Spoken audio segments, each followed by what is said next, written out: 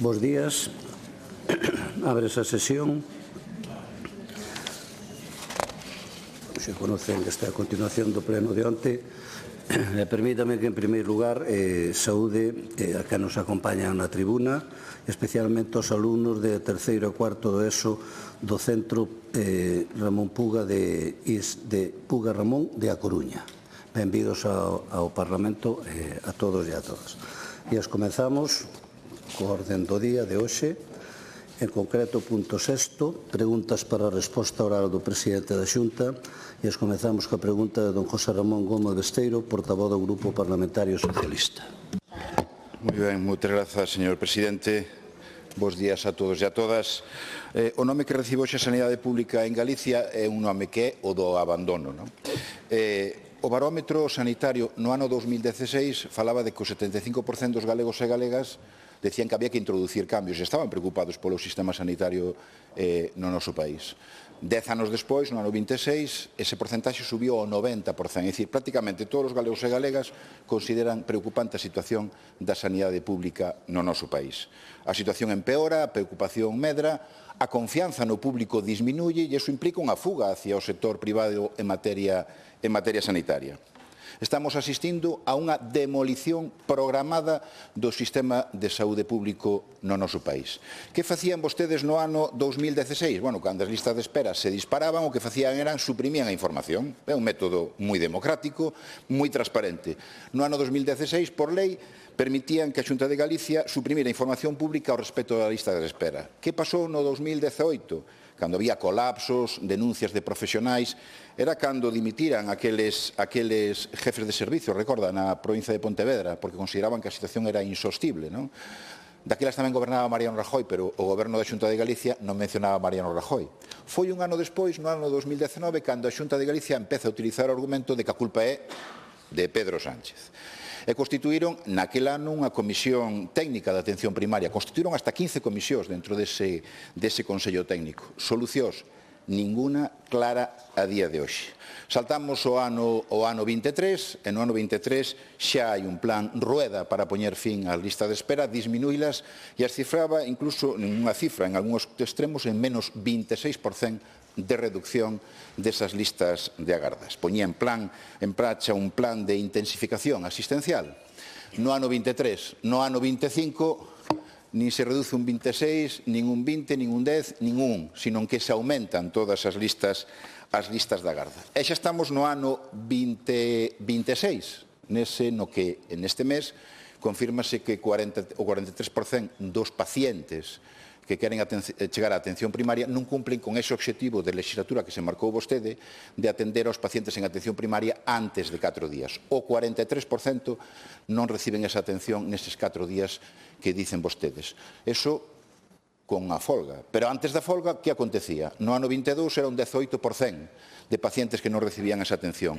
E no ano 25 fluctuaba entre o 32 e o 38, en todo caso se incrementaba. Eso sin folga. O digo para evitar xa as justificacións de, a culpa é de Pedro Sánchez, 2, a culpa é da folga sanitaria. E todo iso cos datos da Xunta, porque se escoitamos a cidadanía, o que dice o barómetro sanitario é que as esperas medias son de 9 días. E se nos vamos a probas diagnósticas e médicas, aí xa se abre un limbo de duración donde están, en moitos casos, pacientes preocupados porque, sí, se xogan entre a vida e a morte esa dilación nesas listas de espera para esas probas diagnósticas. Todo iso con un debilitamento xeralizado do sistema de saúde pública, con incremento dos seguros privados, máis dun 20% nos últimos anos, con noticias que se mesturan na sanidade pública como eses 470 millóns de sobrecustos no Hospital de Vigo, como esas situacións indecentes en materia de saúde mental ou como eses fraudes que se producen no concerto da sanidade. Todo iso despois de 17 anos de goberno ininterrompido do Partido Popular. Por iso a pregunta é que ese desenvolvemento, dese proceso de desmantelamento programado da sanidade pública, como vai a tomar medidas para solventar os problemas de acceso á sanidade pública que hoxe viven, en realidade, todos os galegos e galegas do noso país. Gracias.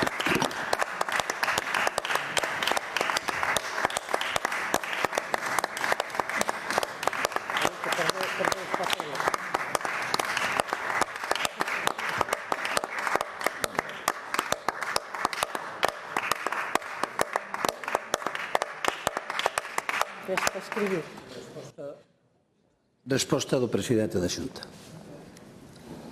Moitas gracias, señor presidente. Un saúdo aos alumnos que hoxe nos visitan e nos están escoitando. Señor Besteiro, bueno, para empezar, vostede que colle o barómetro do CIS, diga un dato fundamental. Diga que a valoración da sanidade pública polos galegos, por suposta proba e por suposto é superior á media nacional de valoración de todas as sanidades públicas que hai en España.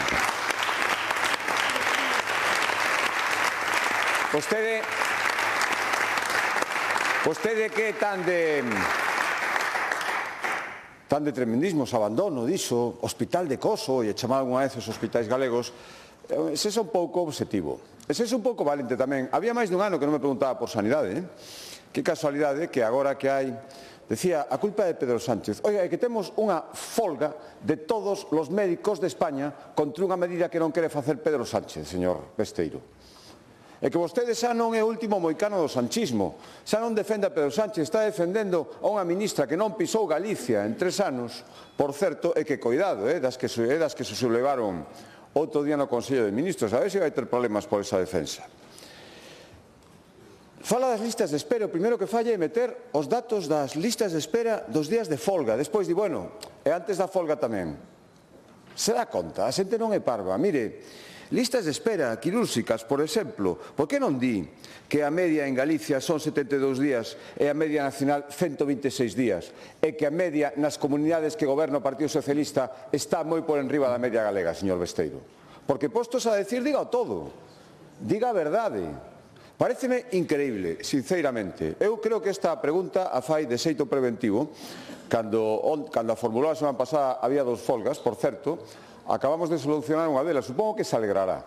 Supoño. Hai outra que non. Sabe por qué? Porque non podemos. Porque depende dun ministerio, son todos os médicos de España, tamén os galegos, que non lles fai absolutamente ningún caso. E isto é importante. E incide na calidade da sanidade. Sen ningún problema. Logo falamos do barómetro de CIS, sin ningún problema. Supoño que vostede, bueno, xa o citou, por lo tanto, lle dará validez. Pero que cunha folga convocada agora mesmo por un ministerio ausente que non quere negociar. A semana pasada preguntaba por vivenda, me decía que todas as competencias eran da Xunta. E eu preguntaba entonces para que servía un ministerio de vivenda. Vostede se encollía de hombros, se reía, me sinalaba co dedo. Bueno, pois eu teño que decir para que sirve un ministerio de sanidade. Aparte que para ministras se paseen coche oficial e non veña nunca a Galicia, para que máis sirve? Eso é estilo Sánchez. Problemas que se crean a nivel nacional, os culpables somos as comunidades autónomas. Mire, eu alegrome moito de poder solucionar problemas. Claro que a sanidade ten problemas, claro que a xente ten todo o dereito do mundo a decir que hai que facer cambios permanentemente, o dirá sempre. E nos os facemos, por eso aprobamos, e por eso o nivel de satisfacción, con moitas cosas que mellorar que nunca neguei, está por enriba da media nacional. Alá vostedes con estas comparacións, alá vostede con este tremendismo. Mire, digo unha cousa con todo orgullo. A sanidade pública galega, con todas as eivas, con todas as cousas que hai que corrixir, con todos os fallos de todo o mundo, incluída a Administración, incluída a Xunta de Galicia, é unha sanidade de enorme calidade, que non se merece os seus calificativos, señor Besteiro. É moitísimo millor onde vai parar do que era cando vostedes gobernaban. É millor. É millor.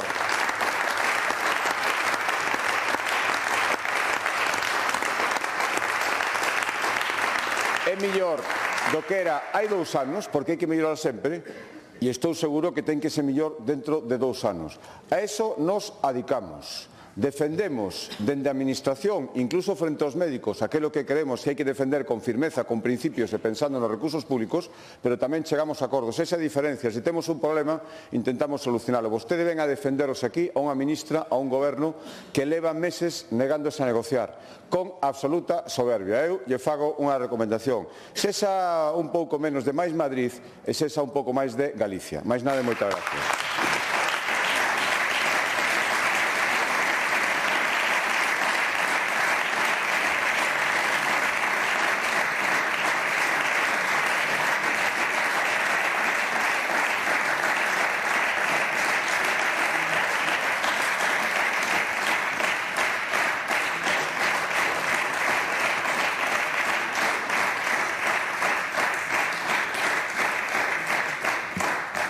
Gracias. Réplica, señor Besteiro. Moitas grazas, señor presidente. Mire, eu veño a defender aquí aos pacientes, sabe? Vostede poderá facer as valoracións que considere oportuno. E, además, o fixen facendo un relato histórico para que non pense vostede que me quedo ca cifra do último mes ou cas cifras do último ano. Ese relato histórico do que fai o Partido Popular en materia sanitaria. Xa hai amenazas tamén en outras comunidades autónomas. É dicir, esta demolición programada non acontece solamente en Galicia, acontece en outras partes do territorio.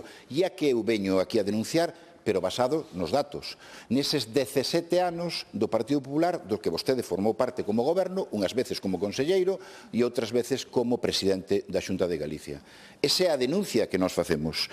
E defendemos a posición dos pacientes e a situación dun sistema que queremos preservar. Un sistema público sanitario forte, sin desviacións hacia a actividade privada, que cubre a todo o mundo, con un escudo social sanitario para todo o mundo forte e de calidade. Iso é o que prima na nosa acción política. Precisamente hoxe, no Congreso dos Diputados, hai un presidente do Goberno que está defendendo un escudo social, que vai ao Congreso a dar a cara e a explicar o que está facendo. En sanidade é o que ten que facer vostede. Por iso lle fixen ese relato histórico desde o ano 2009. Non desde 2009, fíjese, desde o 2016. E os datos son os que son. Que llevamos a facer? Os datos son que en atención primaria ese barómetro dice que a Galicia está a cola. Na atención primaria, nese marco que vostede decía que en 4 días iba a atender a todos os pacientes do noso país. Pero non é certo, porque antes da folga os datos era que casi o 40% ou 38% deses pacientes non recibían esa atención en 4 días. E iso cos seus datos, porque os datos da xente que opina libremente sabe que a asistencia sanitaria na atención primaria en moitos casos hai unha media de 9 días. En moitos casos. E a realidade cal é? Que hai 378.749 persoas en lista de espera. Casi 400.000, casi 50.000 máis que na última oleada. As peores cifras da década. Aquí en Galicia. Todos os indicadores en vermello. A vostede lle pode dar igual. As probas diagnósticas, 98, casi 98 días para probas diagnósticas, 72 días, casi 73 días para operacións. E xa nos vamos a situacións extremas onde teñen que esperar ou agardar máis de 6 meses para obter ese resultado desas probas diagnósticas. Esa situación na que viven os pacientes de preocupación que en moitos casos, supón a situación de vivir a expectativa entre a vida e a propia morte. Ese é o sistema, e o que nos preocupa é ese debilitamento constante da saúde pública. En moitas especialidades, a xente xa non está pensando en acudir á saúde pública.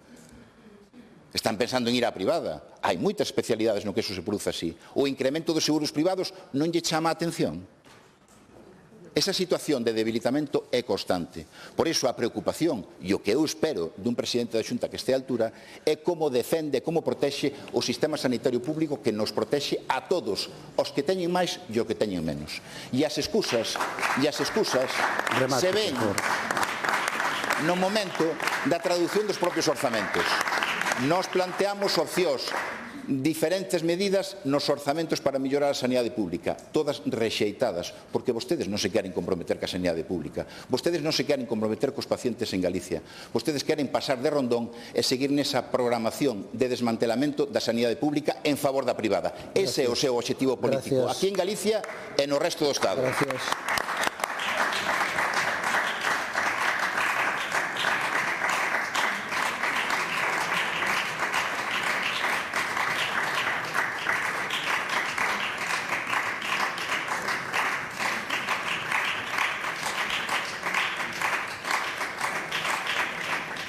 Peche da pregunta, señor presidente. Moitas gracias, señor presidente. Señor Besteiro, di que ven aquí a defender os pacientes. Sí, pois se quere defendelos, dígalle a ministra que os médicos galegos os de toda España, non, pon esa cara, os médicos galegos e os de toda España están en folga contra un acordo do Ministerio e a ministra non os quere nin recibir. Dígalle eso. Dígalle eso, señor Besteiro. É que eu lle digo sempre o mesmo, perdone, axúdeme a sudalo, é que se quere ter unha mínima credibilidade non pode vir aquí a decir que defende os pacientes e cunha folga que está atrasando miles de actos médicos, de operacións contra unha decisión do Ministerio, unha ministra que non os quere nin recibir, vostede nin o menciona. Por que? Non se atreve, teme molestar, dalle igual.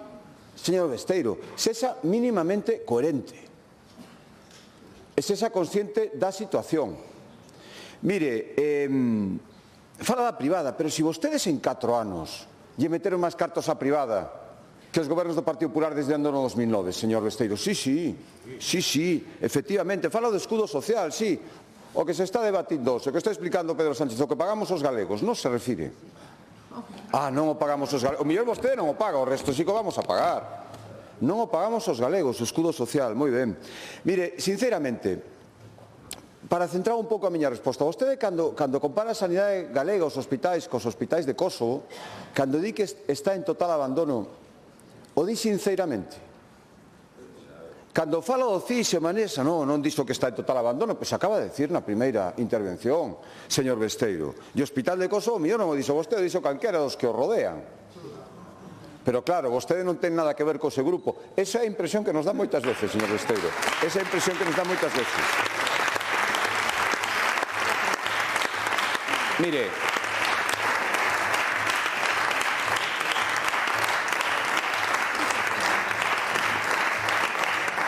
xa lle dixen, claro que hai que mellorar as cifras de listas de espera, pero estamos, afortunadamente, moi por enriba, para ben, da media nacional. E xa non nos comparamos coas comunidades socialistas. Algúnas absolutamente disparadas. Por lo tanto, señor Besteiro, un pouco de coherencia. E se quere falar do CIS, fale do que lle decía antes. A proba primaria, mellor valoración que a media nacional.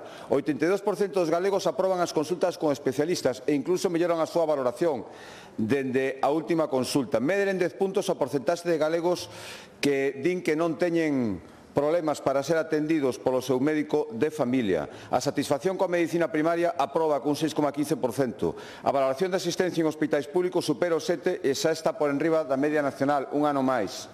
Estos son os datos do CIS, señor Besteiro. Claro que nos gustaría que foran mellores. E para iso traballamos. Pero son datos moi bons. Vostedes non os vai a ler. Lóxicamente collerá os 2 parámetros que cree que lle convén.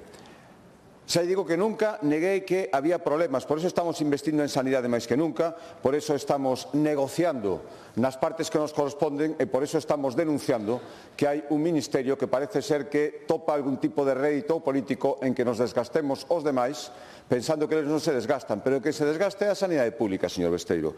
Non seguiremos traballando. Mire, non lle vou dar as cifras de investimento que coñece de sobra, que lle dan igual, que son absolutamente siderais comparadas coas que tiñan vostedes, sen ninguna dúbida. A única que era maior é o investimento en sanidade privada, que a súa en proporción era moitísimo maior que a nosa. É así. Pero mire, e remato xa, señor presidente, vou dar un exemplo de como queremos seguir sendo pioneiros. Estamos a cabeza en vacinación infantil, a cabeza non de España e de Europa, do mundo. E imos poñer en marcha unha nova vacina, xa temos 2 contra a meningitis, que agora está tristemente actualizada outra vez. Imos introducir unha nova vacina frente ao meningococo B que se vai a administrar a todos os nenos e nenas galegas cando teñan 12 anos. E os nenos e nenas galegas cunha sanidade pública de calidade serán os mellor protegidos do mundo, señor Besteiro. Unha proba máis. Todo isto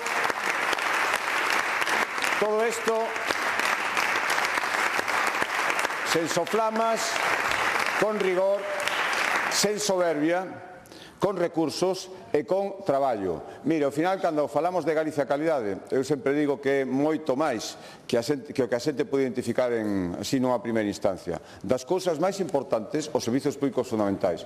Por eso seguiremos traballando, a pesar dunha ministra, dun ministerio, dun goberno e dun portavoz da oposición do Partido Socialista que en Galicia totalmente ausentes, para que a sanidade pública galega sexa o mellor exponente de Galicia calidade. Mais nada, moitas gracias.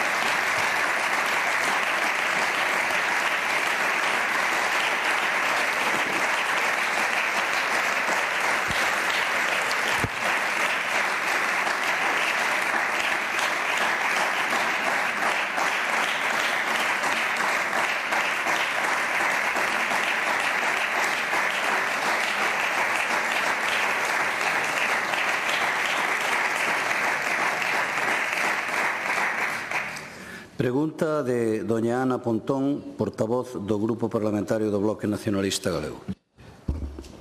Moitas grazas, presidente. Permítame darlle tamén a benvida ao alumnado da Coruña do IES Puga Ramón. Señor presidente do Parlamento, señor Rueda, a última guerra dese tándem criminal Netanyahu-Trump xa provocou miles de persoas asasinadas e cento de miles de persoas desprazadas. Esta é a cara máis terrible desta barbarie que nos está poñendo en perigo a todos e a todas. Por iso, unha vez máis, e as veces que faga falta, volveremos a decir non ao imperialismo, non á OTAN e non á guerra.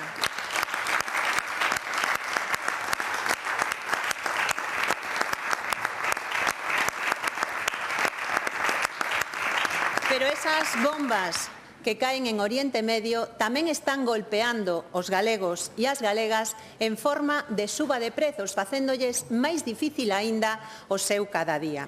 Porque esta guerra que o Partido Popular xustifica é un gran negocio para unha presa de multinacionais do petróleo, pero é, desde logo, un desastre para as familias e para as maiorías sociais do noso país.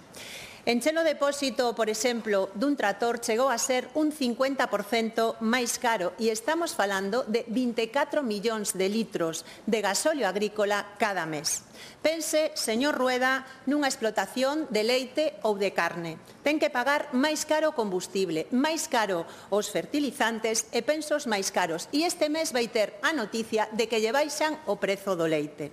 Pense tamén, señor Rueda, nas familias. Estalle subindo a luz, o gas. Cada día costa máis encher a neveira, porque calquera que vaya a facer a compra sabe o que está subindo a carne, o que está subindo o peixe, o que están subindo os ovos ou o que están subindo as verduras.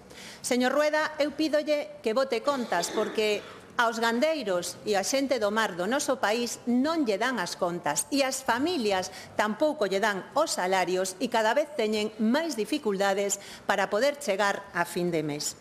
E a cuestión, señor Rueda, é mentres pasa todo isto, mentres as familias do noso país teñen cada vez máis dificultades, que fai o presidente da Xunta? Onde están as súas medidas, señor Rueda? Non hai nada de nada. Un mes despois dos bombardeos, vostede segue aquí cruzado de brazos e botando balóns fora, que supoño que é o que virá facer unha vez máis a esta sesión de control. E sabe o máis dramático? Que a ninguén lle sorprende, porque neste país, cando hai un problema, o presidente da Xunta nin está nin se lle espera.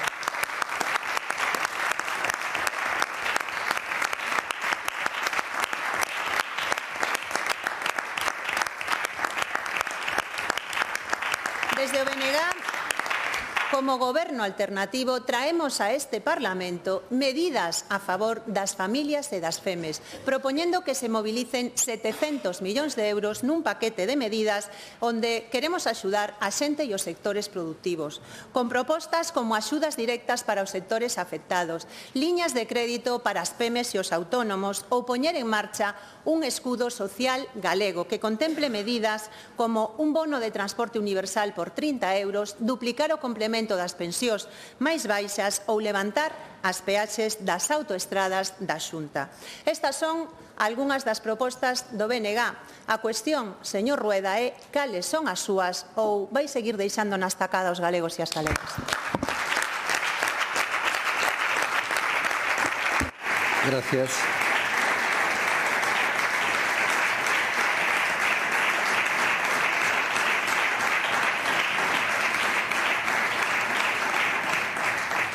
Resposta do presidente da Xunta. Moitas gracias, señor presidente. Señora Pontón, para centrar a cuestión, vostede fala de banda criminal e do impacto que teñen as súas accións contra as familias. Moi ben, de acordo. Pero lle recordo que cando foi a guerra de Ucrania, as familias galegas tamén sufriron, como mínimo, como están sufrindo agora, e vostedes foron incapaces de condenar a invasión de Rusia, a invasión de Ucrania por Rusia. Foron incapaces. Foron incapaces.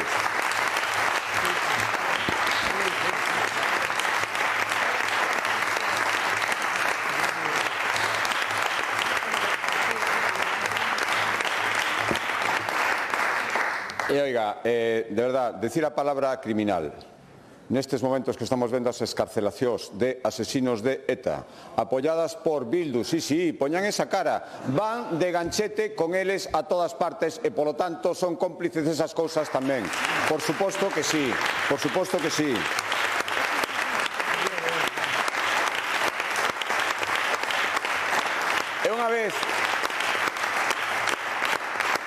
E unha vez feitas estas reflexións que eu considero necesarias para saber onde están un e onde estamos outros, vostede dio o seu goberno alternativo, pois nada, siga con eso, aparece de vez en cando, está moi ben, o non se aparece cada vez que hai eleccións, esa é a diferencia.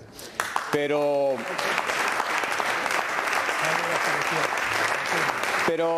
si quere, outra reflexión, que creo que ven ao caso, vou a facer. Que estaría dicindo vostede se eu lle digo que como hai guerra en Irán, os orzamentos que temos este ano van a ser os deste ano, os dos que ven, o outro, porque como hai guerra en Irán, que estaría dicindo vostede? Pois supoño que nada, porque é o que di o puto amo, como lle chaman algúns do seu partido de Madrid, e vostedes aplauden coas orellas, non din absolutamente nada, o siguen apoiando.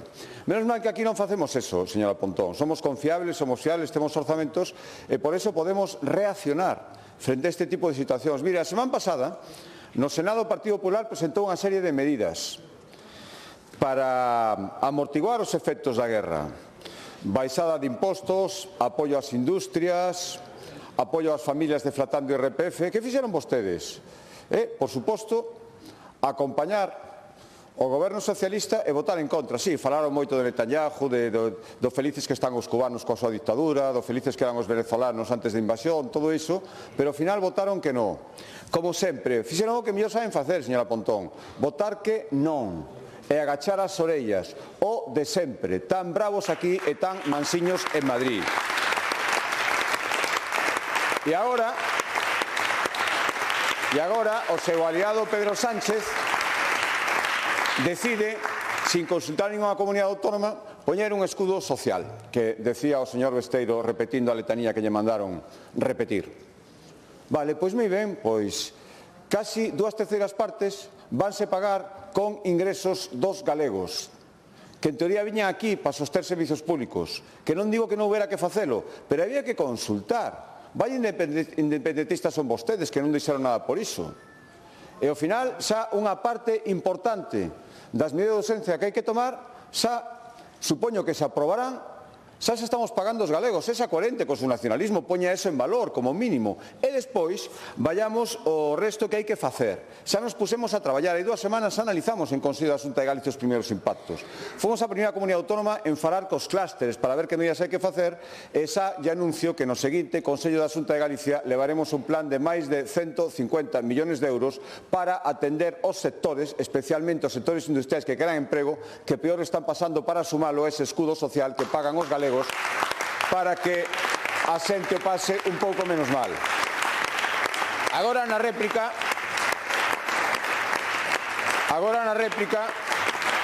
voulle explicar no tempo que teño, moi breve, unhas pinceladas de en que consiste. Xa sei que dá igual, vostedes van facelo de sempre, sin coñecelo, descalificalo, decir que non e intentar tiralo. O seu non por sistema. Xa lle digo que menos mal que aquí hai estabilidade sentidiño e por moito ruido que haxa, os galegos saben que non lles imos fallar. Mais nada e moitas gracias.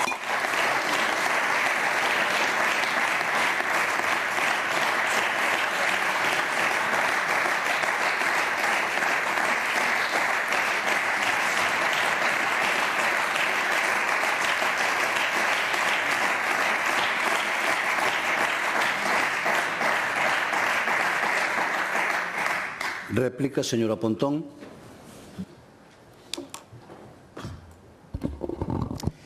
Señor Bulo Presidente, unha mentira repetida 1000 veces sigue sendo unha mentira. O BNG condena todas as guerras e todos os ataques á soberanía de outros países, incluída a de Ucrania.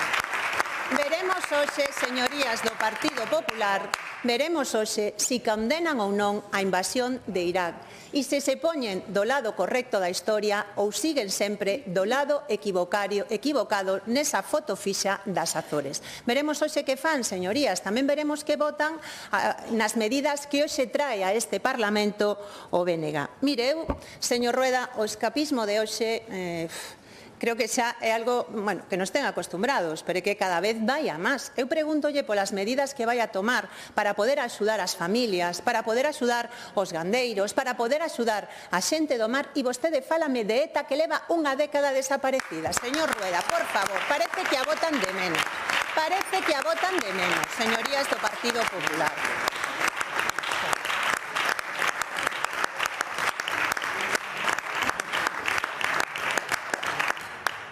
E é unha mágoa, porque o que nos tiña vostede que responder, señor Rueda, é que vai facer. O Partido Popular, cando o señor Sánchez anunciou as medidas, dixo que llas copiaran. Agora parece que non lle gustan. E tamén, pois o señor Rueda tamén nos acaba de aclarar algo que está moi ben, non? Ao señor Rueda só lle gustan os agasallos fiscais que lle fan os máis ricos. Esas son as únicas rebaixas fiscais que lle gustan ao señor Rueda.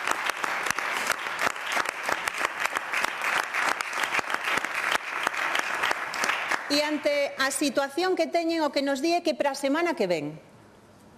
Mire, señor Rueda, en momentos críticos é cando se ve se un goberno está á altura e se é capaz de axudar as familias. E as familias deste país non poden seguir agardándose. Fíxese, o goberno de Cataluña aprobou 400 millóns en axudas para mitigar o impacto da guerra. O goberno vasco activou un escudo industrial de 1.047 millóns de euros para facer fronte ao conflito do Oriente Medio. O goberno de Murcia contemplou 877 millóns de euros en axudas. Se o fixo a mediados de marzo. E vostede dinos a ver a semana que ven se activa 140 millóns de euros que non vai a chegar absolutamente para nada. Mire, señor Rueda, vostede non está nin se lle espera.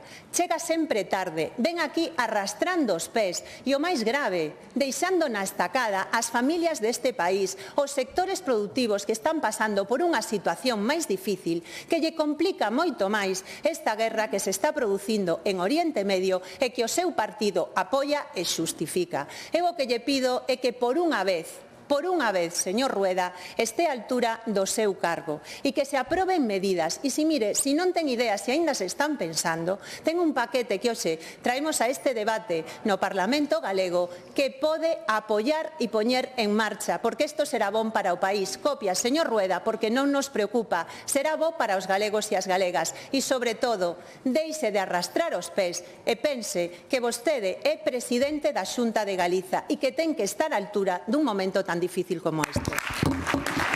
Gracias.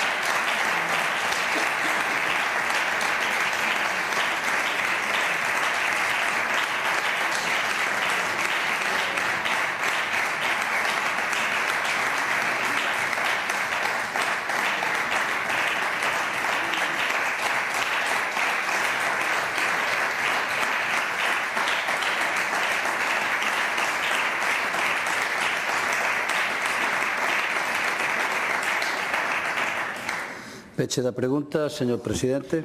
Bulo, presidente, señora Pontón, eu lo que fago, me victimizo, me ofendo como fai vostede, digo que me falta o respeto. Non vale a pena, sinceramente. Como lle doe o de Bildu, cada vez que lle decimos? No, que va. Como lle doe? Mire, o que máis lle doe é a verdade. E vostedes, igual que son incapaces de condenar a dictadura comunista, de condenar a dictadura venezolana, de ser amigos do Partido Comunista de Vietnam, foron incapaces, ríase moito. Bueno, vostede non, os seus xefes, os que mandan. Vostede non o sei. Bueno, os que mandan, os que deciden. Vostedes foron incapaces, e quedará para a historia deste Parlamento, de condenar a Rusia pola invasión de Ucrania. E isto é o que hai, señora Pontón. E isto é o que hai. E siguen sin entender nada. Ese nacionalismo excluinte, ese nacionalismo de non, dita sentencia outra vez, a ver que fan respecto a nosas propostas. Se non as apoian, por suposto, estaremos equivocados e non temos dereito nin a respirar, porque só vostedes teñen razón. E así leva moitísimo tempo. O totalitarismo é eso. Se non están de acordo comigo, é que están equivocados. Non hai ninguna posibilidade de que nós podamos tamén ter razón ou algo de razón. E así lles vai. Mire, señora Pontón, sabe que cando todo isto que está pasando, señora Rodil, non se poña tan nerviosa, déxeme falar. Sabe que pasa? Que este tipo de situacións lles poñen todavía máis en evidencia e estapan máis as vergonzas. Esa dependencia enerxética que está subindo tantos precios contra que hai que reaccionar é a que vostedes queren para Galicia, opoñéndose a calquer proxecto. Esa pobreza, esa Galicia gris, esa Galicia do non que quere o nacionalismo se ve claramente cando chega un conflito. Esa potencia que queremos dar a Galicia, esa suficiencia de recursos para non depender destes impactos é pola que traballará o Partido Popular e estou de acordo que está de acordo a maioría do pobo galego.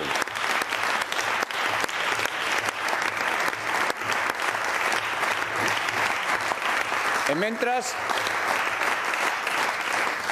mentras seguimos traballando. Resulta que as medidas que presentou o Partido Socialista, que, insisto, pagamos os galegos, non lle escoitei unha sola palabra sobre eso. Poño en valor, señora Pontón, que son máis de 120 millóns de euros que van directamente a axudar as persoas. Primeira aportación que fan os orzamentos da Xunta de Galicia, que son os orzamentos de todos os galegos. Resulta que esas medidas son as mesmas que presentou o Partido Popular no Senado. Entonces, por que non as apoyaron, señora Pontón? Nese momento, e as van a apoiar ahora, polo de sempre, por esa bravura que teñen aquí e que non teñen en Madrid. Ali sí, Boana, o puto amo. E isto é o Bloque Nacionalista Galego. E isto é... E mentras... Mire, eu xa sei, señora Pontón, di vostede que imos presentar luns as medidas e que antes as estuvimos falando e queremos que sexan efectivas. Xa sei que cando non se gobernou na vida, como é o caso de vostede, en 3 décadas que leva aí sentada, é moi fácil propoñer medidas o tuntún. Total, non vai ter que manexar o orzamento e se cree que o orzamento é inesgotable se pode manexar como sexa e dá todo igual. Pero nós temos a responsabilidade de gobernar e de falar coa xente e de escoitala, porque non estamos na verdade absoluta. E por eso, eses 150 millóns, que por certo, que tomen outros empresarios, resulta que axudar as empresas que crean postos de traballo e riqueza é axudar os máis ricos. E o que acaba de decir vostede, sí, que non o merecen en absoluto. Teño aquí apuntado, non vale a pena nin lelo, pero bueno, os insultos de sempre aos empresarios. Intentar que as empresas que agora mesmo están comerciando con Oriente Medio, que o están pasando francamente mal, que supoñen decenas de miles de postos de traballo en Galicia, intentar que o pasen un pouco mellor, eso non vale de nada.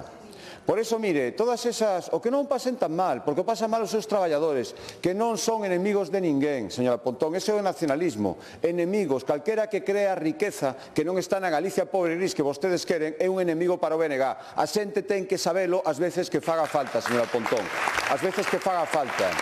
Mire, imos a axudarlles, e remato xa, señor presidente, imos a axudarlles con circulante, porque ahorita agora mesmo, con crédito rápido, en 10 días se lles vai a responder, porque o están pedindo. As empresas que comercian con esa zona especialmente. Por suposto, o sector primario, acelerando todas as axudas, aqueles que fixeron grandes investimentos, o que ahora necesitan ese apoio económico. Tamén o sector marítimo, daremos axudas importantes. Por suposto, adiantaremos as PNCs, e as risgas e o que faga falta, xente que este pasando mal. Daremos ayudas compensatorias ao transporte pola subida do fuel, o transporte que se lle faga a Xunta de Galicia. Faremos todo aquilo que sexa necesario dentro das posibilidades orzamentarias. Prometer por prometer non vale de nada. E unha última diferencia, señora Pontón. Mire, eu podo vir aquí a criticar a quen sexa, se creo que ataca os intereses de Galicia. E isto é moi importante porque condiciona moitos discursos. Se Trump está facendo disparates, como creo que está facendo bastantes disparates, hai que decilo. Se a Unión Europea ten que reaccionar máis do que está reaccionando, hai que decilo. Se o réximen de Irán é un réximen dictatorial que desprecia os homosexuais, as mulleres, é un réximen terrorista, hai que decilo tamén, señora Pontón. Hai que decilo. Hai que decilo.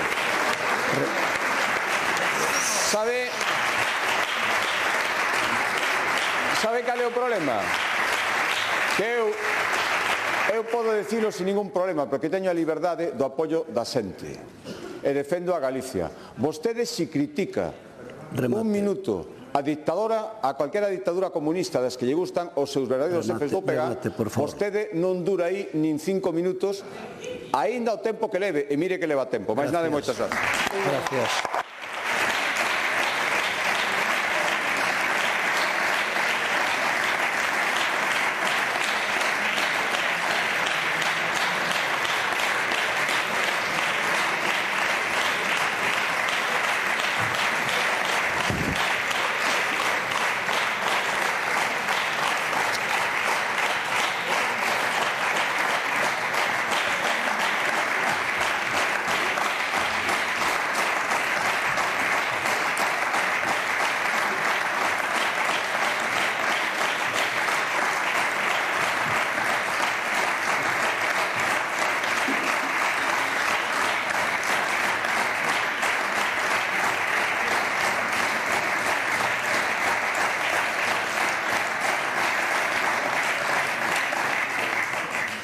Continuamos coa orden do día.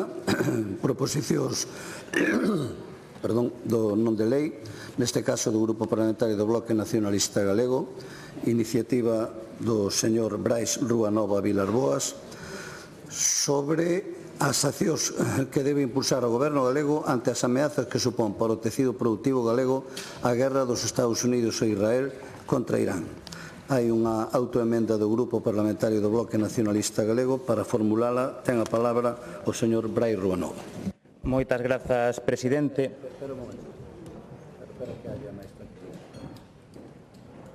Entendemos que os feitos son menos importantes que os anuncios, por iso o Goberno marcha cando vamos a debatir 10 medidas para a cidadanía.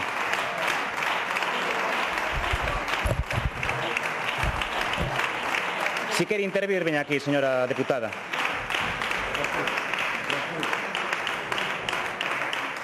Hai dúas cuestións que foron bastante relevantes da intervención do presidente Rueda. A primeira é que solo fixo anuncios e se as galegas coméramos de anuncios estaríamos máis que servidas, porque é o único que sabe facer o Goberno galego. O segundo é que en máis de 6 minutos de intervención do presidente, do xefe do executivo dun país como Galiza, foi incapaz de condenar unha guerra ilegal en Oriente Medio. Lamentable. Lamentable dun Partido Popular tirado ao monte. Lamentable.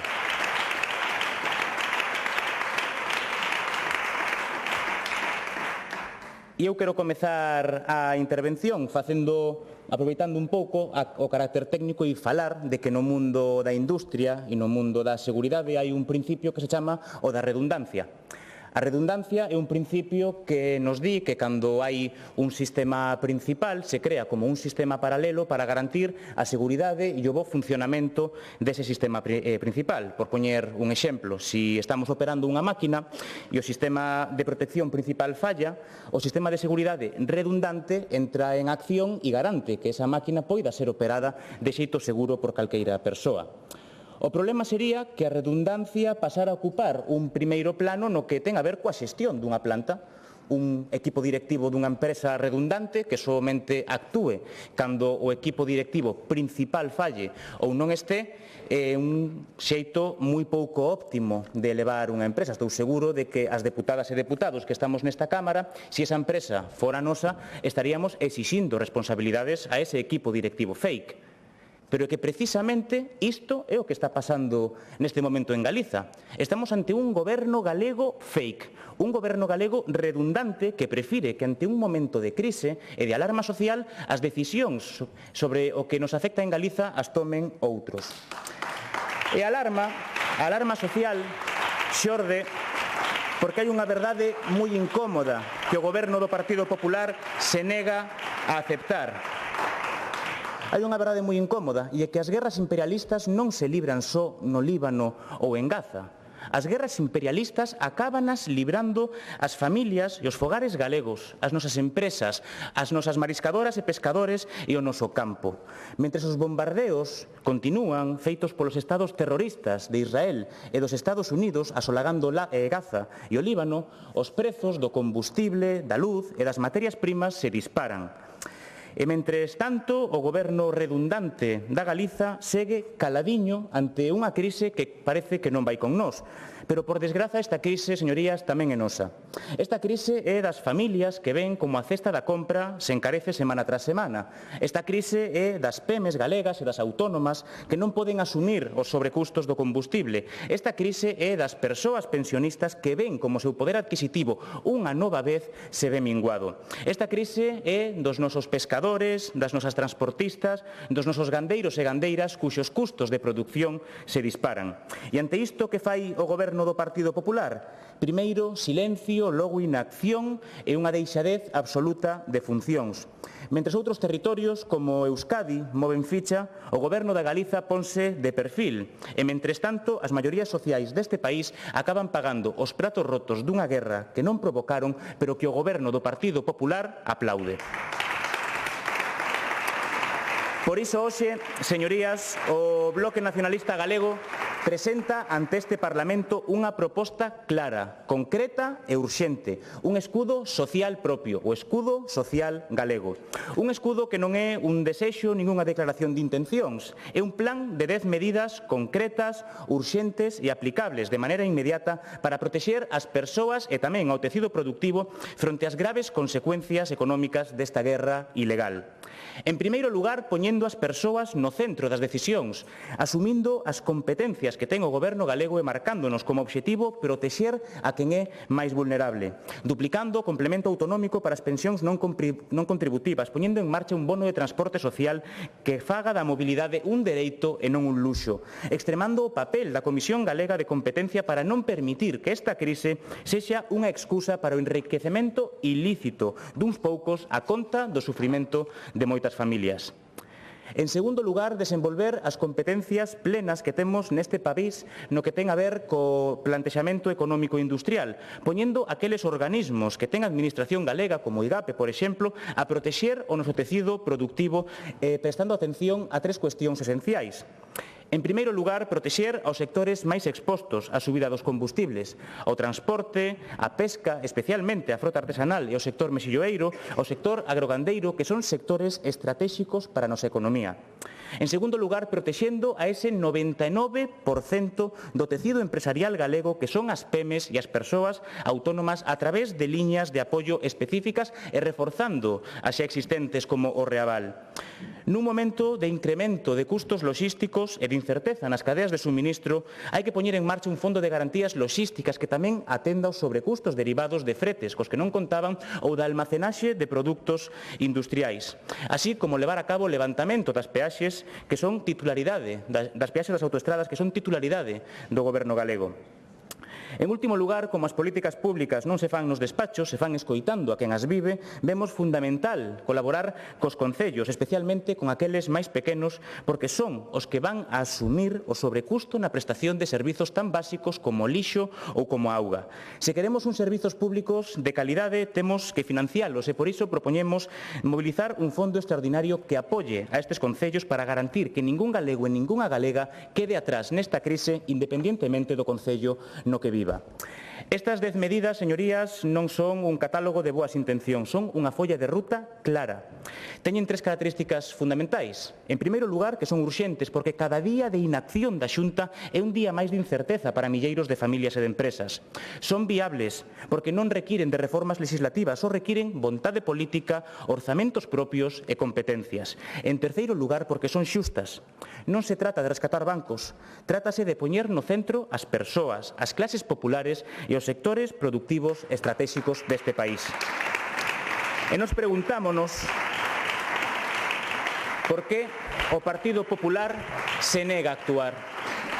Por que o Partido Popular anuncia cando apretamos dende o Bloque Nacionalista Galego, pero se nega a actuar. Non é por falta de competencias, teñen as competencias para poñer en marcha hoxe mesmo estas 10 medidas que pon en riba da mesa o BNG. Non é por falta de recursos. Cada oportunidade que teñen nos lembran que Galiza ten orzamentos propios, mobilícenos para protexer a cidadanía deste país. A inacción do Partido Popular só ten unha lectura, e é que é unha inacción ideolóxica. A concepción da política priorizando os intereses duns poucos sobre os dereitos das clases populares e das maiorías sociais.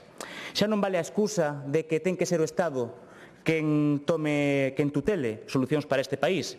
Quen ten as competencias en servizos sociais? O Partido Popular. Quen decide sobre as peaxes das autoestradas galegas? O Partido Popular. Quen pode activar liñas de crédito específicas no IGAPE? O Partido Popular. Quen pode financiar os concellos? O Goberno do Partido Popular. As competencias están, señorías, o único que lles falta é vontade política para gobernar. Por iso, hoxe, o Bloque Nacionalista Galego non só presenta aquí unha proposta que, como digo, é amplia, concreta e urxente. Presenta unha necesidade para este país. Necesitamos que o Goberno galego deixe de pospoñer as súas funcións de goberno, de mirar para outro lado, e exiximos que active xa este escudo social galego. Porque Galiza merece un goberno á altura das circunstancias. Un goberno que anticipe as crises, non que acabe chegando tarde. Un goberno que defenda os intereses deste país e que non se limite a xestionar a resignación que nos queda. Por iso, chamamos a todos os grupos parlamentarios a apoiar esta iniciativa que, como digo, poñe por diante a defensa das maiorías sociais galegas, porque o que temos que facer é demostrarlle á cidadanía que cando a crise chama á porta, Galiza sabe responder. Moito obrigado. Gracias.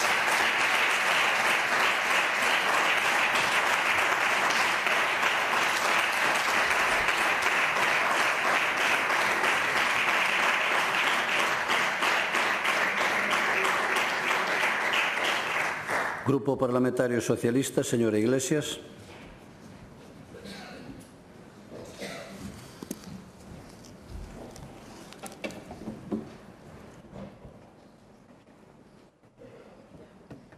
Grazas, presidente. Bos días a todos e a todas.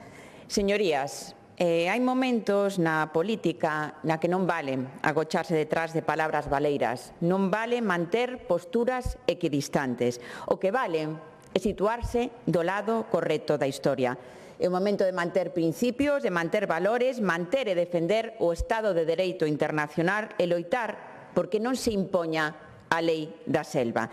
Este é un deles, porque estamos falando dunha guerra ilegal, dunha guerra que mata civís, que mata nenos e a nenas, desestabiliza o mundo enteiro, que volve a poñer en cuestión algo que custou moito décadas construir tras a Segunda Guerra Mundial, o respeto ao dereito internacional. E hai que dicilo alto e claro, non á guerra, sempre non á guerra, sen matices, sen ambigüedades, sen equidistancias inexplicables, señorías. Mentras uns falamos claros, outros non. Porque o Partido Popular decidiu situarse nun terreo moi perigoso, o da ambigüedade calculada. Ambigüedade que lle vai pasar factura, porque os galegos e as galegas, con valores, con principios, están en contra dunha guerra ilegal. Mentres os líderes europeos aplauden e seguen o liderazgo de Pedro Sánchez, máis que lles pesen, porque está condenando unha guerra ilegal sen matices. O PP instalado na ambigüedade. E iso, señorías, non é neutralidade, é escoller bando sin dicilo, é mirar para outro lado cando se vulnera o dereito internacional. E iso é profundamente irresponsable en política. E o máis preocupante que esa mesma posición do Partido Popular liderado por ese líder denostado é o que se produce aquí no Partido Popular de Galicia, potenciándose cada vez esa ala máis dura do partido, sen despeinarse, incomprensible. Hasta teñen tentáculos para formar a mobilidade forzosa dun magistrado no Tribunal Superior de Xustiza de Galicia. Frente a iso, o Partido Socialista de Galicia non dubida, nunca dubidou en ningún conflito, nin o de Ucraína, nin o xenocidio de Gaza, nin o que se está cometendo no Líbano, nin en condenar a guerra ilegal do Oriente Medio. Dixémolo sempre, volvo a dicilo hoxe, non a guerra, si a paz, si a diplomacia, si ao dereito internacional. Pero nós non quedamos son palabras, porque gobernar é actuar con medidas concretas. Hoxe o presidente Pedro Sánchez está dando a cara no Congreso dos Diputados. Está falando alto claro contra unha guerra ilegal que mata inocentes e que xa está afectando os galegos e as galegas, afectando a pesca, o agro, a agricultura, a subida do combustible dos consumidores, a cesta da compra dos galegos e as galegas. E, mentres tanto, temos que aguantar declaracións do señor Rueda, na miña opinión, moi ruíns e fora de texto, que criticaba esa baixada de impostos que aparte se pediu polo Partido Popular en España, baixada de impostos da enerxía, dos combustibles, do IBE, e que aprobou o Goberno de España con 5.000 millóns de euros que se van mobilizar e 80 medidas, e dicía que realmente afectaba e criticaba esos 120 millóns que tiñan que aportar os galegos e as galegas. Realmente son unhas declaracións absolutamente ruíns cando están axudando os galegos e as galegas ante a subida do prezo. Eu pregúntome quen asesorou o señor Rueda para facer estas declaracións cheas de cinismo e de falta de sensibilidade. Porque eu digo que se queren financiar a sanidade, a educación, os servicios sociais, o agro, a pesca, deixen de facer agasallos fiscais que teñen un impacto nos orzamentos de 2026 que deixarán de ingresar nas arcas públicas de 797 millóns de euros. 797 millóns de euros. E xa nos tirou a airez das orellas por esa irresponsabilidade fiscal. Ou deixen de bonificar o imposto de patrimonio que pagan, que teñen un patrimonio neto de máis de 1 millón de euros aquí en Galicia. Fagan o seu traballo e deixen de facer agasallos fiscais os máis ricos deste país. Ou acepten 587 millóns de euros que se poñen enriba da mesa do sistema de financiamento polo Goberno de España. Ou acepten a quita de 4.000 millóns de euros que se ofrece polo Goberno de España para mellorar a solvencia financeira de Galicia. Confrontación e perxuízo directo aos galegos e ás galegas. Hipocresía de libro. Mentres, evidentemente, o Goberno de España xa tomou decisións de calado, como dixen, aprobouse o pasado 20 de marzo no Consello Extraordinario de Ministros e Ministras un paquete integral para responder á crise ante a guerra ilegal de Oriente Medio con máis de 5.000 millóns de euros que se van mobilizar e 80 medidas. Estamos falando de medidas da enerxía, medidas para limitar a subida dos prezos, da enerxía, dos combustibles, medidas de emprego, empresas, liñas de financiamento e liquidez para as empresas no ICO, medidas tipo ERTE para evitar despedimentos, protección ás familias, conxelación de alugueiros, contención de impacto de inflación, descontos extraordinarios no bono social térmico, ese que eliminou o complemento autonómico a Xunta de Galicia, prohibición de cortar suministros de agua e enerxía a familias vulnerables ata finais de 2026 e medidas fiscais que se pedían o IVA reducido do 10% para electricidade, gas, biomasa, carburantes, imposto especial de electricidade, imposto de hidrocarburos e potenciación das enerxías renovables por parte do Goberno de España. Por que? Porque nos dá autonomía enerxética e fai que no noso país o impacto desta guerra polo petróleo sexa moito menor que en outros países, en outros Estados membros. Apoio ao campo, a pesca, o transporte, o gasóleo bonificado de 20 céntimos por litro, axudas a fertilizantes. Señorías, isto é facer política útil, isto é gobernar, é unha resposta inmediata, pero tamén de futuro. Agora, miremos para Galicia. Que está facendo o goberno galego? Cric, cric, cric, silencio. O peor tamén, ruído sen contido, titulares, nota de prensa, anuncios e máis anuncios, como anunciou hoxe o señor Rueda de xa perdín a conta dese anuncio, 140 millóns de euros. Chega tarde, cando comunidades autónomas como Murcia, como Cataluña, xa mobilizaron un plan de contingencia para responder contra unha guerra ilegal. Evidentemente, está chegando tarde e fagan un plan galego complementario ás medidas estatais que responda á realidade galega, o noso agro, o sector gandeiro, o sector da pesca, os sectores e as persoas máis vulnerables nesta crise dunha guerra ilegal. Se arremato, evidentemente, máis cómodo facer oposición ao Goberno de España, todo culpa do malvado Pedro Sánchez, que asumir responsabilidades propias. Evidentemente que é máis doado, non? Que gobernar. Practican política de inacción, de brazos caídos, políticas de non facer. O Partido Popular exixe ao Goberno de España todo, pero en Galicia non se exixe nada a si mesmo e chegan tarde sempre con anuncios e máis anuncios. Ao mesmo tempo dubidan ante unha guerra ilegal, pero critican a quen actúa. Señorías, nun mundo inestable, nun momento doloroso, ante unha guerra cruenta e ilegal que está matando a civís e matando a nenos e a nenas, a cidadanía precisa certezas, precisa paz. E hoxe hai dúas formas de facer política, moi simple. Estar á altura e ser valentes ou mirar para outro lado. O Partido Socialista de Galicia escolle estar á altura apoiando un plan integral de máis de 5.000 millóns de euros con medidas fiscais, sociais e económicas para axudar os sectores e as persoas máis afectadas. As socialistas de Galicia escollemos estar á altura defendendo a paz, protexendo a xente. Outros nin condenan con claridade unha guerra ilegal, nin actúan onde gobernan e onde teñen competencias. E Galicia, señorías, merece máis que todo iso. Moitas grazas. Gracias.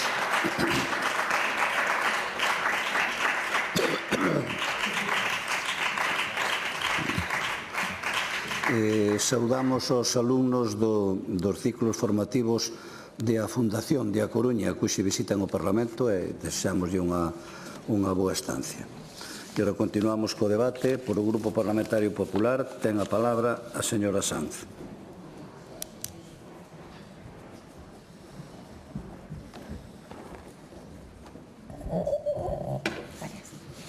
Ben, moitas grazas, presidente. Moi bo día, señorías. Moi bo día a todos os alumnos. Esperemos que disfrutedes a vosa estancia na casa de todos os galegos que é o Parlamento de Galicia.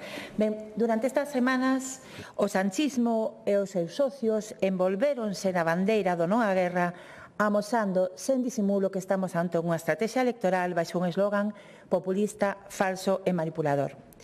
Ao longo destes días, Sánchez dedicou máis tempo aos eslogans que ás solucións e intentou dividir, como outras veces, este país, en lugar de traballar en protexer aos cidadáns das consecuencias da guerra.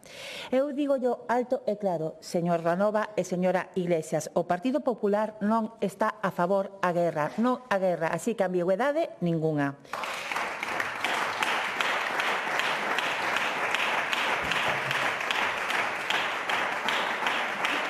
Pero con todo o obxectivo era disimular unha realidade evidente, porque desde que a esquerda goberna, a xente vive peor, a xente vive máis afogada e a xente está máis desesperanzada. É unha realidade que as familias cada vez lles custa máis chegar a fin de mes. Inflación acumulada sobre bens esenciais como alimentos. Encarecemento da vivenda e da enerxía. Estancamento da productividade ou aumento da presión fiscal sobre o traballo están erosionando de xeito continuado a renda disponible de millóns de fogares.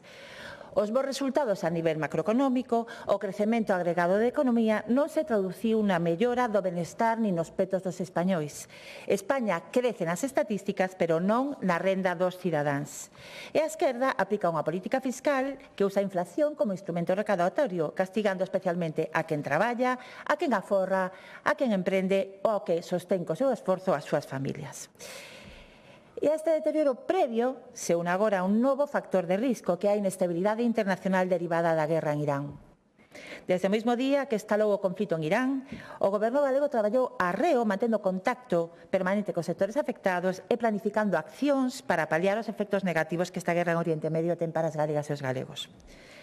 Lamentablemente non podemos dicir o mesmo do Goberno de Sánchez, que tras menosprezar o plan de choque proposto polo Partido Popular, acopou, copiándonos 22 días despois de que estalase o conflicto, moitas das medidas que nos propoñemos. Iso sí, tras un bochornoso espectáculo no seo do seu Consello de Ministros o pasado venres.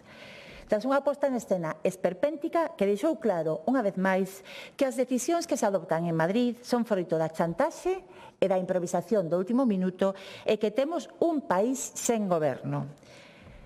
Ben, un plan de choque necesario e esperado, pero que chega tarde e que é manifestamente insuficiente, porque, por exemplo, se se houvese reducido de xeito inmediato o IBE dos combustibles, non levaríamos pagando o diésel durante todo este tempo casi a 2 euros, ou máis de 2 euros o litro.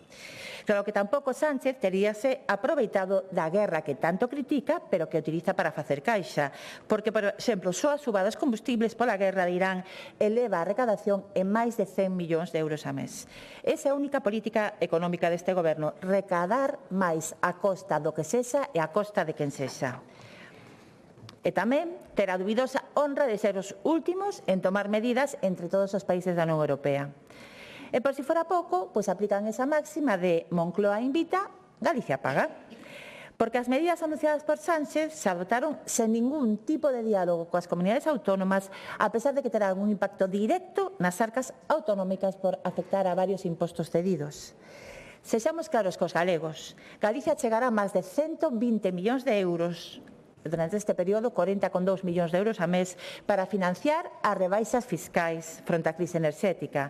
Porque Sánchez decide baixar o IBE cando o IBE é un imposto cedido nun 50% á comunidade autónoma. Ou porque Sánchez decide baixar os impostos especiais cando o 58% están cedidos á comunidade autónoma. Polo menos teñan a valentía de non apropiarse e valorar o esforzo dos galegos, porque non son cartos de Sánchez, señora Iglesias, son cartos dos impostos dos galegos e das galegas.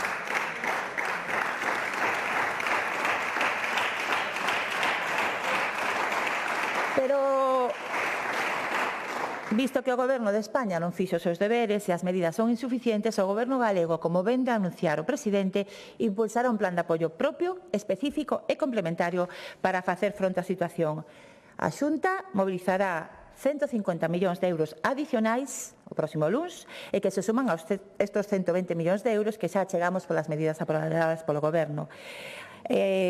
Millóns de euros, 150 millóns de euros que irán aos sectores industriais que preferentemente que serán emprego, facilitar circulante ás empresas que traballan na zona, resolución de peticións en 10 días, axudas coa máxima celeridade en sector primario, agrícola e marítimo e tamén resolución con urxencia das axudas de inclusión social.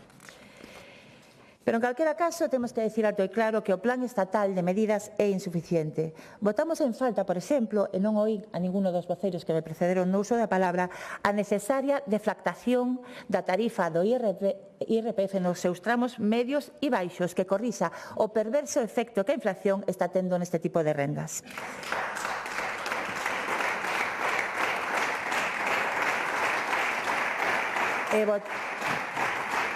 E votamos en falta, por exemplo, a deflactación da tarifa do votamos en falta, por exemplo, medidas que afectan a Galicia, que son especialmente importantes, como pode ser, sobre todo para o sector primario, a cuestión da baixada do IVA dos alimentos, a rebaixa do IVA de peixe, do IVA da carne e do IVA das conservas. En as numerosas ocasións en que o Partido Popular defendeu esta demanda, vostedes votaron contradictoriamente. Algúnas veces votaron a favor, outras veces votaron en contra e outras se abstiveron. O que amosa que non teñen ningún criterio, pero sobre todo que non teñen ningunha vontade de cumprir. Nós sí, reclamamos a rebaixa do IVA do peixe, das conservas e da carne para apoiar os sectores productivos e para apoiar as familias da súa cesta da compra, cada vez máis inalcanzable.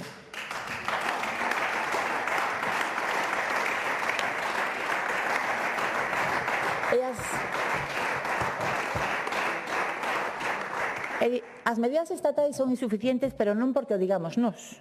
É que o que trasladan os propios sectores. Eu vou poñer só algún exemplo porque non teño tempo.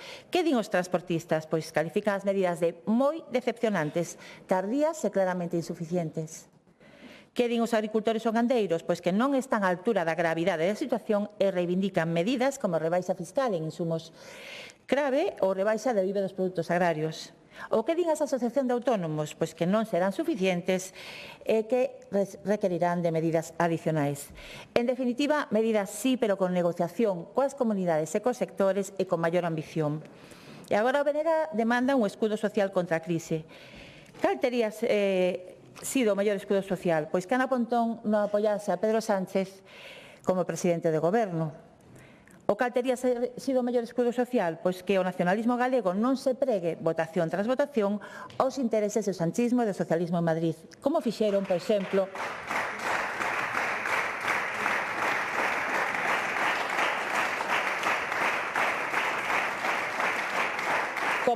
a semana pasada, que non apoiaron unha iniciativa no Senado de axuda ás familias ante esta situación. Que incoherencia. Aquí piden e ali calan. En calquera caso, bueno, por outra banda, tampouco ten sentido que o BNG pida aquí unha mesa de avalación da crise, posto que esa mesa xa se reuniu o pasado 10 de marzo e incluso se convocou antes de que vostedes registrasen esta iniciativa. Esa interlocución do Goberno galego cos sectores non se limita á convocatoria desta mesa, senón que é permanente coas máis de 600 empresas que operan na zona e coa antena do IGAP en Dubai, o que permite analizar repercusión sobre aspectos clave como costes logísticos, costes enerxéticos ou a estabilidade das cadeas de suministros.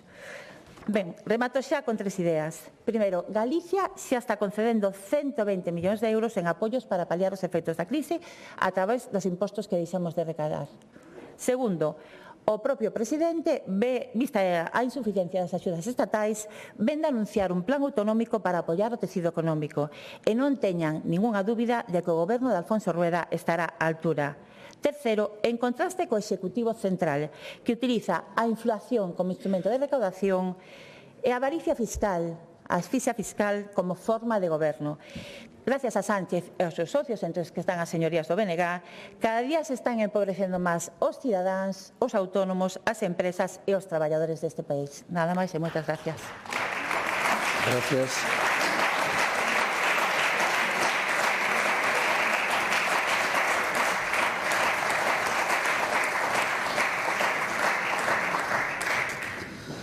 Grupo autor da proposición non de lei, señor Brai Ruanova.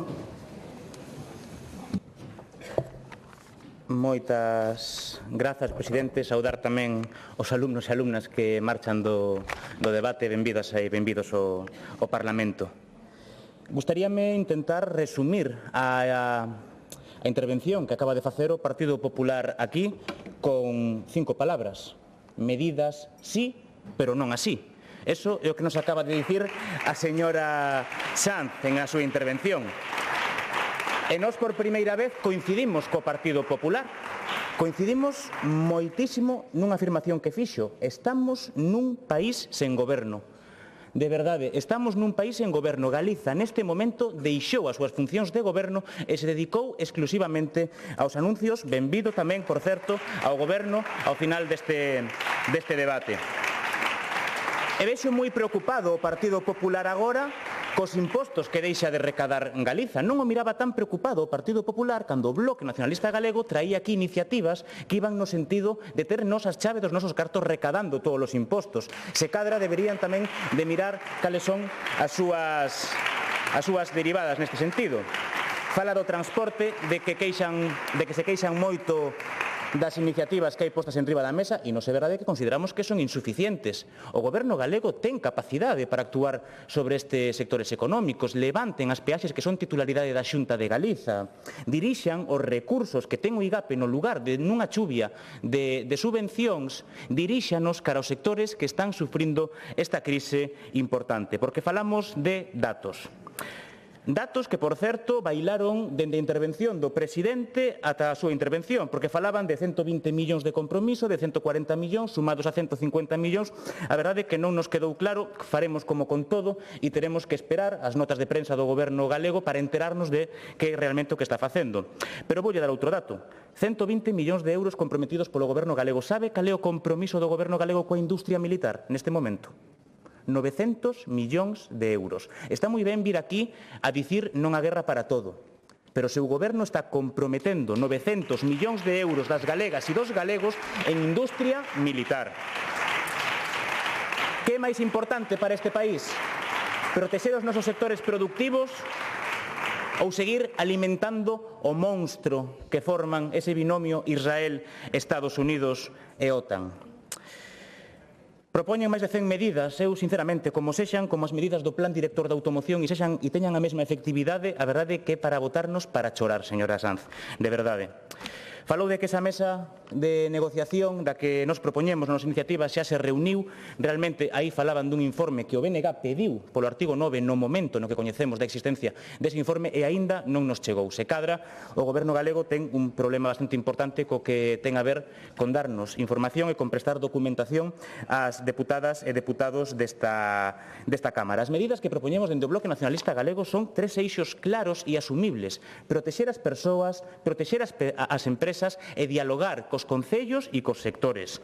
Porque non falamos de números abstractos, falamos de empregos, de empresas que pechan, de familias que non chegan a fin de mes e de pensionistas que non se poden nin quentar, señorías. As guerras imperialistas, como a que hoxe asola Oriente Medio, sempre teñen 2 campos de batalla: o das bombas e o das economías. E nós, por desgracia, non podemos deter os mísiles que lanzan o terrorismo de Israel e de Estados Unidos en Oriente Medio, pero sí podemos protexer as galegas e os galegos dos seus efectos. Esa é a responsabilidade dun goberno ausente. Esa é a obriga tamén do Poder Legislativo a través deste Parlamento. Esa é a proposta que trae aquí o Bloque Nacionalista Galego, un escudo social forte, inmediato e solidario. Porque cando a crise chama, Galiza non debe rendirse. Cando a crise chama, Galiza organízase, Galiza loita e Galiza coa proposta que trae aquí o BNG tamén gaña. Moito obrigado. Gracias.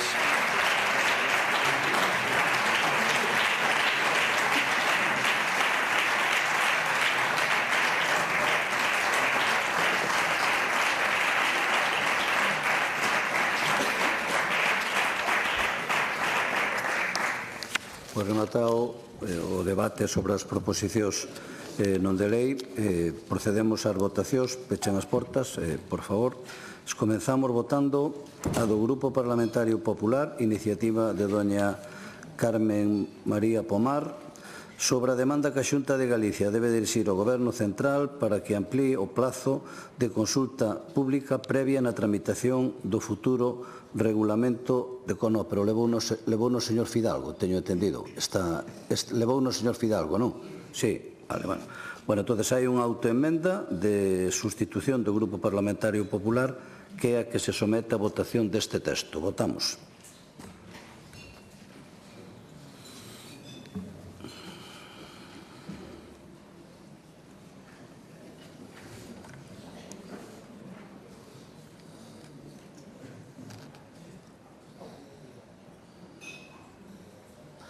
Presentes 71 máis 1, afirmativamente 39, non hai votos en contra e hai 33 abstencións. Perdón?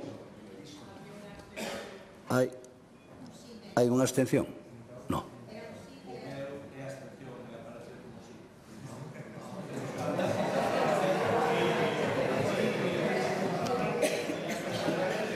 O sea, confundiuse, quería dicir non, non, quería dicir abstención. Se liuse. Bueno, pois entonces subimos un na abstención, que son 34, e baixamos un no de sí, que son 38. Vale, pois queda rexeitada. Grupo Parlamentario Popular, a seguinte, a través de... quen levou esta? Levou na Cristina Sanz? Noelia López. Sobre a demanda que a Xunta de Galicia debe dirixir ao Goberno Central para que transpoña a Directiva Europea relativa ao réxime de franquía do IBE destinado ás pequenas empresas e ao colectivo de autónomos e autónomas. Hai dúas emendas, unha do Grupo Parlamentario Socialista e outra do Bloque Nacionalista Galego, que non se aceptan. Votamos.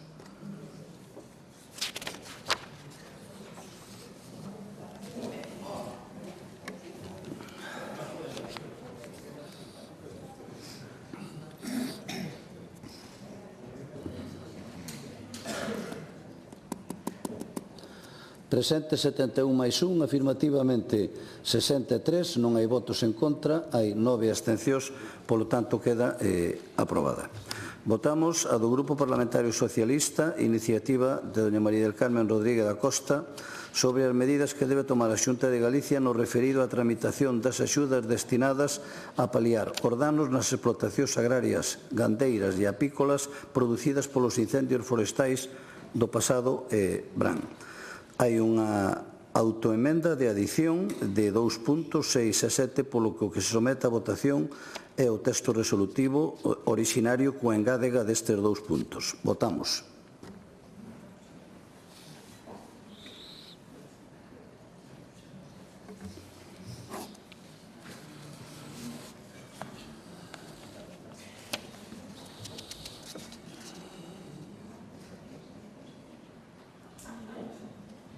Presente 71 máis 1, afirmativamente 34, en contra 38, queda rexeitada.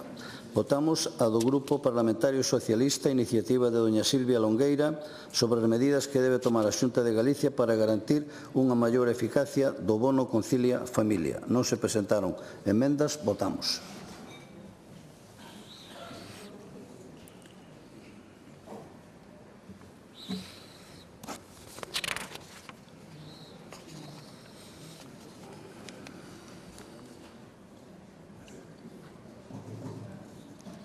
Presente 71 máis 1, afirmativamente 34, en contra 38, queda rexeitada.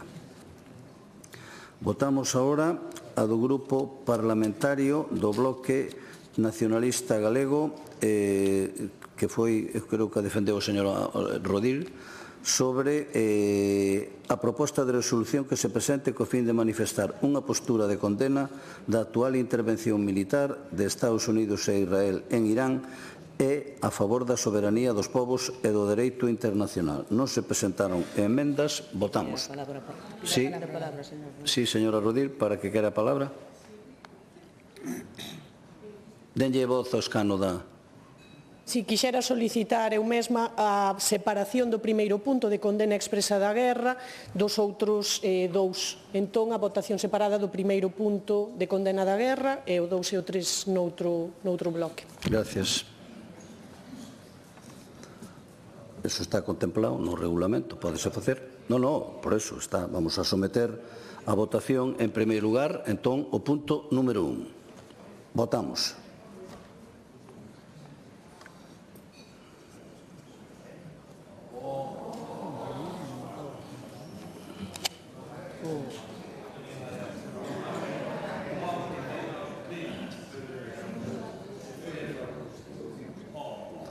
Presente 71 máis 1, afirmativamente 34, en contra 38, polo tanto queda rexeitado este punto. Votamos agora o resto dos puntos. Votamos.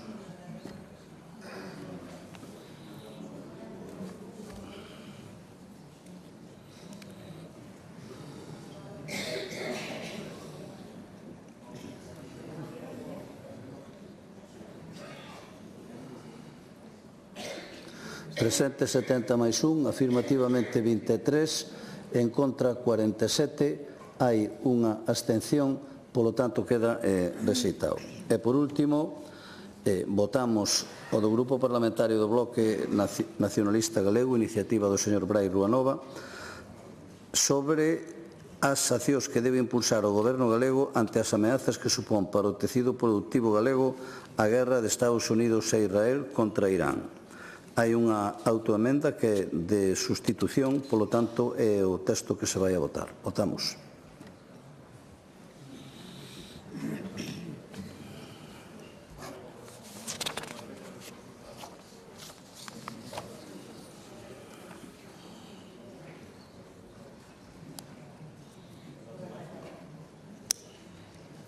Presente 71 máis 1, afirmativamente 34, en contra 38, polo tanto queda rexeitado tamén esta proposición non de lei. Remataron aquí as votacións e continuamos coa orde do día, neste caso interpelacións.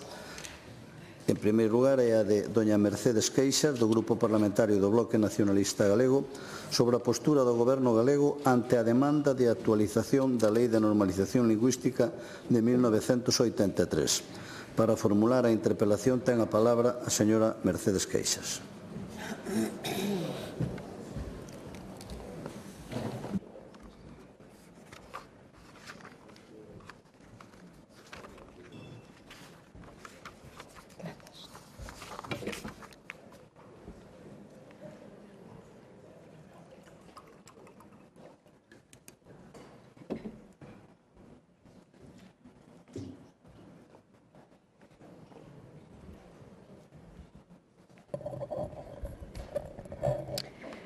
Obrigada, presidente.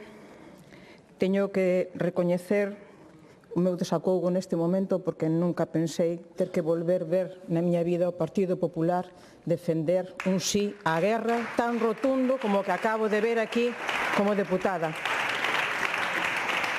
É difícil comezar así esta intervención, recoñezo. Señor conselleiro de Lingua, moi bo día. Como esta é unha interpelación, eu vou comezar facéndolle unha pregunta persoal. Recorda vostede como era en 1983? Seguro que sí, con un pequeno exercicio rápido mental, seguro que sí. Eu era unha adolescente de 14 anos, a que a vida aprendeu axiña a repartir o tempo entre o cuidado dos irmáns máis novos, un avó o avó paterno enfermo na casa, axudar no negocio familiar e, por suposto, estudar. Sacar sempre tempo para estudar e superar aquel segundo debut no Instituto de Monelos na Coruña, para as caras máis novas, equivalente a cuarto de ESO do currículo actual. Estudar, sobre todo, para descubrir, e recordo dúas descubertas daquela altura. A primeira, descubrir que o galego era unha lingua que se podía escribir, grazas á lectura das Memorias do neno labrego de Xosé Neira Vilas, algo inédito para min, porque até aquel momento pensei que era unha lingua ágrafa, porque nunca a vira escrita, só era para min unha lingua oral. E a outra descuberta eran aquelas fantásticas clases de matemáticas do profesor Poncho, impartidas en galego, algo absolutamente sorprendente para min tamén naquel momento, nunca tal cousa vira, igual que despois as de Física e Química do profesor Paco Pernas, que tamén as impartía en galego. Fíxese vostede como avanzaron as cousas ou como retrocederon, porque eu tiven máis clases en galego das que tiveron as miñas fillas, vítimas do decreto da vergoña do Partido Popular, ou das que neste momento, neste curso, teñen os meus sobriños tamén nun colexio de primaria e nun instituto da Coruña. Do que recoñezo que non fun consciente aquel ano, ni moito menos o 15 de xuño de 1983, é que no Parlamento os deputados e as deputadas daquela altura estaban a debater unha lei que era trascendental para o autogoberno de Galiza, a terceira lei do 1983. Aquela lei de normalización lingüística que o que facía era regular os dereitos lingüísticos dando resposta ao mandato do Estatuto de Autonomía.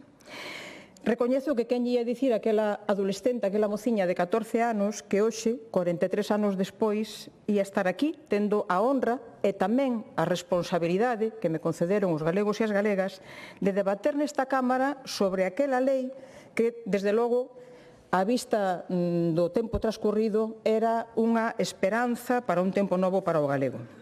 Aquela lei chegaba a esta Cámara como unha proposición de lei impulsada por un deputado nacionalista, Camilo Nogueira, quen accedeu de forma xenerosa a non continuar coa tramitación parlamentaria de parte, partidaria, e aceptar a proposta dos diferentes grupos da Cámara de traballala a través dunha ponencia conxunta para tentar chegar a consensos e que fose aprobada por unanimidade como finalmente foi. E eu quero poñer en valor isto, quero poñer aquí en valor esta demostración da vontade dialogante, do talante conciliador a favor da nosa lingua, coa que sempre, sempre, sempre traballamos e seguiremos traballando desde o nacionalismo galego. Evidentemente, 43 anos despois, nin vostede nin eu somos os mesmos, Galiza non é a mesma, a realidade e o uso social do galego tampouco é o mesmo, e, sin embargo, a lei que regula os pasos para avanzar na normalización da lingua galega é a mesma de hai 43 anos. Creo que é a única lei que non sufriu ningún tipo de modificación en 43 anos. Unha cuestión bastante sorprendente, aínda que sí foi solicitado nalgún momento nesta Cámara. Unha lei, por certo, que naceu antes de casi, polo que estiven comprobando, o 25% dos deputados e deputadas desta Cámara, nin máis nin menos.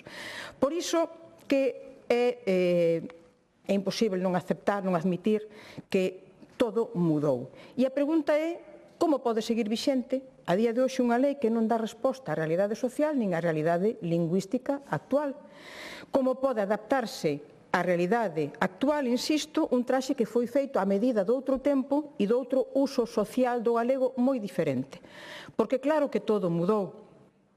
En 1983, o galego era a lingua maioritaria da sociedade que acaba de deixar de ser en 2024. Xa non o é, e así o verificou o Instituto Galego de Estatística en outubro do 24. Desde 1983, o galego perdeu usos, perdeu falantes en todos os parámetros que son analizados. En 2026, o galego é a única lingua do Estado que segue perdendo falantes. En 2026, só o 7% das crianzas empezan a falar en galego. Teñen o galego como lingua inicial. Só o 7%. En 2026, o Goberno do Partido Popular impide por decreto poder aprender, ter o dereito de aprender en galego como lingua vehicular desde a educación infantil. E en 2026 confirmamos que o único que avanza en Galiza é o monolingüismo en castelán. Por iso a pregunta é: como chegamos até aquí tendo unha lei de normalización lingüística, señor conselleiro. Evidentemente hai moitas variáveis, hai moitas causas, moitas razóns, pero hai unha na que todo o mundo concorda, porque non tivemos un goberno dende a Xunta que estivese á altura e que empezase por dar exemplo cumprindo a lei de normalización. Toda unha anormalidade democrática que nos deixa como herdanza a emerxencia lingüística que temos nesta altura e que ninguén cuestiona, agás o goberno do Partido Popular. Ao longo destes case 40 anos de goberno do Partido Popular desde a Xunta, no que traballou foi en negarse a desenvolver a Lei de Normalización Lingüística. Non quixo temporalizar a súa aplicación, unha lei que xa se dixo mesmo desde o ámbito xurídico que era excesivamente prescritiva. Evidentemente, tampouco quixo orzala. Renunciou pola súa ideoloxía lingüística a deseñar unha política lingüística normalizadora que verdadeiramente estivese comprometida con dar pasos adiante para o galego. E si, cando o fixemos desde o bipartito, cando implementamos a Lei de Normalización Lingüística, cando desenvolvemos o Plan Xeral de Normalización da Lingua Galega, todos eses acordos, consensos, aos que se chegou sempre por unanimidade, porque sempre traballamos con pactos pola lingua, que fixo o Partido Popular? Facer voar polos aires todos eses consensos, todas esas unanimidades e todos eses acordos e pactos pola lingua. Ese é o legado que deixa o Partido Popular. Confrontar a sociedade e romper a cohesión social agredindo a lingua dos galegos e das galegas. 43 anos despois, o obxectivo central que marca a Lei de Normalización segue vixente e segue pendente. Esta lei nacía para asegurar a normalización da lingua galega. E se lemos a Lei de Normalización, decatámonos de que, evidentemente, como poder e autoridade pública, os gobernos do Partido Popular non cumpriron coas obrigas e cos mandatos desta lei. Vexamos algúns exemplos, atinxindo o que di a lei. Garanten os dereitos lingüísticos da cidadanía na relación coa administración? Non. Garante o uso do galego na administración de xustiza? Non. Garántese a capacitación no uso do galego do persoal que traballa na administración? Non. Garántese a competencia en galego oral e escrita igual que en castelán no fin dos estudos obrigatorios? Non. Garántese o uso normal do galego no ensino universitario? Non. Garántese o emprego progresivo do galego nos medios de comunicación privados financiados con diñeiro público? Non. Garántese a produción, dobraxe, lexendaxe e exhibición do audiovisual en galego? Non. Garántese o fomento do libro en galego promovendo a produción editorial e a súa difusión? Non. Garántese os dereitos lingüísticos dos galegos e galegas que están fora do país?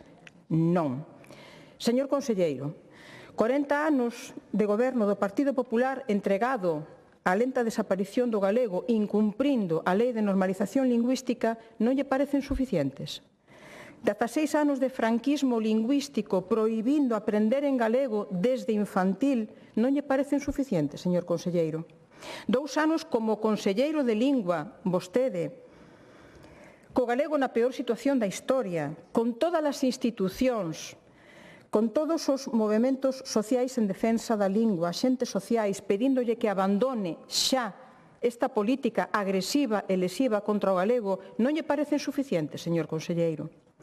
15 meses escondido vostede como conselleiro de lingua detrás dun opaco proceso de actualización do Plan Xeral de Normalización da Lingua Galega e negándose a poñer en marcha ningunha das medidas vixentes no actual Pacto pola Lingua que é o Plan Xeral de Normalización da Lingua Galega, non lle parece suficiente, señor conselleiro?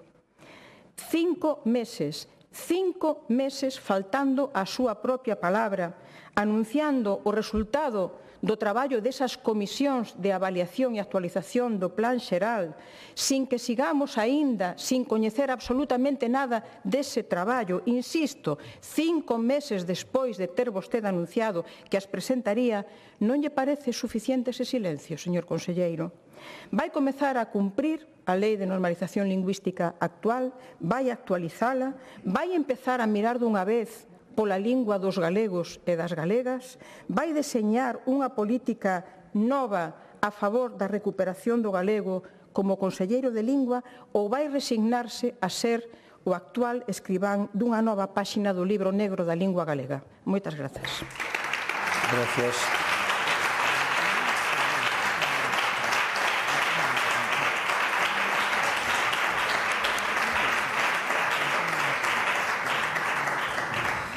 Resposta do conselleiro de Cultura, Lingua e Xuventude, don José López Campos.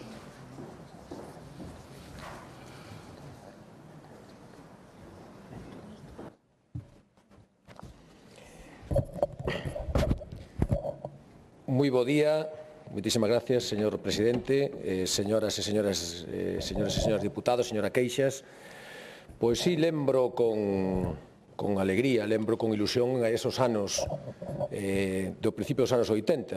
Nese ano, vostede decía que estaba estudiando nun colexio na Coruña, eu non tiven esa sorte, eu nací nun entorno rural, do que estou totalmente enamorado e do que disfruto todos os días.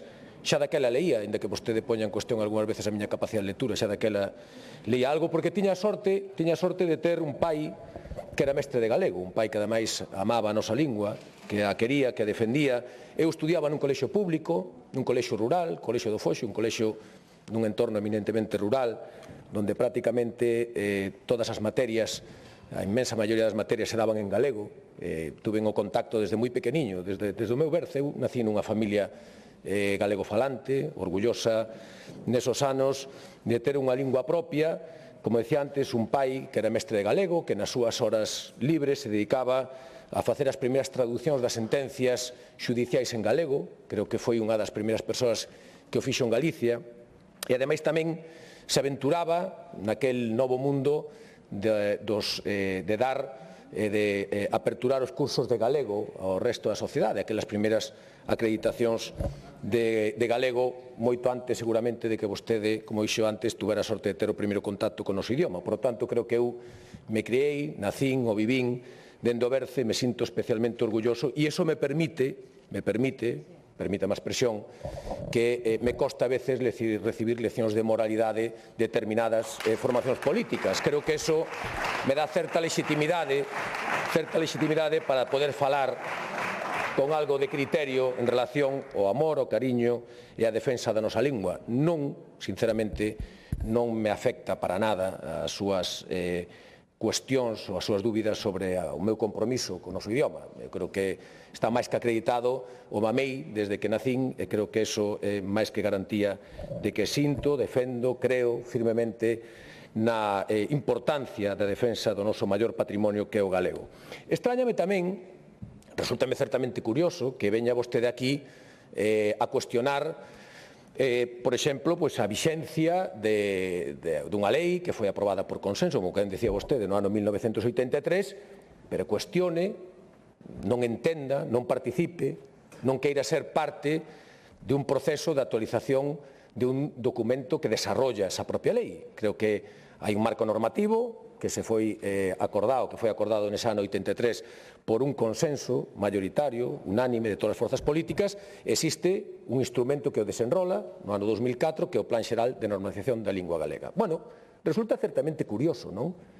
Que vostede fale ou defenda, nas súas manifestacións así o fan, a vixencia absoluta, total, básica, dese Plan Xeral da normalización da lingua galega, na que vostedes dicen que non é preciso, non é necesario actualizar, e se opoñen a participar en ese proceso, e, sin embargo, veñen vostedes aquí con total impunidade a falar de que o que sí que entenden é que o que hai que modificar é a propia lei que dá amparo e que é o paraugas que despois permite desarrollar o Plan Xeral. Se hai unha ferramenta que permite implementar as políticas derivadas dunha lei, que posiblemente, non discuto que poida ser o obxecto dunha actualización, creo que o instrumento máis directo, o instrumento máis axeitado para poder implementar de facto as políticas lingüísticas é o Plan Xeral de Normalización da Lingua Galega. Documento que vostedes se negan por activa e por pasiva a participar.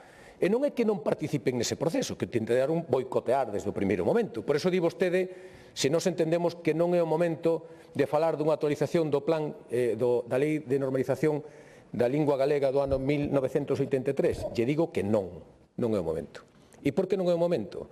Porque en este momento, ano 2026, temos o bloque nacionalista galego máis radical, máis reaccionario, máis antisistema da historia da democracia de Galicia. E, por lo tanto, entendemos en este momento, e o están demostrando vostedes, neste proceso de actualización do Plan Xeral que non temos con quen falar. Non hai absolutamente ninguén con quen sentarse para poder establecer un proceso mínimo de negociación que nos permita chegar a acordos nun documento, nun texto legislativo tan importante como é a Lei de Normalización da Lingua Galega.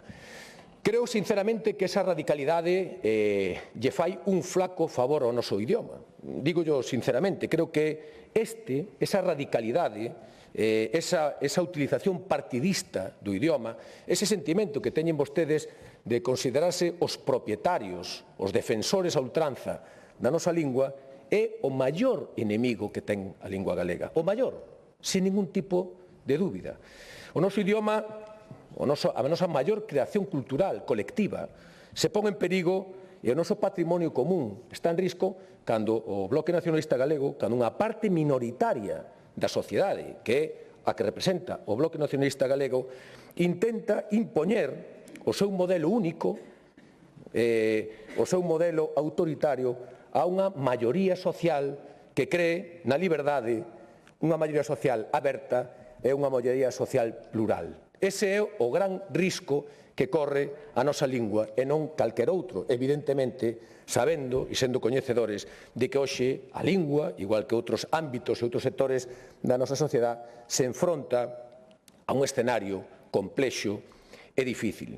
Por eso, creo que non podemos interpretar esta, non sei, sinceramente non dou chegado a entender cal é a finalidade desta interpelación. Creo que posiblemente sexa que vostedes están necesitados de volver a recuperar outra vez algún escenario de conflicto e de crispación cara ao goberno galego. Se lles acabou xa un dos seus grandes mantras, que é Altri, e como xa non poden falar do franquismo industrial, falou vostede do franquismo lingüístico. Empezan a evolucionar, os mantras sempre son os mesmos, os adxetivos calificativos sempre son os mesmos, e vostedes vanos cambiando en función do conflicto que queiran iniciar. Cando queren falar da sanidade, palabras grosas contra a sanidade; cando queren falar de educación e alterar e acelerar os procesos revolucionarios, tamén empezan con palabras grosas. Agora se acaba o franquismo industrial e empezaremos seguramente a tirar de mantra do franquismo lingüístico do Partido Popular. Necesitan vostedes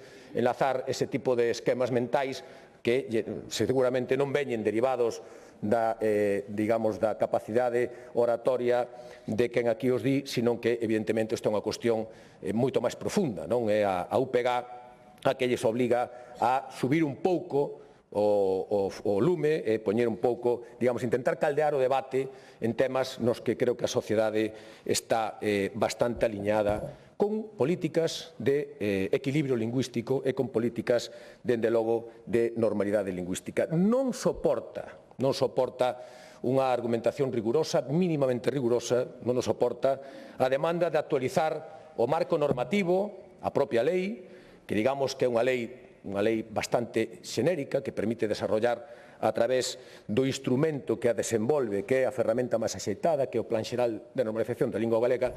Non soporta ningún argumento que vostedes traigan aquí a colación agora a modificación da lei, cando se negan, por activa e por pasiva, a abrir un proceso de diálogo aberto, transparente, fluido, co Goberno en relación ao Plan Xeral de Normalización da Lingua Galega. Digo ya ademais, vostedes van a contracorrente absolutamente en todo, non?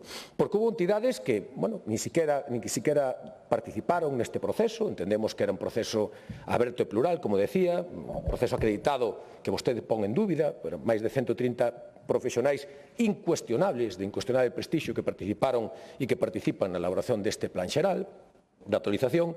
Outras entidades a que vostedes lle gusta tanto referirse, por exemplo, como o Consello da Cultura Galega, tivo a ben iniciar un proceso participativo no que as súas achegas, por suposto, foron remitidas ao equipo que está ao frente desa actualización do Plan Xeral de Normalización da Lingua Galega. Vostedes non.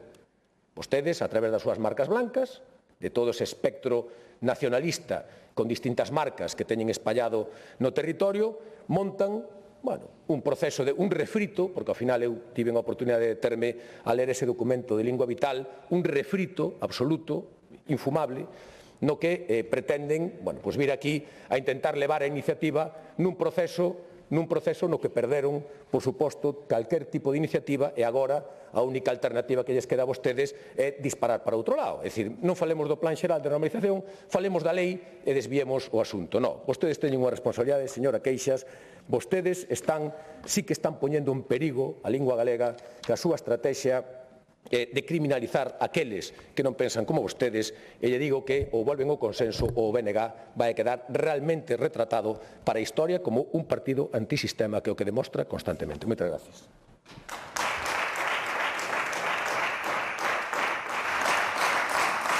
Gracias.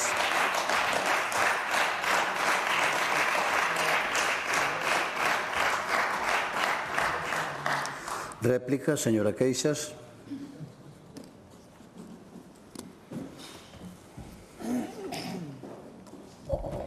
Obrigada, presidente. Señor conselleiro, antisistema será o Partido Popular porque leva 40 anos incumprindo a lei de normalización lingüística, digo eu.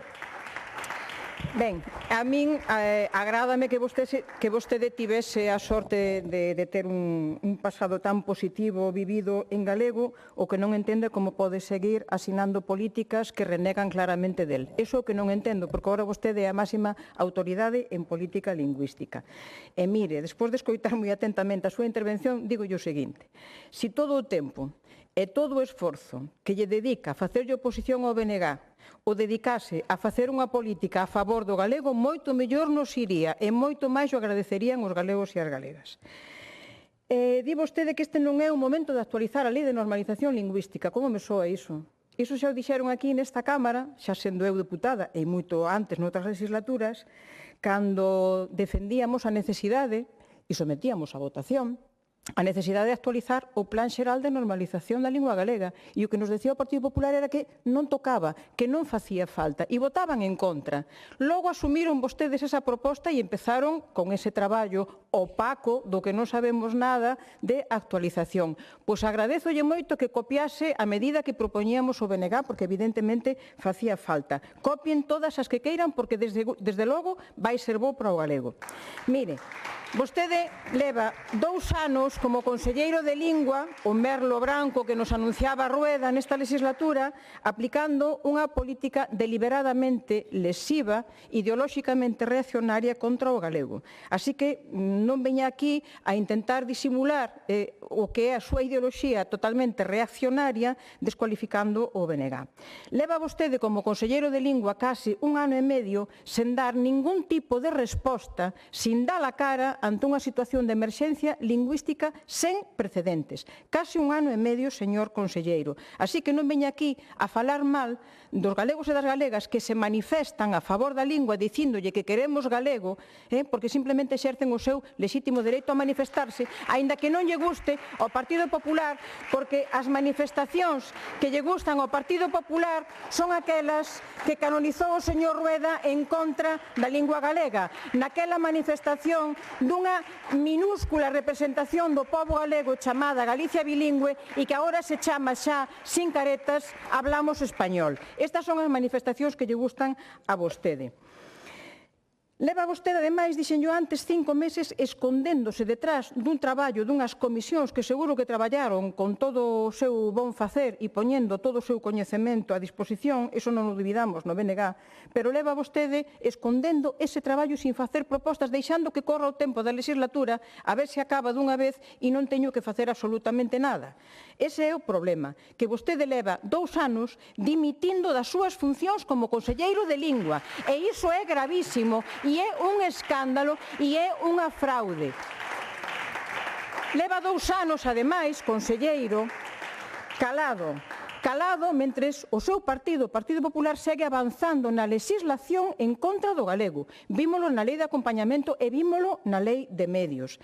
Vendo como o grupo parlamentario do Partido Popular, que quedará, por suposto, retratado para a historia no diario de sesións, votando en contra do uso do galego. Sexa aquí, de novos usos en Galiza, sexa no Congreso, sexa no Senado, sexa na Unión Europea, ou aplaudindo cando o goberno galego di que non ten ningún interese en que Galiza lingua estea representada na UNESCO defendendo a súa lingua e a súa cultura. Ese é o conselleiro de lingua deste goberno. E sabe o que pasa? Por que se enfada vostede cando intervén aquí e por que me pretende descualificar a min? Porque se deu conta de que xa non engana a ninguén. Non engana a ninguén. Vostede xa non ten ningunha credibilidade, perdeu toda a credibilidade. Mire, eu preguntei hai 2 anos na súa primeira comparecencia neste Parlamento se vostede tiña liberdade para mudar a política lingüística que viña aplicando o Partido Popular desde o ano 2009. E vostede non respondeu. Agora sabemos por qué. Porque vostede está atado de pés e mans á rueda. Aquí están os 2 modelos.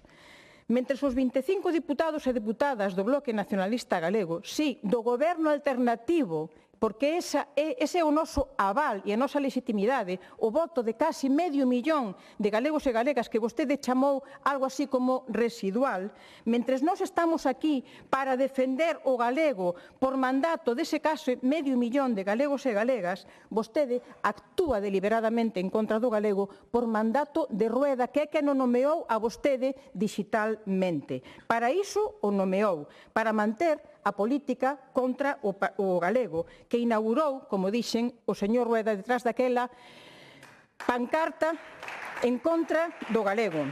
Por iso vostede nega sistemáticamente a emerxencia lingüística e por iso nega vostede calquera posibilidade de facer algo para que o galego avance e avance a normalización. E, efectivamente, a sociedade xa traballou. Todo o mundo se puxo máis á obra, porque realmente se compromete de palabra e de obra co galego. O Consello da Cultura Galega fixo un exemplar, e sobre todo público e transparente, por iso é exemplar, traballo arredor do foro Un País coa súa lingua. E aí temos desde outubro do ano pasado as propostas en riba da mesa.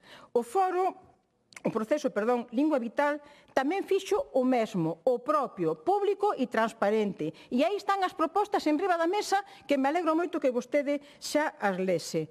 Que fixo o conselleiro de Lingua? Que fixo o goberno da Xunta do Partido Popular? Nada. Mentir, enredar con andrómenas para disimular o servilismo, a ideoloxía reaccionaria de Rueda e o franquismo lingüístico, sí señor, porque no franquismo se prohibía o galego, igual que coa política do Partido Popular desde o ano 2009. Por iso se nega vostede a derrogar o decreto da vergoña. Non lle dá vergoña recoñecer que vostede puido estudar toda a súa formación en galego e que agora os nenos e as nenas non poden? Non lle dá vergoña iso? Por que segue renegando dese idioma, señor conselleiro? Os galegos, témolo moi claro, non lle pagan a vostede o soldo para servir a Rueda e para traballar contra o galego. Eu comecei hoxe esta intervención convidando a pensarse como era vostede no 1983 e agora vou rematar convidando a pensarse como quere verse vostede dentro de 2 anos cando remate esta legislatura e vostede cese. Que legado vai deixar? Que labor, por que labor é o que vai pasar vostede a historia? Gracias. Remato, presidente. No BNG temos moi claro que aí fora hai unha sociedade que lle quere o galego e que se compromete co galego. Desde o BNG, desde logo, acompañámola e acompañámola sempre porque sabemos que o galego é a chave que abre o mundo e é o amor máis grande que reforza a cadena vital de orgullo ao noso idioma. E remato xa, agora sí, coas palabras que vostede, igual que a min, escoitou de Xoán Fornias ao recoller o mestre Mateo a mellor interpretación protagonista masculina polo seu papel no filme Antes de nós, representando a Castelao. Se deixamos de usar o noso idioma nas nosas historias, calquera día nos acabaremos desaparecendo delas. Desde logo no BNG non imos desaparecer, igual que a inmensa maioría da sociedade galega, porque co galego somos semente de vencer. Moitas gracias.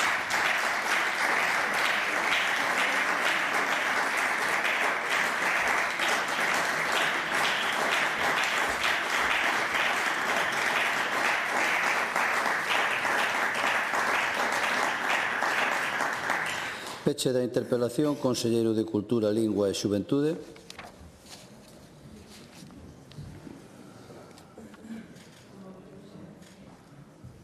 Moitas gracias, presidente. Moi bo día de novo, señoras e señores deputados. Bueno, creo que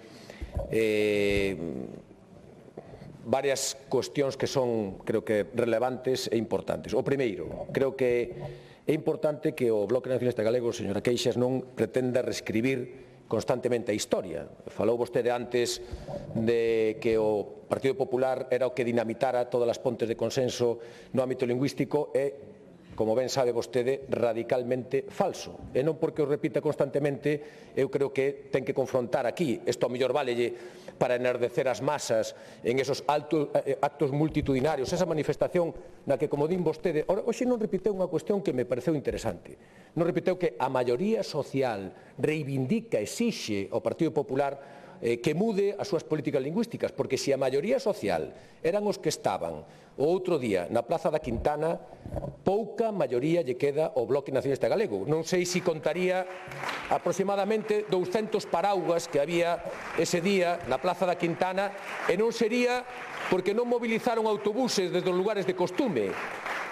Isto era como aquela antigua discoteca do Nadana que todos os fines de semana mandaba os autobuses desde os lugares de costume. Vostedes tamén teñen esa ruta de autobuses fletados cada 15 días no manifestódromo de Santiago para intentar reivindicar que a maioría social está co Bloque Nacionalista Galego nas políticas en contra das políticas da sanidade, da educación, cando se lle acaba o tema de Altri reviven o tema da lingua. Non é que lle preocupe, non queren manter a intensidade.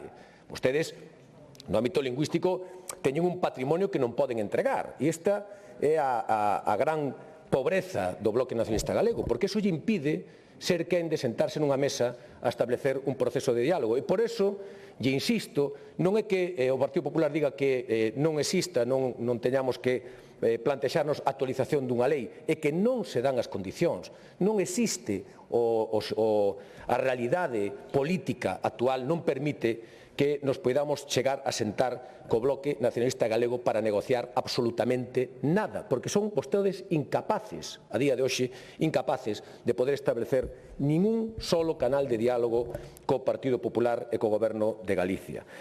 Por lo tanto, di vostede que estamos elaborando un proceso opaco na actualización do Plan Xeral de Normalización da Lingua Galega, e que eu estou escudado, escondido, detrás deste proceso.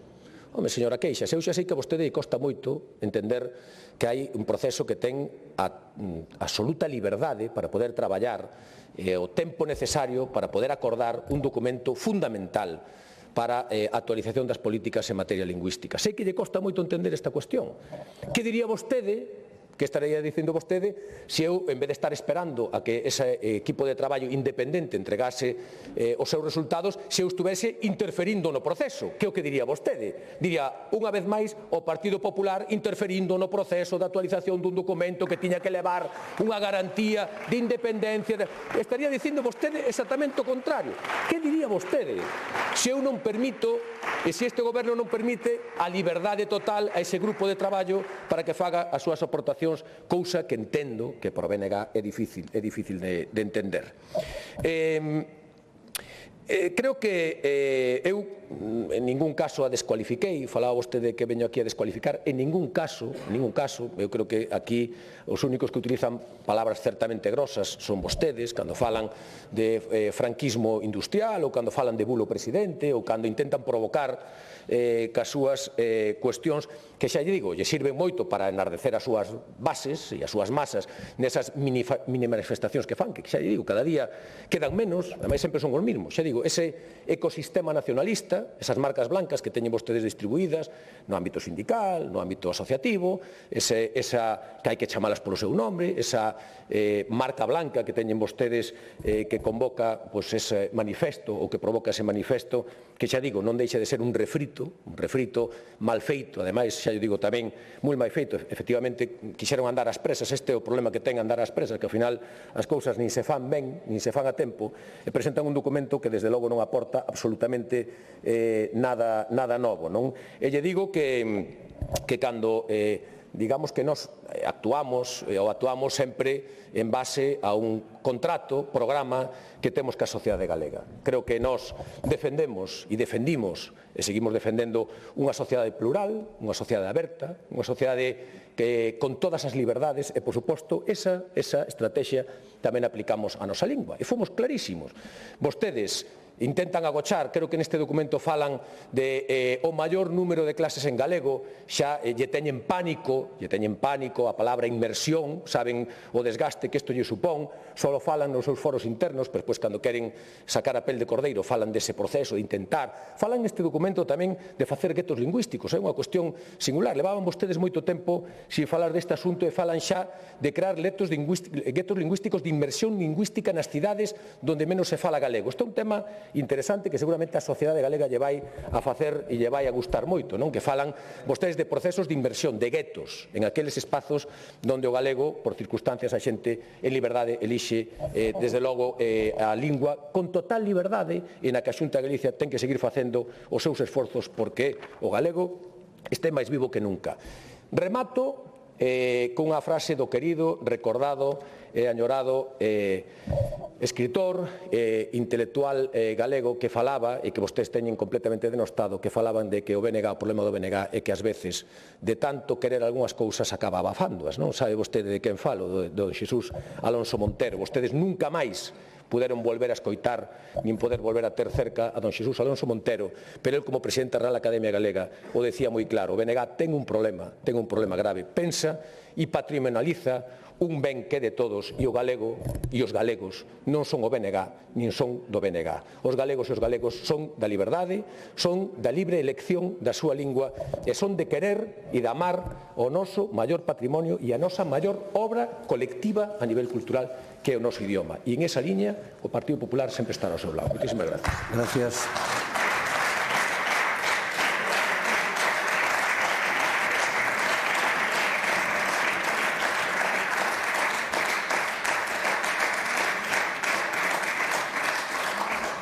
Interpelación de don José Manuel Golpe Acuña, do Grupo Parlamentario do Bloque Nacionalista Galego, sobre as políticas que desenvolve a Xunta de Galicia co obxectivo de que a transición enerxética se faga desde unha óptica social e inclusiva. Para formular a interpelación ten a palabra o señor Golpe.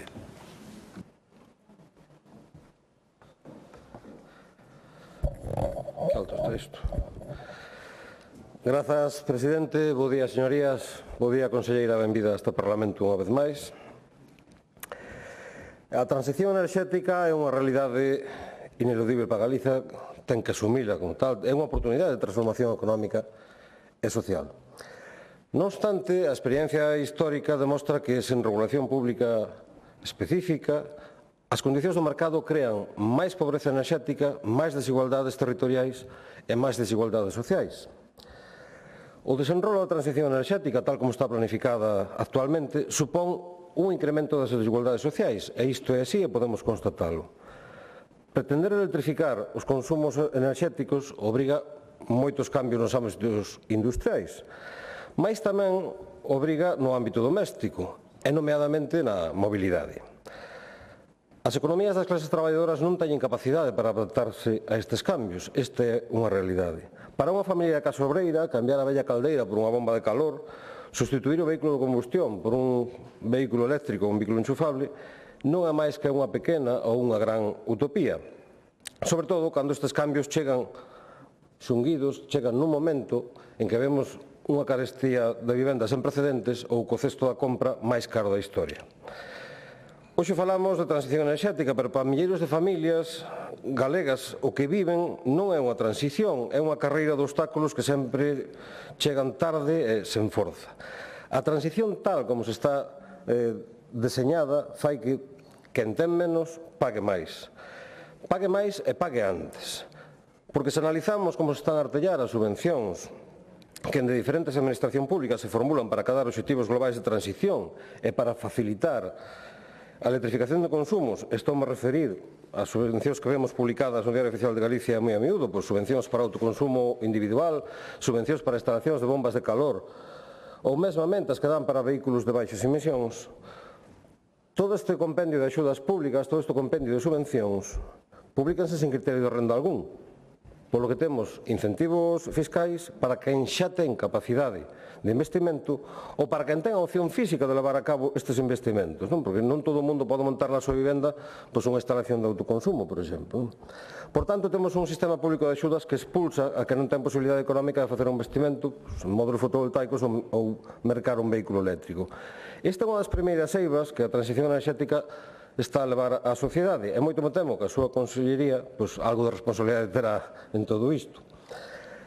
A dispersión poboacional de Galicia xoga en contra da transición enerxética. Temos un rural envellecido, ainda que temos un rural vivo, e temos un rural con un transporte público insuficiente ou moitas veces inexistente, e cun parque móvil dominado por un vehículo diésel. Transformar esta realidade, incluso con estas políticas de subvención, é non coñecer a realidade en sí, é aplicar un tratamento que pode funcionar nunha metrópole onde hai un transporte público adaptado, onde pode haber unha liña de buses ou liña de metro, mas estamos vendo que non é efectivo no noso país. En este punto tamén nos atopamos con outra medida, a medida das zonas de baixas emisións, que se ven é unha oportunidade para descarbonizar o centro das cidades galegas, aplicada tal como se está a facer hoxe en día, xeran exclusión de quen vive nas vilas periféricas, e precisa dun vehículo para entrar nas cidades a traballar ou para facer calquer tipo de xestión. E para seguir co debate, coido que é importante ampliar o contexto deste debate e enmarcalo, poñer dous fitos que deben achegar unha visión completa do problema. Por unha banda, está a influencia que ten nos mercados enerxéticos a agresión imperialista a Irán. A escalada bélica na zona do Estreito de Hormuz dispara o novo prezo internacional do petróleo e do gas. Por certo, non sei se vostede estaba atenta ao debate que se acaba de producir neste Parlamento. Fai escasa media hora tivemos unha votación onde os seus compañeros do Partido Popular acaban de dar un apoio explícito á agresión imperialista de Irán. Algo co que non podíamos contar porque o pobo galego, polo menos o pobo galego que nós coñecemos, é un pobo galego que defende a paz sobre todas as cousas. E vostedes acaban de retratarse aquí públicamente defendendo a guerra de Irán. Como lle decía, esta escalada bélica influye no precio internacional do petróleo e gas, abrindo sobre todo unha nova vaga á especulación. Onte mesmo conocíamos un estudio que fixo a BBC sobre o que pasou momentos antes de lanzar o primeiro misil sobre Teherán, 15 minutos antes, onde se registraron centos de movimentos especulativos en torno ao mercado do petróleo que provocaron algo así como 580 millóns de dólares de beneficio a eses especuladores. Unha vaga especulativa que provoca que os mercados enerxéticos registren cifras récords de cotización e que o resultado se note nas gasolineiras e nas facturas eléctricas. En poucas semanas o barril de Brent pasou ao redor de 60 aos 110 dólares e iso traduciuse casi inmediatamente nun incremento da gasolina de un 20% do gasóleo máis dun 30%. Este efecto dos carburantes chega nun país, Galiza, onde o coche diésel chega a ser imprescindible para milleiros de traballadoras e traballadores que viven no rural ou nas vilas periféricas das cidades e non teñen unha alternativa clara de transporte público. Ao mesmo tempo, o encarecemento do gas nos mercados europeos está a empurrar cara arriba o prezo da electricidade, porque seguimos con un sistema, a pesar de estar descarbonizando, seguimos con un sistema donde gas marca o precio do mercado horario. E isto leva a registrar picos de en torno aos 130 euros megavatios hora. Esta é a mellor demostración con a transición enerxética gobernada polo mercado, iba a dicir pola lógica do mercado, pero este mercado vese que non ten lógico, non que ten un claro sentido especulativo, deixa a maioría social totalmente exposta a crisis internacionais. Cada conflito, cada bloqueo, cada operación militar imperialista tradúcese en máis pobreza enerxética no noso país. Como lle podemos explicar a unha familia galega que ve como, mentras a súa factura eléctrica vai increcendo, como ve que cada vez que vai a gasolinera costa máis encher o tanque de combustible, mentras pretende montarse un parque eólico no patio traseiro?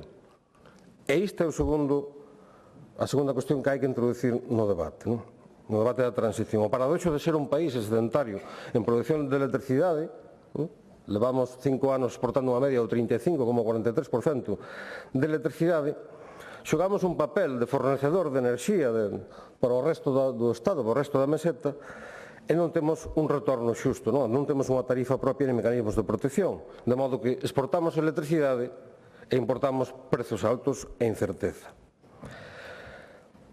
Sobre esta base histórica chega agora unha nova vaga de proxectos ao país, que é unha vaga cualitativamente distinta. Grandes parques eólicos terrestres, hai por aí macros proxectos de eólica mariña flotante nas nosas costas e proxectos de almacenamento por bombeo hidráulico, que volven a poñer en riba da mesa o de sempre, ocupación de territorio, presión sobre o medio e ameaza as actividades preexistentes. A pregunta de fondo é sinxela. Esta nova onda vai corrixir a injusticia histórica ou vai profundizir no modelo extractivo colonial que xa coñecemos? E ao fío deste panorama non me podo negar a sorprenderme de escoitar a vostede, señora conselleira, escoitar tamén ao presidente Rueda este pasado fin de semana reclamar, case como nun acto de fe, que Galiza sexa o primeiro lugar onde se instale eólica mariña flotante, que as costas galegas sexan as primeiras en recibir proxectos de explotación eólica.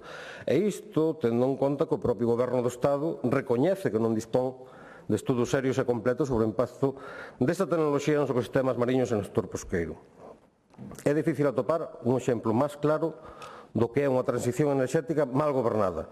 O sector pide compatibilidade, o Goberno do Estado lanza unha poxa e vostedes recollen a luva e sin ter nin siquiera un estudo socioeconómico serio e completo.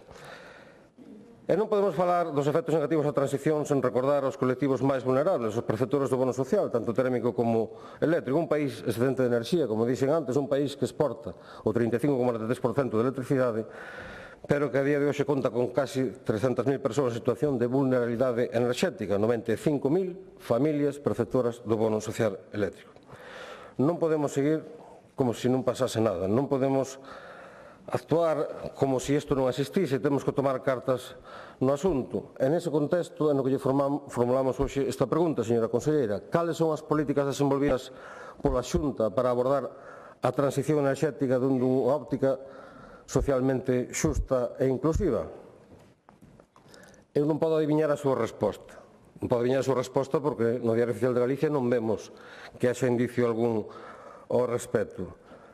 Pero vou aventurar, vou ser osada e aventurarme a que posiblemente unha das cartas que nos poñen riba da mesa sean os beneficios do Parque Eólico Mondigo. Bueno, é unha proposta que esa de Mondigo beneficia, que ten certos tintes ao que eu lle veño demandando agora aquí, ten certos tintes semellantes ao da tarifa eléctrica galega. Home, unha tarifa eléctrica galega mal copiada, mal copiada de xeito resumido, non? E, por certo, que estrearon onte, se non estou trabucado, a páxina web onde se explica como vai funcionar a proposta de Mondigo beneficia. Pero nesa páxina web temos máis dúbidas que certezas, porque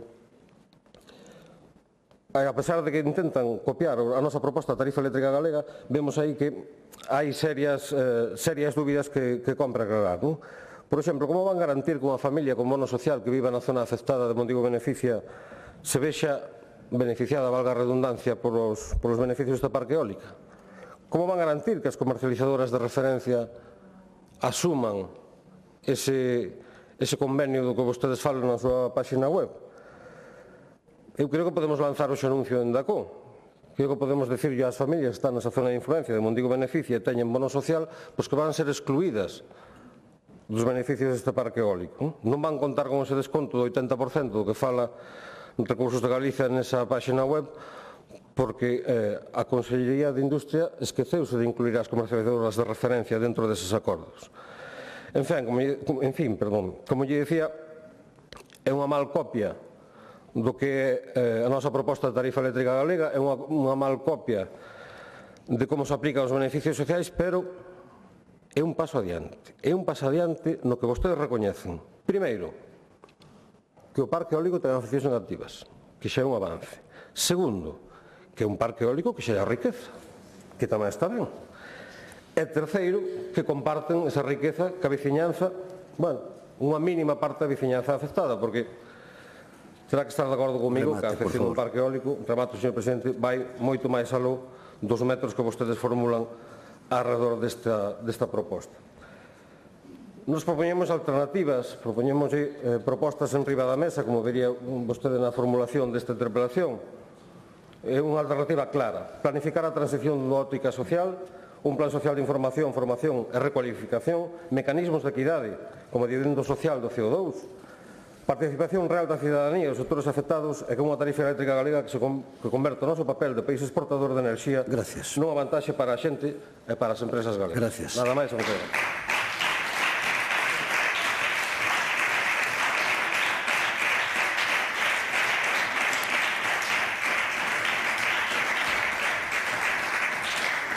Resposta da conselleira de Economía e Industria, doña María Jesús Lorenzana Somoza.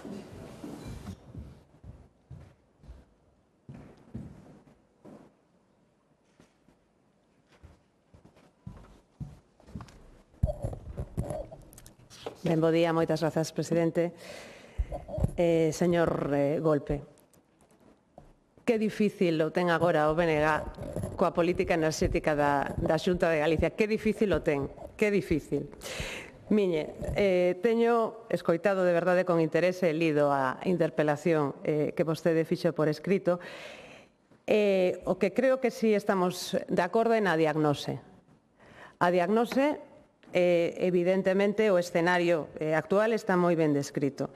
Eu coincido, e creo que o digo sempre públicamente, que é imposible levar o ritmo que estamos levando para electrificar todos os consumos enerxéticos, tanto no ámbito industrial como no ámbito doméstico e no ámbito da mobilidade, e coincido nas dificultades que teñen as empresas e que teñen os fogares. Comparto absolutamente que é imposible que Galicia e é imposible que España, isto non é unha cuestión territorial da nosa comunidade, poida electrificar todo o transporte en tan pouco tempo.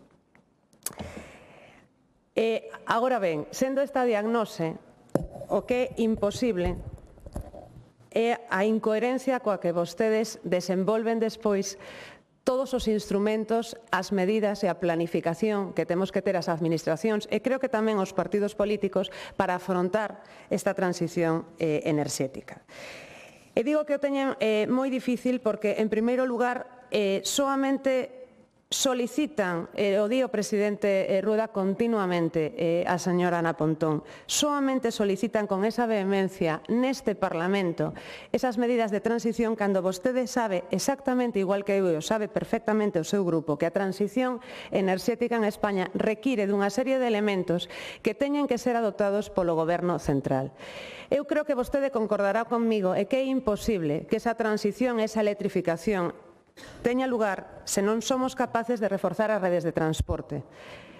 Eu non escoitei nunca que vostedes se refiran ao Goberno central reclamando isto, cando é un dos maiores problemas económicos e sociais que ten agora mesmo o Estado español. Creo que concordará conmigo que os atrasos nos nodos de transición xusta son tamén un problema gravísimo para a transición que vostede reclama. E a eólica mariña é necesaria. E agora vou seguir falando do tema das enerxías renovables.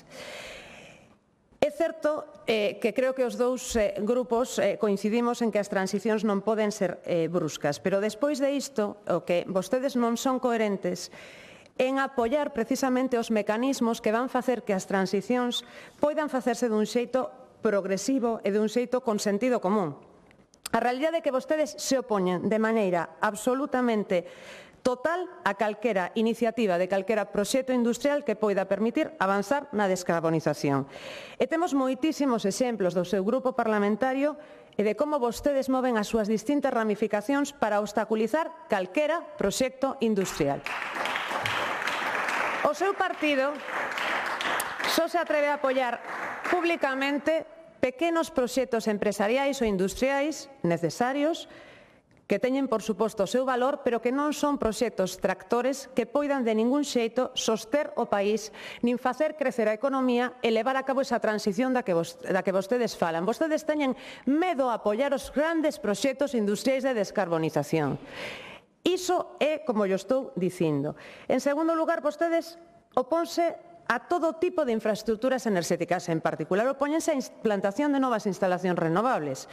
Creo que non é necesario dar exemplos aquí de como se levan opoñendo de maneira constante a instalación de calquera renovable. Vostede fala de modelo extractivo colonial que xa coñecemos. Non o coñecemos, estamos empezando a coñecer agora o modelo enerxético da Xunta de Galicia. En que quedamos? É unha copia do BNG, pero en cambio votamos en contra da Lei de Beneficios Sociais e Económicos. Non estamos de acordo co modelo extractivo e colonial do Partido Popular, cando, sen embargo, a súa alcaldesa do BNG está traballando con nós para implantar ese modelo no seu concello. Fale coa xente que está no territorio. Vostedes saben perfectamente que este modelo vai funcionar. Vostedes están reclamando que cheguen os beneficios á cidadanía e fala dos veciños que teñen un parque eólico no seu patio trasero. Con este modelo, coa lei de beneficios que vostedes votaron en contra, os veciños que están pretos a ese parque eólico van ter enerxía máis barata.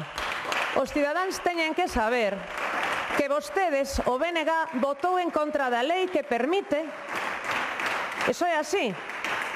E creo que o teñen que explicar por que vostedes votaron en contra precisamente dun dos instrumentos que permite esa transición enerxética xusta. Por que o fixeron?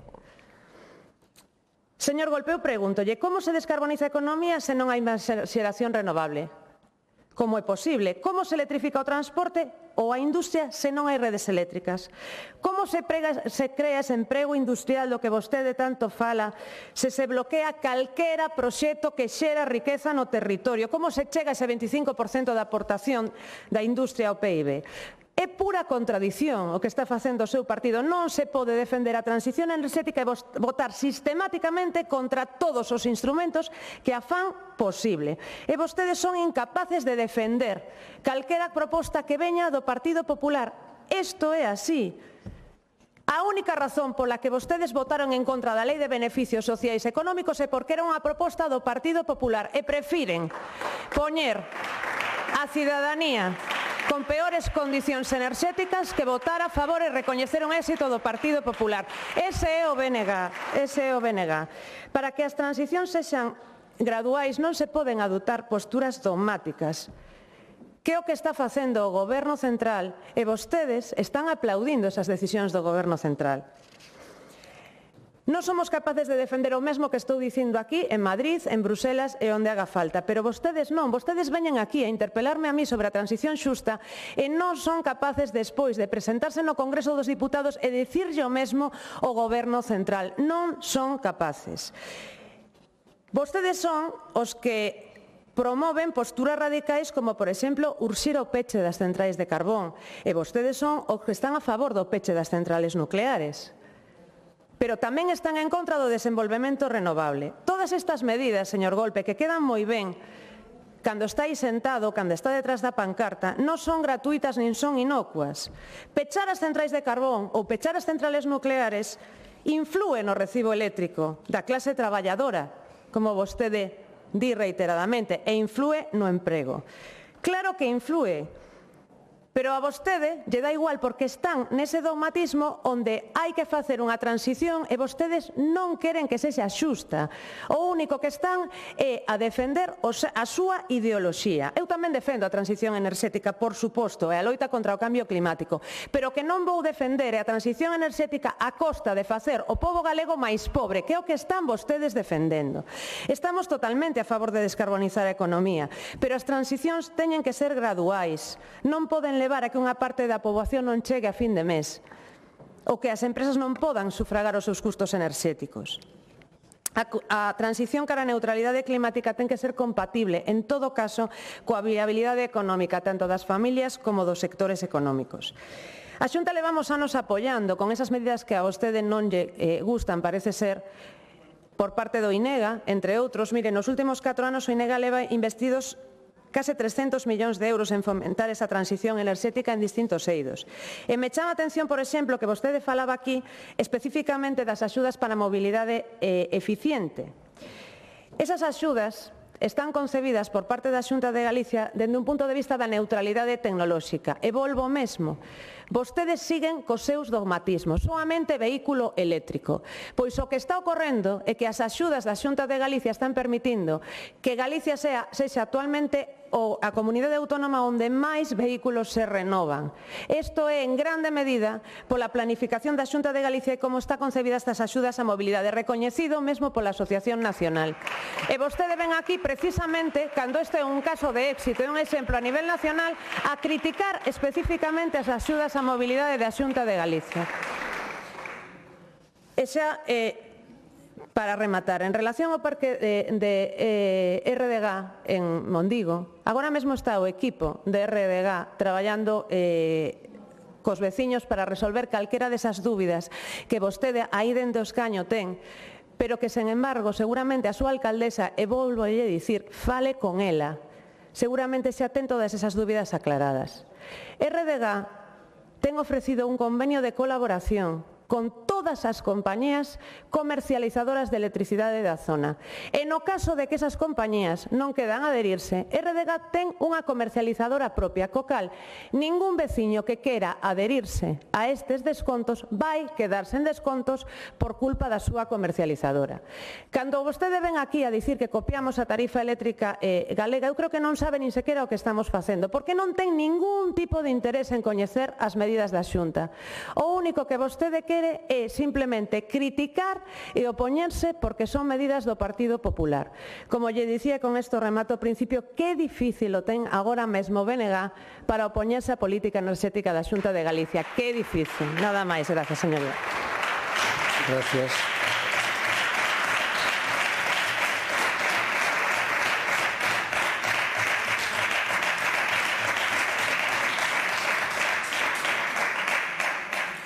Réplica, señor Golpe.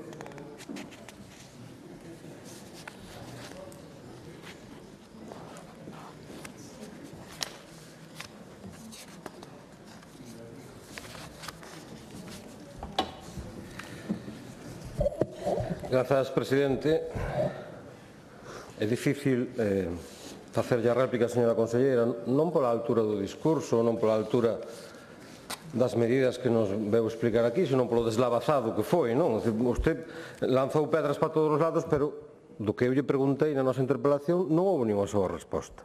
Eu sí que quero darlle resposta a todas as acusacións que acaba de lanzar vostede aquí, porque eu non sei se sigue vostede os debates do Parlamento, pero fai 15 días, no anterior debate, eu explicaballe ao intervento do Partido Popular nunha das súas iniciativas sobre enerxía o que era unha falacia ad verecundiam, non é que se lanza dunha posición de poder ou de suposta veracidade. E vostede hoxe tamén votou man dela, pero reforzou unha falacia ad hominem, que é que se lanza contra a persoa, non sobre as ideas que lanza a persoa. Entón vamos a empezar polo principio. Vostede achaca que un dos problemas da transición enerxética no noso país é o colapso das redes de transporte. Certo. Non hai máis que comprobar os mapas da rede eléctrica de España para ver que non temos onde evacuar megavatios nin temos onde conectar máis megavatios. Pero iso hai que engadirlle un chanzo máis. Temos un problema ca rede de distribución. Temos un problema ca rede de 20.000 voltios. Temos os polígonos industriais do país todos paralizados. E quen ten as competencias en distribución? Non sei, hágaselo mirar. E, por certo, a respecto diso, nós trouxemos iniciativas deste Parlamento sobre temas de transporte e sobre temas de infraestructuras. Repaso diario de sesións. E máis, temos unha bastante fresquiña. Na anterior Comisión Sexta apoiamos unha iniciativa do Partido Popular para demandar do Estado que se declare como no de transición a futura subestación de Maciñeira. Por certo, ca crítica do Partido Socialista dicindo que facíamos a pinza.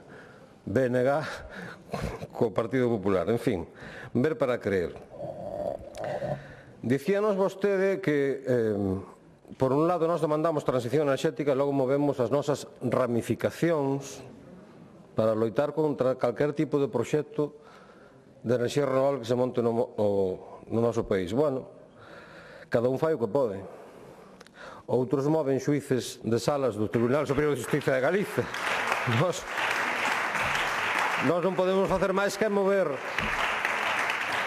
a este pobo galego que nos acompaña, a pesar de que o conselleiro de Educación acaba de nos dicir que había unha dúcia de paraguas en manifestación da lingua.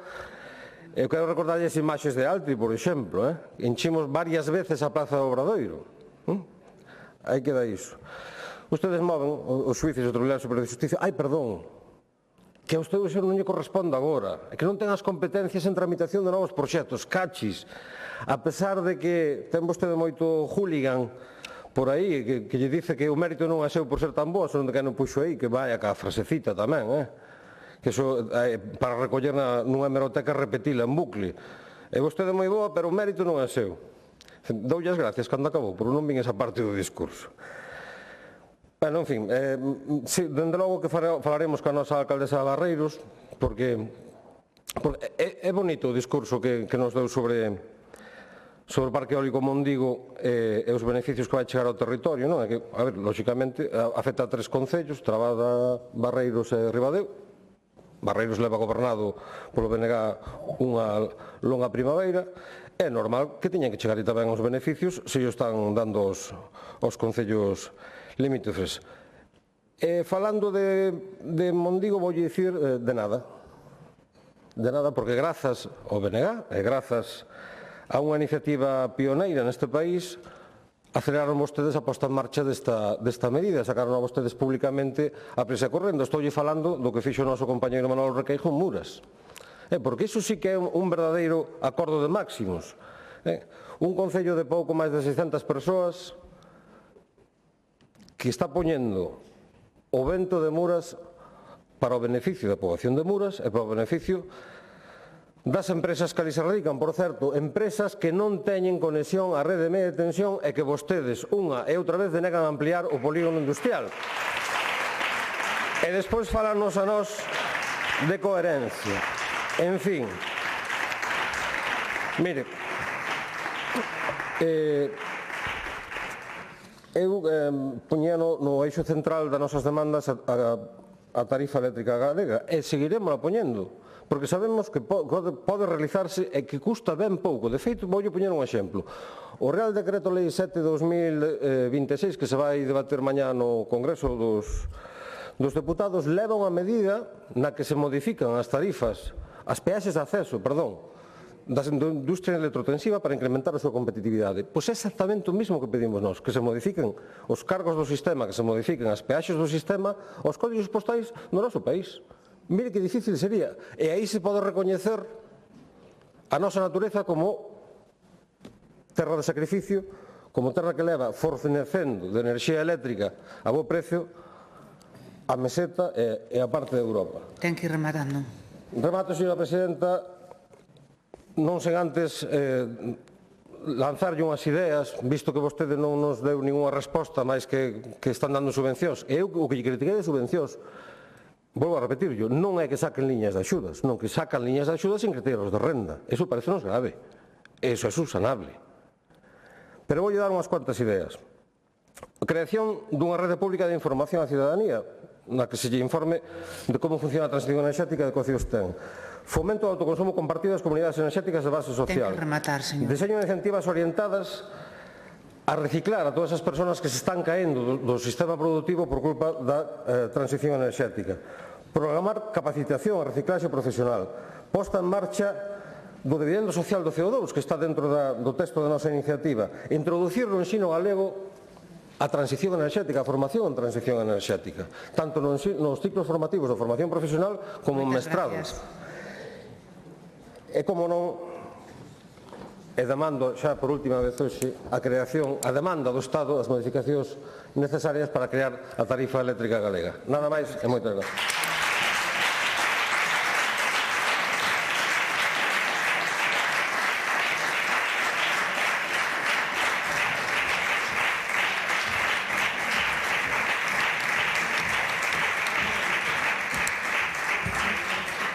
Ten novamente a palabra a señora conselleira de Economía e Industria, dona María Jesús Lorenzana.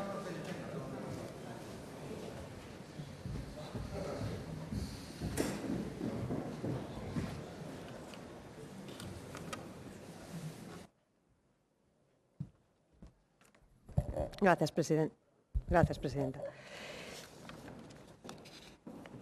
Señor Golpe, vostede cree que a Xunta de Galicia ten as competencias para decidir sobre a inversión que se fai na rede de distribución, sobre a metodoloxía de solicitude á rede de distribución? Acaba de dicir isto. Eu non sei se realmente o pensa, en cuxo caso é grave, ou se non o pensa como é posible que acabe de vir aquí a este Parlamento a dicir que a rede de distribución está colapsada porque a Xunta de Galicia non facemos o noso traballo. Lea vostede, por favor, artigos 4 e seguintes da Lei do sector eléctrico. Lea vostede, por favor,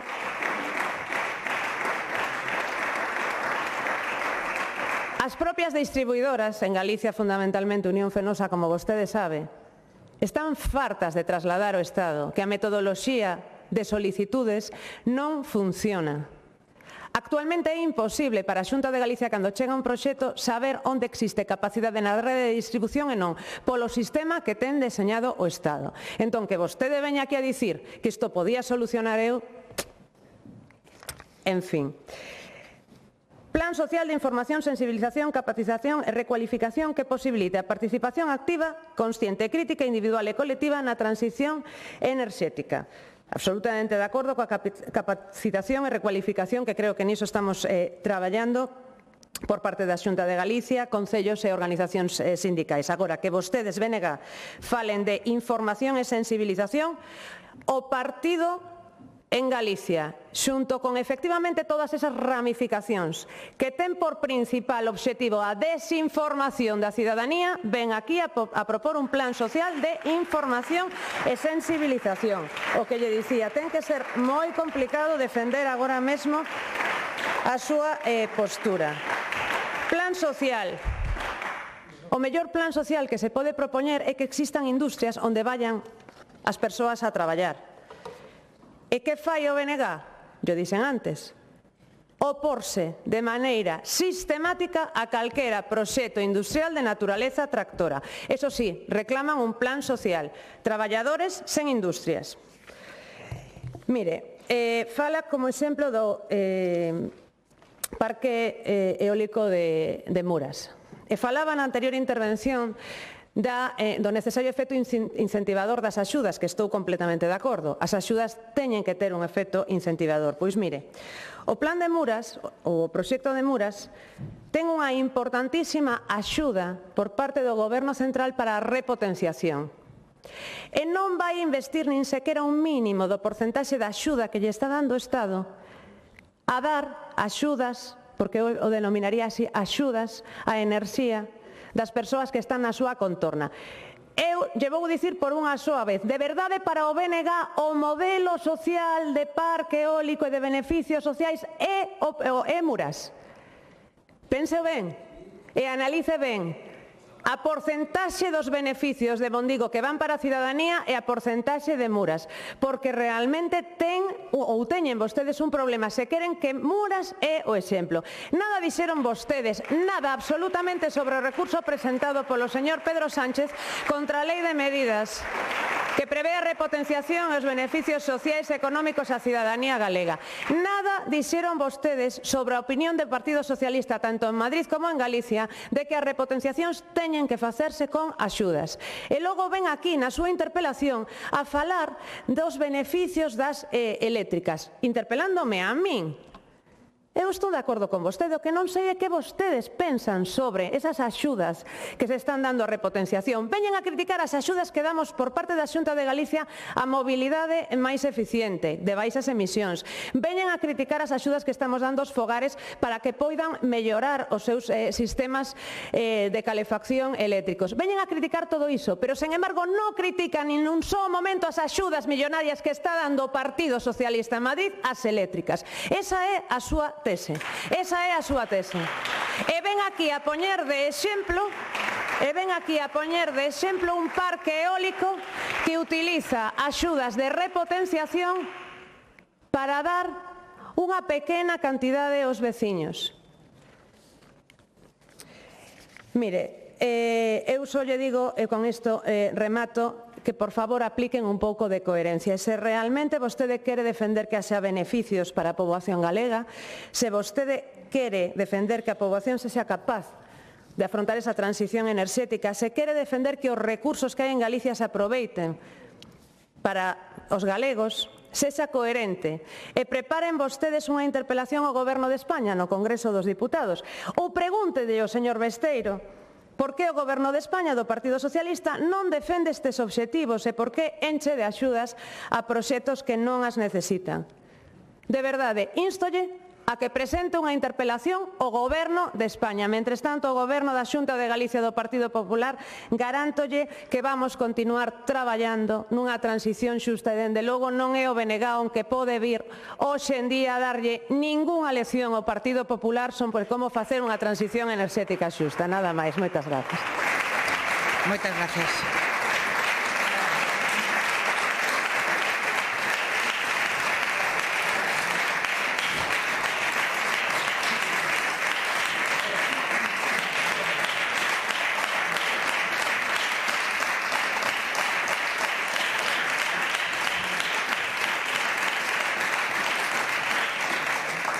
Antes de dar paso á seguinte interpelación, doulles a benvida e saúdo os alumnos e alumnas do quinto curso de primaria do Colexio de Educación Infantil e Primaria Rosalía de Castro do Grove. Benvidos ao Parlamento. Ten agora a palabra o señor Bouza para formular a interpelación que rexistrou el mesmo e dona Silvia Longueira Castro do Grupo Parlamentario Socialista sobre o estado das infraestructuras dos centros educativos públicos galegos. Ten a palabra o señor Bouza.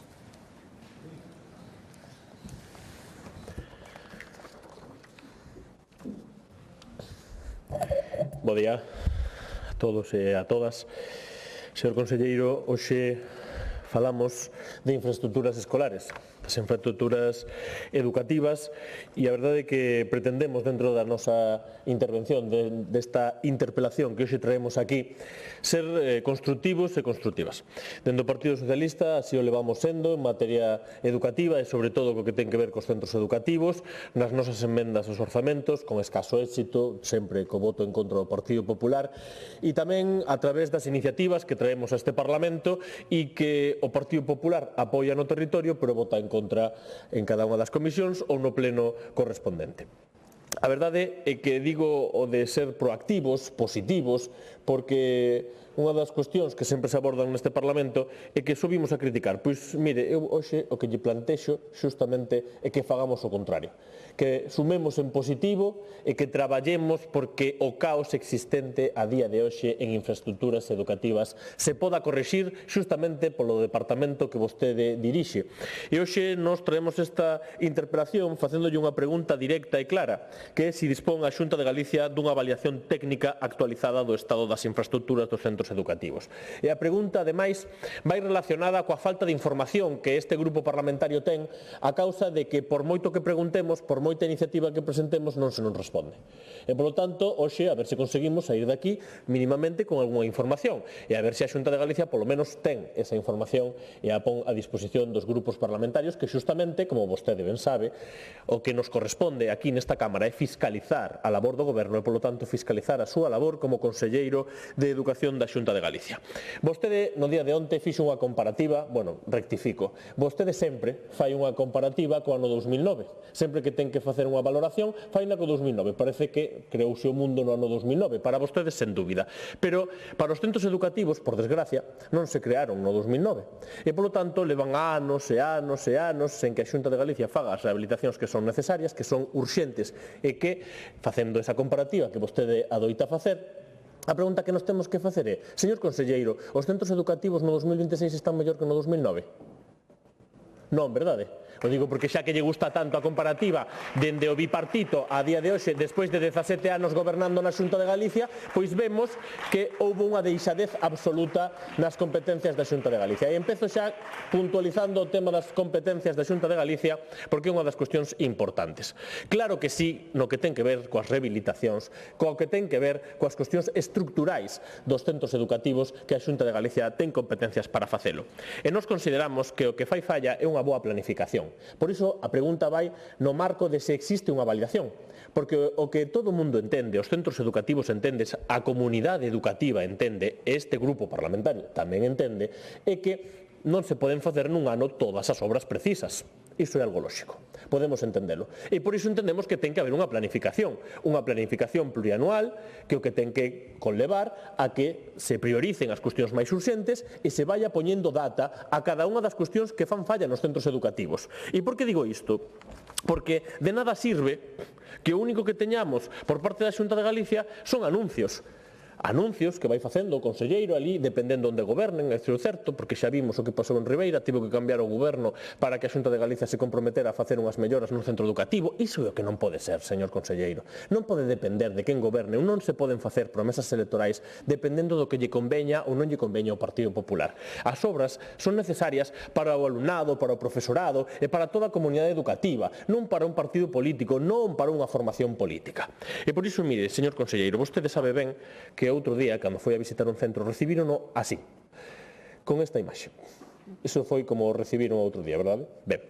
Pero, claro, é que esta é a mostra, é unha realidade do que vemos. Porque, mire, nós si fixemos esa pequena avaliación. Seguramente nos faltan moitos centros e nos falta moita información, pero o que si fixemos foi un traballo de campo. Levamos meses traballando nesta cuestión, escoitando a comunidade educativa, escoitando as AMPAs, escoitando as direccións dos centros, escoitando a todos e cada un das persoas que interveñen no ámbito educativo, porque realmente o que debería facer a Consellería, o que pasa é que non lle gusta tanto isto de negociar, de falar a comunidade educativa. Bueno, é un trámite que realmente non é moi positivo, señor conselleiro, pero mire, xa falando de cuestións concretas. A situación que temos nos centros educativos é a que agora podemos mostrar. E que temos aquí imaxes inxentes. O que vemos, en resumo, é que hai unha falta de rehabilitación evidente. E que vemos foto tras foto, estas fotos son de Galicia, o digo porque non están creadas por IA. Estas fotos son dos centros educativos da nosa comunidade autónoma. Esas deficiencias que vostede ve son as que teñen que convivir o alumnado que hoxe mesmo nos acompaña por culpa de que a Xunta de Galicia non fai o seu traballo. Esa é a realidade, señor conselleiro, e por iso é moi urxente que se faga este plan plurianual de detección de cales son as necesidades reais de cada un dos centros educativos.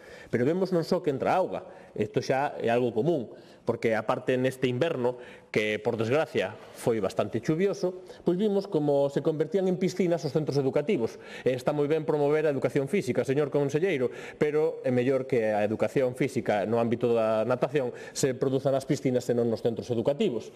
E ademais, vemos como dentro de todas estas fotografías que eu lle podo seguir enseñando, de feito podemos entregarlle o dossier de todas estas fotografías, pero por desgracia, señor conselleiro, o seguro que vostede nada novo vairá nestas fotos porque xa o coñece. O que pasa é que non se toman medidas para poder solucionalo. Insisto que non pretendemos hoxe que se solucione dun día para outro todas estas deficiencias que se poden comunicar, pero polo menos planifiquen vostedes facer esta avaliación e ver como cada unha das obras que se teñen que facer non son de mantemento, son rehabilitacións integrais que precisan os centros educativos e son xustamente esas aulas que quedan pequenas polos desdobres que se fan, son xustamente eses gimnasios que están sen rehabilitar, esas pistas educativas que están sen cubrir e que vostede coñece perfectamente polas demandas que fan dende as propias AMPAs, dende as propias comunidades educativas. E chegamos ao punto de que hai que rehabilitar o centro educativo para que poidan beber a auga dos grifos, os nenos e as nenas.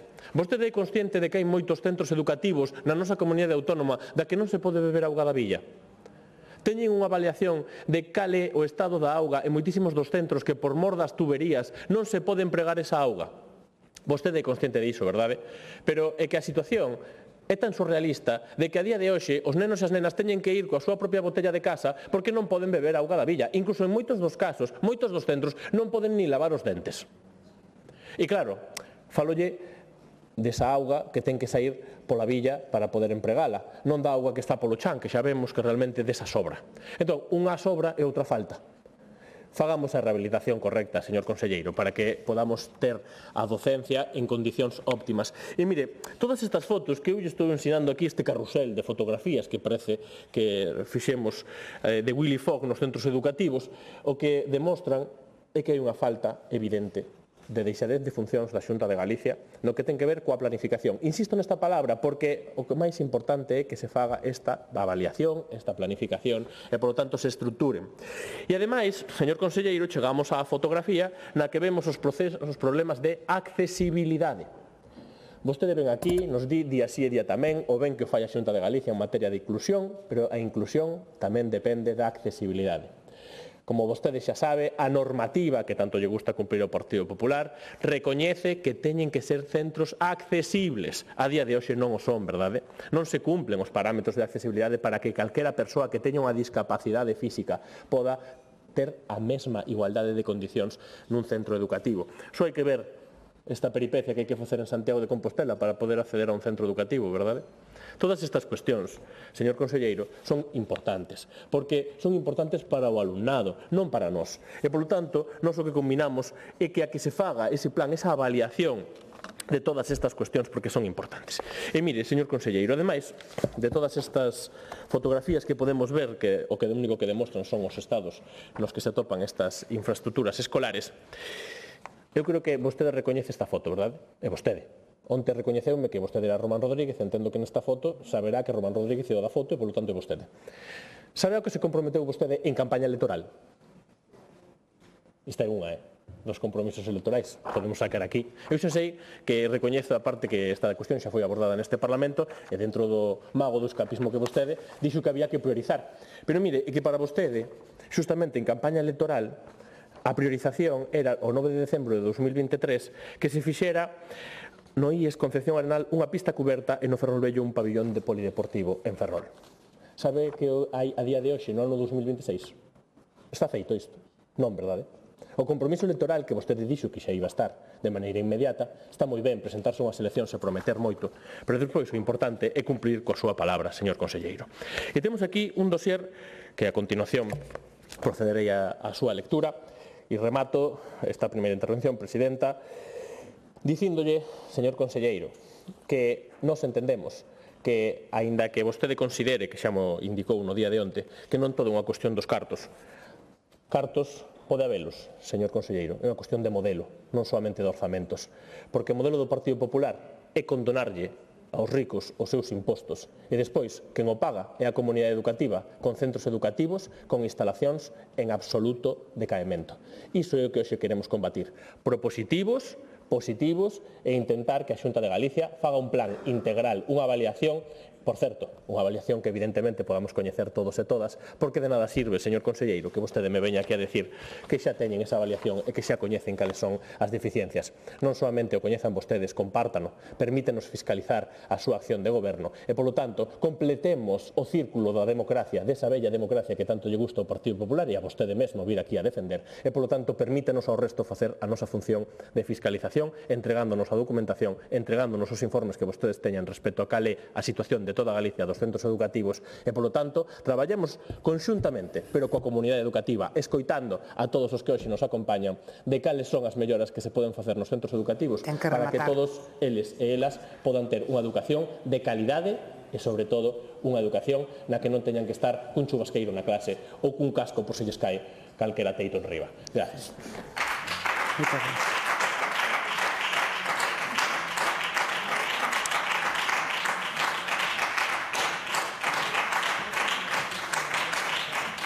Para darlle resposta, ten a palabra o señor conselleiro de Educación, Ciencia, Universidades e Formación Profesional, don Román Rodríguez.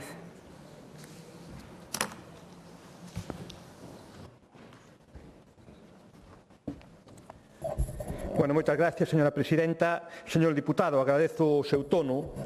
Sin embargo, detrás dun tono suave, pois hai unha serie de mentiras, creo que poñerei encima da mesa para que todos os que nos están escoitando as poidan saber. Primeiro, vostede fala dun caos, en absoluto hai caos, e despois vostede fala de que os anuncios se fan en partidos do Partido Popular e depende de quen goberne. Aquí hai alumnos dun centro, dun colexio do Grove, do Rosalía de Castro, goberna o Partido Socialista. Eles lle poderán dicir que no seu centro educativo houve un anuncio, efectivamente, no seu momento, e ora se está facendo unha obra de ampliación en Miñola de 2,5 millóns de euros. E é un concello do Partido Socialista. É como isto, despois lle ponerei moitos datos encima da mesa para que se dé cuenta que está moi ben sortar, se me permite a expresión, milongas, pero a realidade é a que é. Datos.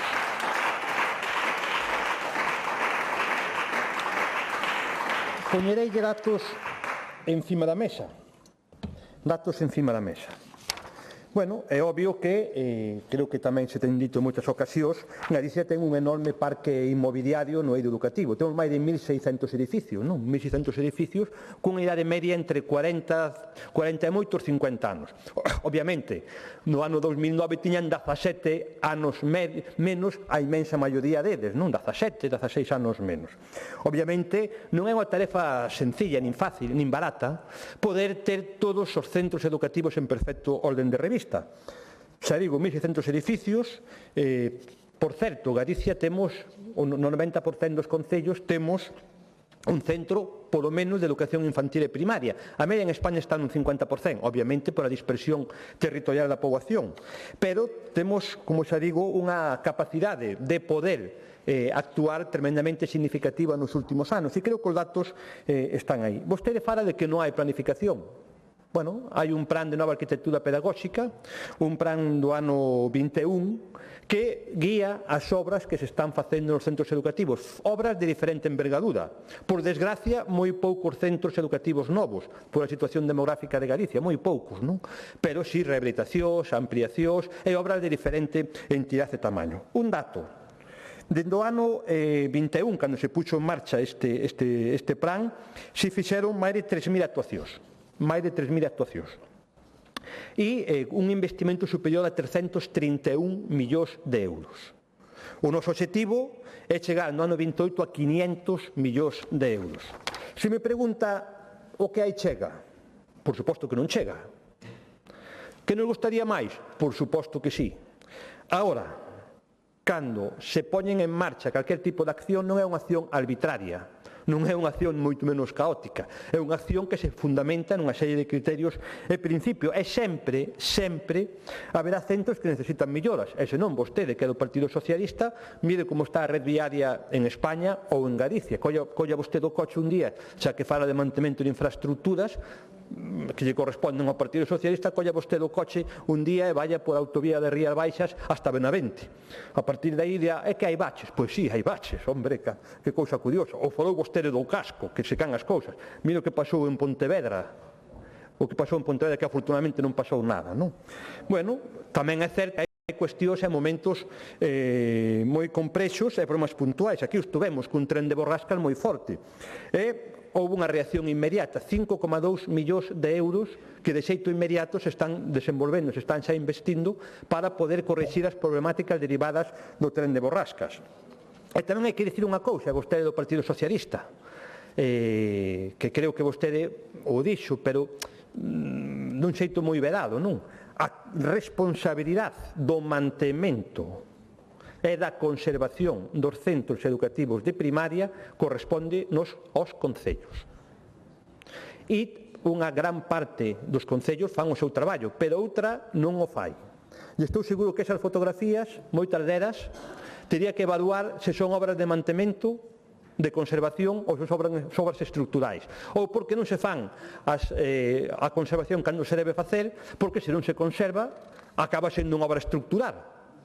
Hai un valle de competencias que quizás non teña moito sentido. Debería ser todos os centros, tanto os de infantil e primaria como de secundaria, quizás das comunidades autónomas. Eu estou de acordo, pero a legislación orgánica está así. Pero en todo caso, hai unha corresponsabilidade dos concellos no mantemento e conservación. E estou seguro, porque teño escoitado moitas veces, incluso a responsables políticos de concellos do Partido Socialista, facer reclamacións, sobre todo en colexios, onde a responsabilidade do mantemento e da conservación é dos concellos.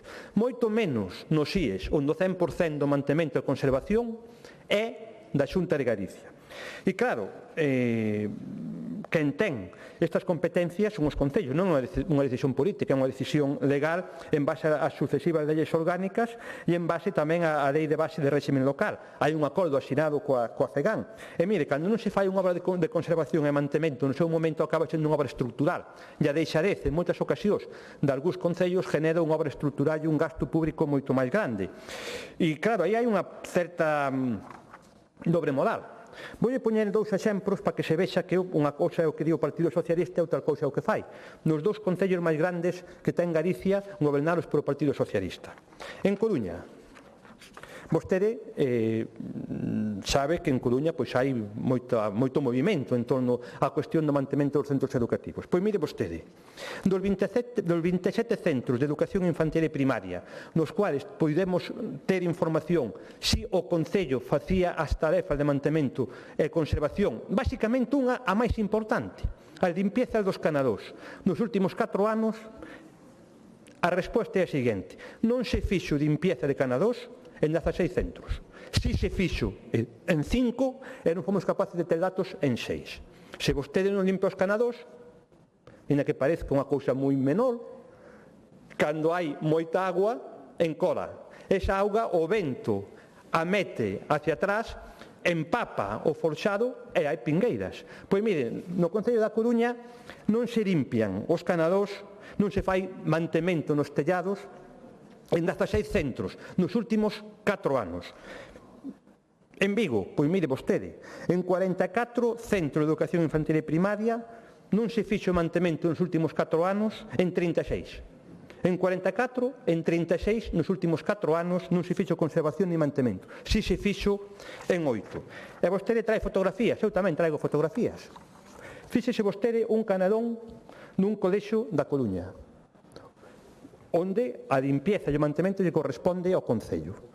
Pois mira, aquí hai hasta un bote de silicona e case hai un sardín, Isto é o Cerro Salía de Castro. Outro máis, non sei se dende aí acerca a ver, isto verde que hai aquí, isto é erva, porque en 4 anos non foi nadie do Concello a limpiar os canadós. Despois hai pingueiras, claro, porque a auga encola, o vento a trasladara hacia atrás, empapa o forjado e acaba chovendo. Mire que sencillo é o que estamos facendo. Fíxese o Concepción Arenal, tamén na Coruña. Ou fíxese vostede no Fernández Crodes, onde tamén os canadós prácticamente non se ven coa porquería acumulada que hai nos mismos. Bueno, eu agradezo o seu tono positivo e tamén agradecería que vostede, dentro das súas funcións, lle transmita a aqueles concellos, non digo todos, pero a aqueles concellos que non fan as labores de mantemento, que as fagan. Seguramente se eles o fan, lle vai ir millor a todos, se lle vai ir moito millor aos centros educativos. E claro, despois vostede me di que, bueno, o modelo do Partido Socialista. Mire, en Vigo, por exemplo, os fondos de educación se reduciron no ano 25 un 25%. A señora Espinosa di que non, bueno, entonces minten os documentos oficiais do Concello. Na Coruña se leva anos e anos e anos sin investir as partidas orzamentarias que hai para a educación. En concreto, só no ano 24 máis de 1,5 millóns de euros non se invirten, co cual non me extraña, non se invirten e non se limpian, o máis sencillo, non se limpian os canadós. E despois fala vostede de que hai criterios políticos. Mire, as dúas obras máis importantes que está facendo esta Xunta de Galicia no ámbito educativo son dos concellos do Partido Socialista, en Ames e en Vigo, precisamente.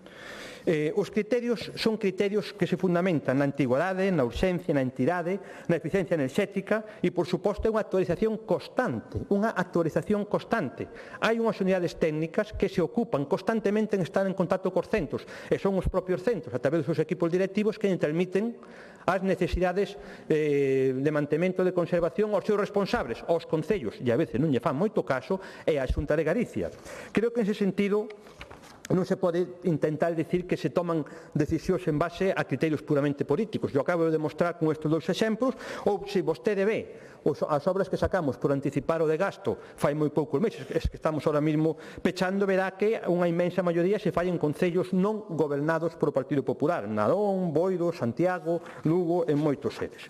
En todo caso, señores do Partido Socialista, ustedes votaron en esta Cámara dúas veces que non a facer un plan nacional para mellorar as infraestructuras educativas no conxunto de España. Isto é un problema de país, pasa en toda no conxunto de España. Dúas veces votaron que non. E iso que se plantexaba? Se plantexaba que foran recursos tanto para os concellos como para as comunidades autónomas, para os concellos para que fagan o seu traballo no ámbito dos centros de infantil e primaria. E tamén votaron que non a que se rebaixe o IBE, co cual moi boas palabras, eu agradecín xa ao inicio o seu tono, moi boas palabras, pero realmente malas accións ou ningunha acción. E eu incluso recordo, creo que está nos anades das declaracións máis, se me permite a expresión, chiripitifráuticas, non?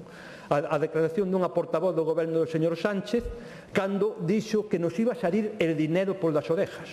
Pois a verdade é que ben podían haber dedicado unha parte dese diñeiro que nos iba a salir por as orellas a facer un plan nacional para mellorar as infraestructuras educativas no conxunto de España. Por eso digo que boas palabras, pero no fondo o que se lle pediría tamén nese afán positivo de ser positivo e constructivo que intente trasladar este mensaxe ao seu partido político. Primeiro aos concellos que non cumpren cas súas obrigas e que despois son obras estructurales, e segundo ao goberno central. Obviamente vanos a desautorizar a vostedes porque vostedes votaron que non.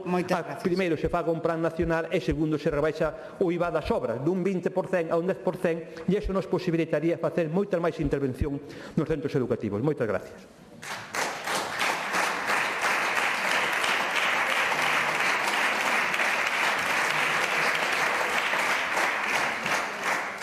Rolda de réplica, señor Bouza.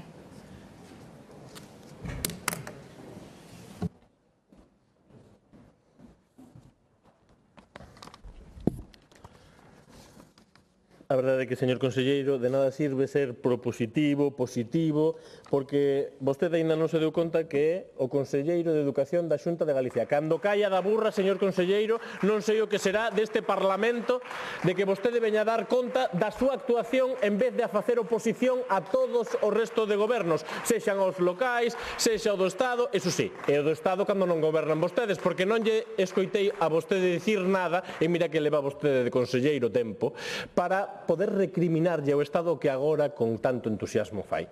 Pero mire, é que xa que de que falemos do plan de nova arquitectura pedagóxica, eu pensei que estaba derrogado dentro do 2021, como nos non paramos de preguntar respecto a iso e non se nos contesta nada, alegrame saber que sigue vixente.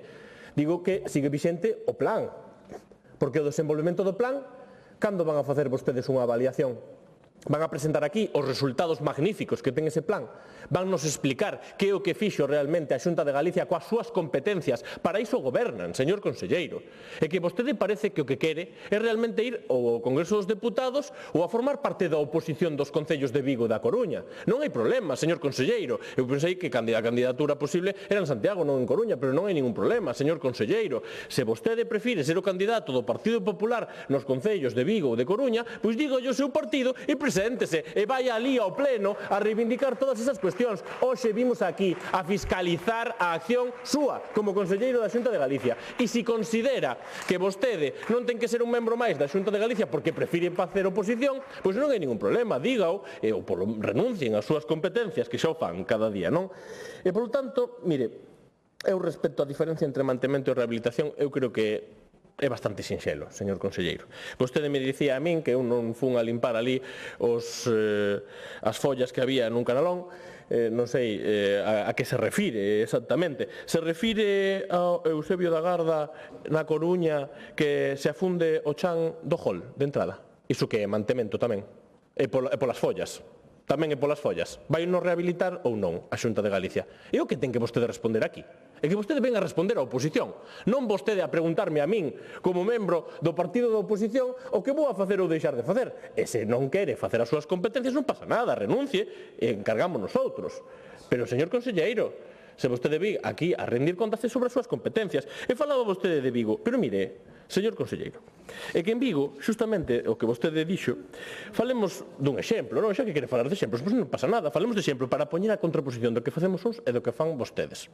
No Celso Emilio, por exemplo, o Concello reparou as gretas, repuxo tellas, limpou e arranxou todos os canalóns, e tamén nos últimos derradeiros anos fixo sustitución de pavimento da auga matinel, baños do aulario, pintado da aula de plástica, reparación da varanda dos patios de xogos, reparación das tuberías do aulario, acondicionamento da zona axardinada, limpeza de 3 torrazas e colocación de baixantes, pintado de paredes e de teito, pintado das portas de vestiarios do pabellón. Pero vostede cree que realmente isto non é incluso que excede o mantemento que vostede está exixindo? Cambiar o tellado dos centros educativos é unha cuestión, é unha competencia tamén dos propios concellos? Vostede considera que vir aquí a atacar aos concellos que realizan as súas funcións en materia educativa con escaso orzamento é a modelo que ten que seguir a Xunta de Galicia? Porque, mire, falando de orzamentos, porque os concellos están afogados justamente porque a Xunta de Galicia o único que fai é derivar competencias sen dar recursos tamén económicos.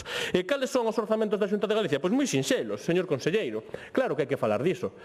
Sabe cal é o seu modelo? O seu modelo do que vostede representa hoxe aquí da Xunta de Galicia, do señor Rueda e, polo tanto, do Partido Popular que goberna en Galicia, é que no ano 2025, no programa xustamente de construccións e de reparacións, había 29,1 millóns. Sabe canto hai no ano 2026? 28,1. É dicir, vostedes, en vez de aumentar a contía, a reduciron. Iso sí, para bonificar e para que os ricos non paguen os impostos están rapidísimos. E para vir aquí a facer política e atacar o resto dos gobernos tamén están rapidísimos. Pero para aumentar o orzamento non hai prioridade para poder apostar por isto. E xa non é que vostedes non queran facer os seus propios programas, é que os investimentos son importantes. E se teñen que facer acorde justamente ás necesidades. E, polo tanto, non só é na infantil, na primaria e na ESO, e tamén vemos como na secundaria e na FP, no programa 422M, baixaron vostedes de 34 millóns no 2025 ao no 2026 24 millóns. Eses son os datos nos orzamentos que publicou a Xunta de Galicia, señor conselleiro. E vostede vin aquí a sacar peito e dicirlle ao resto de administracións que teñen que facer. Pero a pregunta é, e vostede que vai a hacer para facer as súas propias competencias? E non falemos da execución do terceiro trimestre, que está presentada neste orzamento. No ano 2025, terceiro trimestre, vimos como no programa 422A, correspondente a infantil e primaria, 39,8%, e en secundaria 41%. Claro, me verá decir que son cursos escolares. Pois en curso escolar vostede baixou o importe, señor conselleiro. Vostede baixou o importe 10 millóns de euros nunha partida e outro millón máis. 11 millóns de euros menos no ano 2026 para poder acometer as obras tan necesarias en todos os centros educativos de Galicia. Non é esa xeración, señor conselleiro. Agora, que vamos a ter que debater a continuación a moción, imos a pedirlle que facilite toda esa información que vostede nos veu aquí a dicir, e nas actuacións, nas grandes actuacións, nos grandes millóns que vostedes investiron. Por que non nos responden? Por que non permiten fiscalizar a súa labor non só hoxe nesta interpelación, lanzando o balón a calquera outra administración menos asumir as súas competencias? Asuman as súas competencias, pero sobre todo, señor conselleiro, eu pídolle que nos dé a resposta ás preguntas que lle facemos, non só neste pleno, senón tamén por escrito e o acceso á información que lle pedimos. Iso é a democracia. Iso forma parte do traballo que nos corresponde a uns e a outros. Nós temos claro cal é o noso traballo. Agardo, señor conselleiro, que vostede entenda cal é o seu traballo e non é o de xefe da oposición. Se prefire ser o que sustituya o señor Núñez Feijóo, nós non imos entrar nese debate, pero o que temos claro é que este é o Parlamento galego e vostede é o Conselleiro de Educación. Asúmao e, polo tanto, poderemos ter un debate de Parlamento de Galicia para ter a fiscalización do Goberno. Grazas.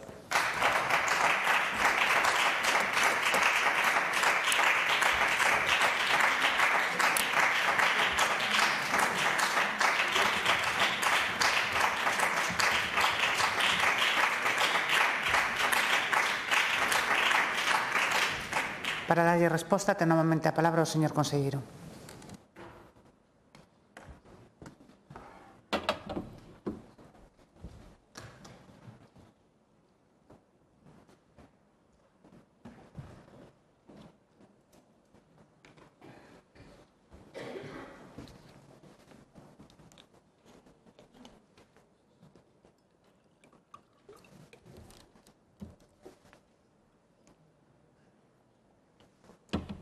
Bueno, moitas gracias, señora presidenta. Señor deputado, por suposto que me dou conta de que eu son o conselleiro de Educación. Para o bo e para o malo, Para o bo e para o malo, con acertos e errores. E o levo sendo moito tempo. E durante ese tempo, os indicadores educativos que miden a calidade, a equidade, a igualdade de oportunidades en Galicia, afortunadamente, e gracias en gran medida ao traballo do profesorado, sempre foron a mellor. Co cual, creo que se está facendo un traballo razonablemente ben. E eu tamén diría outra cousa. Vostede é obvio que non quere que se fale do goberno central, o acaba de dicir aquí, diferente ao seu portavoz. Bueno, É diferente, non? E vou dicir unha razón, non me extraña que non queiran falar do goberno central. Por unha sencilla razón, vamos coller datos do seu goberno, que se publicado no barómetro do CIS fai moi poucos días. A educación pos galegos non é un problema. É o 0,2%. Para o 0,2% dos galegos, a educación é un problema. E sabe para cantos galegos o goberno do Estado é un problema? O goberno socialista do Estado é o problema. É o segundo problema para os galegos. O primeiro é a vivienda, cun 20 algo por cen, e o segundo, con casi un 14%, é o goberno central. Por eso non me extraña que non se queira que se fale do goberno central. Pero como non imos falar se nós vivimos tamén en España? Non sea como o Bloque, que pensa que vivimos absolutamente aillados. Hai que falar do goberno central porque parte en xeral. Pero tamén nos centros educativos hai unha responsabilidade pola súa parte de non habilitar partidas específicas e pola súa de non votar a favor de un plan nacional para mellorar estas infraestructuras ou non reducir o IBE, para facer as obras. Creo que iso hai que falar, igual que hai que falar dos concellos, porque se falamos de mantemento e conservación dos centros educativos, os concellos teñen unha parte fundamental e moi importante, e está moi ben decir aquí que hai que facer, pero non facer cando nos toca e actuar con certa frivolidade. Falou vostede dos canados como se fora unha cuestión absolutamente menor. Pois é unha das cuestións máis importantes, máis vitales, máis centrais para a vida dun edificio. Que os forxados, as placas dos tellados non se empapen de auga, porque a partir de aí, pinga. Entonces, claro, vostede non lle gusta que se lle diga que concellos que parecen que fan moito ruido neste asunto non fan os seus deberes. E dixo, volveu a citar a Vigo. Home, eu teño os datos de Vigo, os datos das unidades técnicas de Vigo. Dos 44 CEIPs, en 36 non se fixo ningunha tarefa de mantemento nin nos tellados, nin nos canadós. De 44 en 36 non se fixo absolutamente nada. Despois, claro, xa enseñei fotos, nese caso da cidade da Coruña. Había césped en algún dos canadós. E vostede dirá, non, é que non me diga eso. Pero como non lle vou a dicir? Como non lle vou a dicir? Como non lle vou a dicir que unha cousa é predicar e outra dar trigo e outra cousa é asumir a responsabilidade de cada un? Verdad que nos institutos non pasa eso? Non.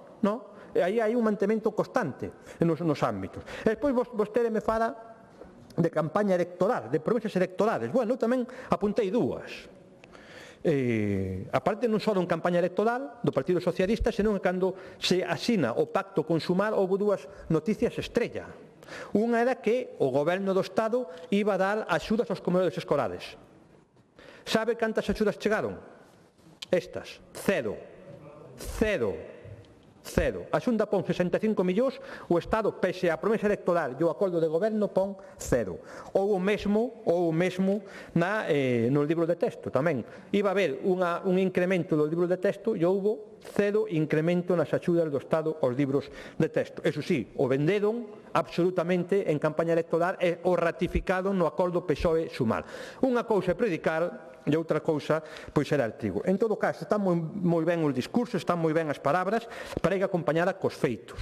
E os feitos son os datos que lle dixen antes. Dende o ano 21 e o amparo do Plan de Nova Arquitectura Pedagóxica temos máis de 331 millóns investidos. 331 millóns investidos en 3.000 actuacións e intervencións en prácticamente o 50% dos centros, de infantil, de primaria, de FP, falamos de 492. Agora, nós facemos a nosa parte. A Xunta de Galicia fai a súa parte. E eu pido que todos sexamos responsables e cada un faga a súa. Que os concellos, non digo todos, pero moitos teñen que cumprir co seu mandato legal, que é conservación e mantemento. É facelo en tempo, forma e prazo. Porque se non o fan, algo que comeza como unha pequena ferida pode infectarse. Porque medra. Se usted non limpia os canadós, non limpia as baixantes, non prepara os patios exteriores, ao final unha obra que era de mantemento e conservación acaba sendo unha obra estrutural, cun incremento do gasto público para o conxunto dos cidadáns, non? E iso é unha irresponsabilidade. E tamén o que teño que reprocharlle é que en ningún momento apoiara, neste caso, ao Grupo Parlamentario Popular para poñer en marcha un plan nacional de infraestructuras educativas e tamén para reducir o IBE das obras. Por suposto que nos gustaría, yo repito, que nos gustaría facer máis, que nos gustaría ter máis recursos. E tamén, por suposto, que todos somos conscientes que non se pode facer todo á vez. E que os recursos son limitados, sempre son limitados. A acción política é basicamente xestionar recursos limitados para necesidades absolutamente moito máis grandes. Non? E o que hai que facer é facelo con sentidiño ou con responsabilidade, con criterios claros, planificar, priorizar e ter criterios técnicos. Creo que xa o demostrei. Unha gran parte das intervencións se fan, as máis importantes que están en marcha, se fan en concellos que non son do Partido Popular. Non se lle pode acusar en ningún caso a Administración da Xunta de Galicia nin a Administración Educativa de priorizar uns concellos como outros, porque nós pensamos nos ciudadanos. Pensamos neste caso nos nenos e nas nenas e no conxunto da comunidade educativa e non pensamos no color do arcal. Ten que rematar. E iso realmente non sei se outros poden facer o mismo. E tamén dar resposta ás urxencias. O facemos nos temporales ou fixemos en Tenorio, cando ardeu por un accidente unha parte significativa do seu edificio. En todo caso, se volvemos a falar de mantemento, eu lle invito a que traslade a aqueles concellos nos cuales poida ter certa influencia, pois que compramos todos a nosa responsabilidade. Conservación e mantemento fundamental, obras estructuradas tamén. Uns son dos concellos e outros son da Administración Autonómica. Se todos facemos o noso traballo e o facemos ben, seguramente nos irá mellor a todos. Moitas gracias.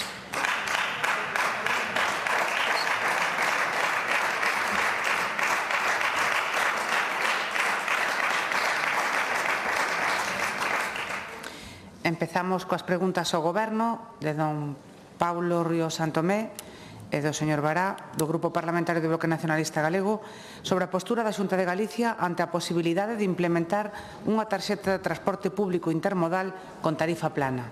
Para formular a pregunta, ten a palabra o señor Ríos Santomé. Grazas, presidenta. Señor conselleiro, hoxe traemos unha nova proposta ante esta situación de crise, de empobrecemento, unha situación que para vostedes moito Galicia, Galicia, Galicia, e despois apoian e xustifican a que nos empobrece, xustifican a que nos pon en perigo e que o fai a base de asasinar homes, mulleres, nenos, nenas. Vostedes apoian e xustifican todo isto. E as consecuencias, lonxe destes territorios que sofren as consecuencias directas, nós tamén sufrimos estas consecuencias que son o aumento do precio dos carburantes, o aumento do coste da vida, a cesta da compra e moitas outras cuestións. Aínda que esta situación non comeza coa guerra de Irán, levamos moito tempo soportando a clase traballadora galega, as clases populares galegas, soportando uns aumentos de prezos, uns aumentos na cesta da compra, unha carestía da vida, unha subida da vivenda, unha inaccesibilidade da vivenda, mentres os salarios non medran, señor conselleiro. É por isto que esta proposta que traemos hoxe aquí nin é nova, nin é novidosa, é unha proposta que levamos tempo traballando e que ademais que leva en funcionamento moitos países europeos moitos anos, como é facer do transporte público do noso país algo moito máis accesible desde o punto de vista económico, cunha tarifa plana, unha tarxeta única, cunha tarifa plana de transporte, que o que fará será achegar aínda máis o transporte público para a cidadanía galega e tamén fomentalo, porque vemos como cando se poñen medidas enriba da mesa en situacións moi concretas e especiais, como foi, por exemplo, a gratuidade ou os bonos dos trens, ou que fai a Xunta de Galiza a día de hoxe coas bonificacións e a gratuidade, vemos que esas cuestións axudan a que o noso transporte público medre en público.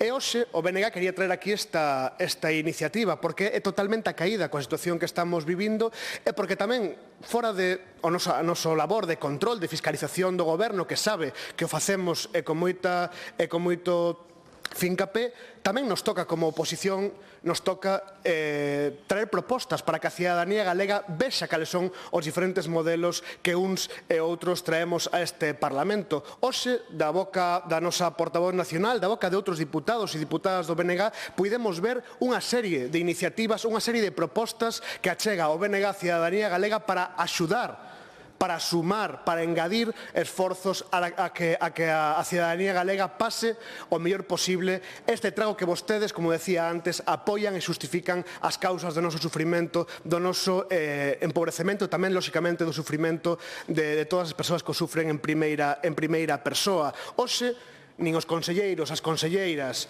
nin mesmo o presidente Rueda foi quen de poñer unha soa medida en riba da mesa do que vai facer o goberno galego. O BNG trouxo polo menos 10 medidas hoxe aquí, esta é unha delas. Van a vostedes implementala? Moitas gracias.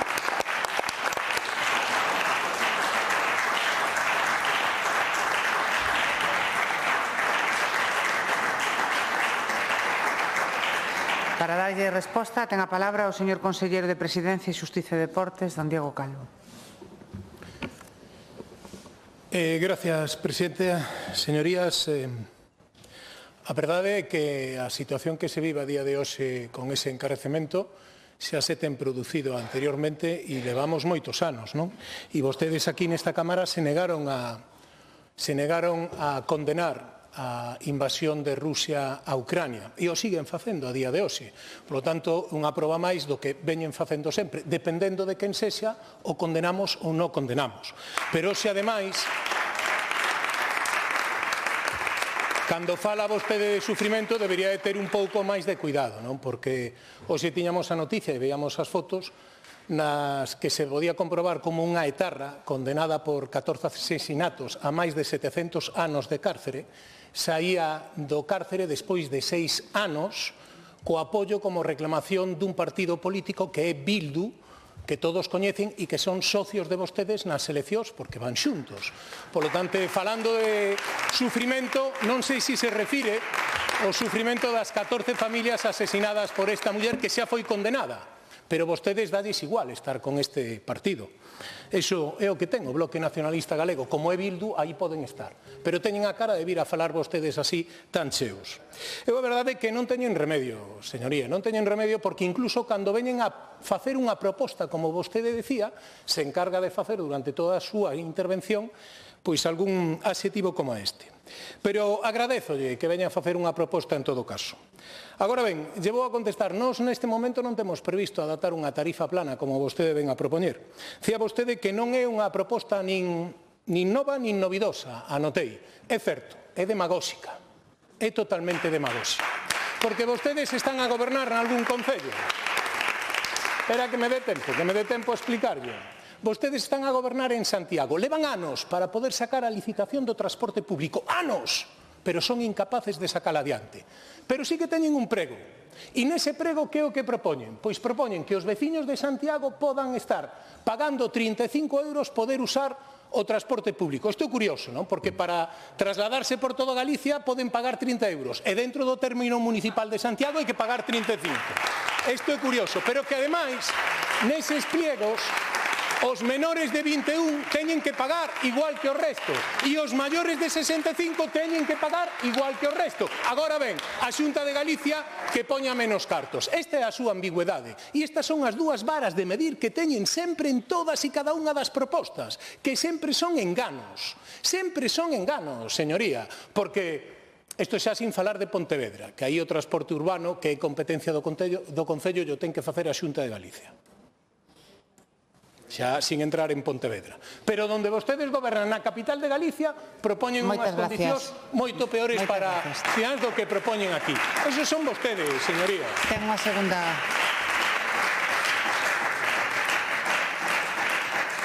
Réplica, señor Ríos. Señor conselleiro, é ben triste que os únicos que lamentan a desaparición de ETA sexan vostedes. Iso é ben triste. Que o único partido político que lamenta que ETA non exista sean vostedes. Porque está claro que as víctimas sempre foron moi funcionais ao Partido Popular. Mire, vaime comparar os recursos do Concello de Santiago cos recursos da Xunta de Galiza. É bastante demagóxico, vostede falaba de demagoxia. O Concello de Santiago pon en 35, vale, pois acepto, poñámoslo en 35, señor conselleiro, ese é o problema. O sea, vostede está me dicindo que non ten pensado introducir unha medida que é positiva, que poda axudar as familias e as clases populares galegas a desplazarse porque Santiago ten 5 euros máis cara a iniciativa, a medida. Ou porque no Concello de Santiago os menores de 21 e os maiores de 65 pagan o billete e cosa xunta non. Se iso non é demagoxia, se iso non é unha falta total de argumentos e de criterio, porque eu fixen os meus deberes, lóxicamente, o tempo é o que é, pero que vostedes teñen que pasar da maquillaxe, das propostas maquillaxe, nós estamos a favor, e xa lle dixen en moitas ocasións, da tarxeta xente nova e da tarxeta de máis 65. Nós estamos a favor, sin ningún tipo de problema. Son rangos de idade sensibles a moitos niveis e nós entendemos que é positivo que teñan gratuidade, pero segundo os seus propios documentos, neste caso a memoria da Estrategia Galega de Mobilidade, estes rangos de idade supoñen menos do 15% das persoas que utilizan o servizo de transporte público. Nos estamos traendo aquí unha medida que beneficia, que ten impacto en casi o 90% da poboación que utiliza o transporte público. Vostedes, igual que lle declaran a guerra ás persoas no Oriente Medio, declaranlle a guerra á ambición, declaranlle a guerra a realmente moverse, a mobilizar recursos polo pobo galego. Deixen de facer propostas de maquillaxe e para a galería e pódense a traballar realmente no fomento e na necesidade do transporte público deste país.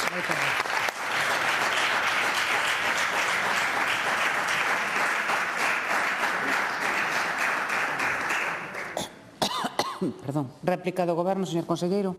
Mira, o que nós temos vergoña é de poñernos nunha foto, aparecer nunha lista electoral con aquelas personas ou con aqueles partidos que apoian aquelas persoas que mataron a inocentes por toda España. Casi 1000, por certo, bastantes galegos. Eso sí que temos vergoña.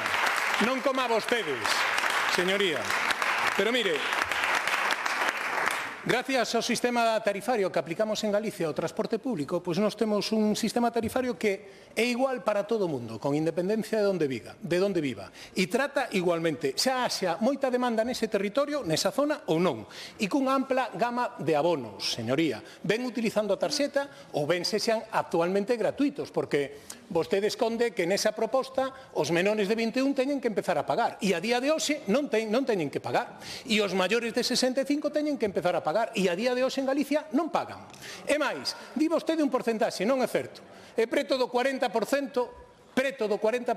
os viaxeiros que a día de hoxe en Galicia teñen o seu viaxe totalmente gratuito entre os maiores de 65 e os menores de 21. Pero a vostede iso dalle igual, porque vostede... A ver, escoite, por favor, que eu escoitei cando vostede falaba.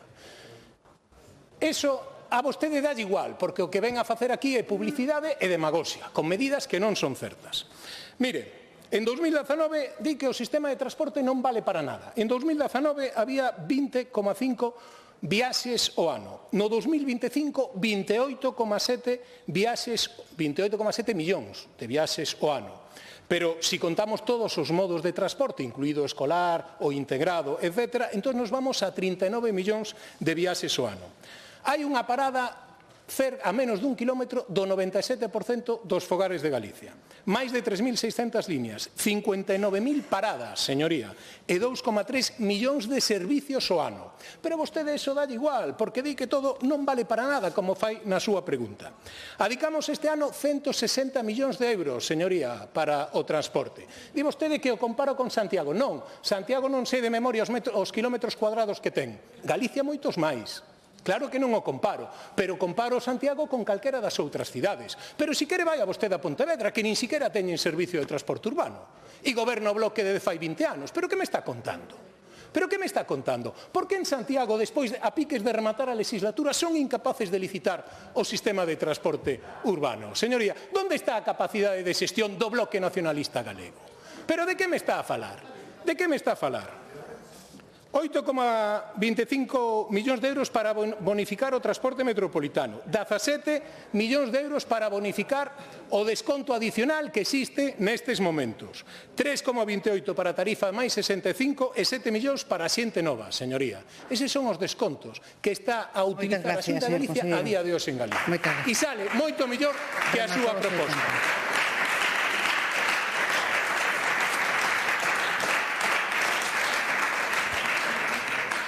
Continuamos coa seguinte pregunta ao Goberno de don Gonzalo Trenor López e 10 deputados e deputadas máis do Grupo Parlamentario de Galicia sobre a valoración do impacto nas actividades asentadas no litoral galego dos cambios introducidos no anteproxecto do Real Decreto polo que se modifica o Regulamento Xeral de Costas.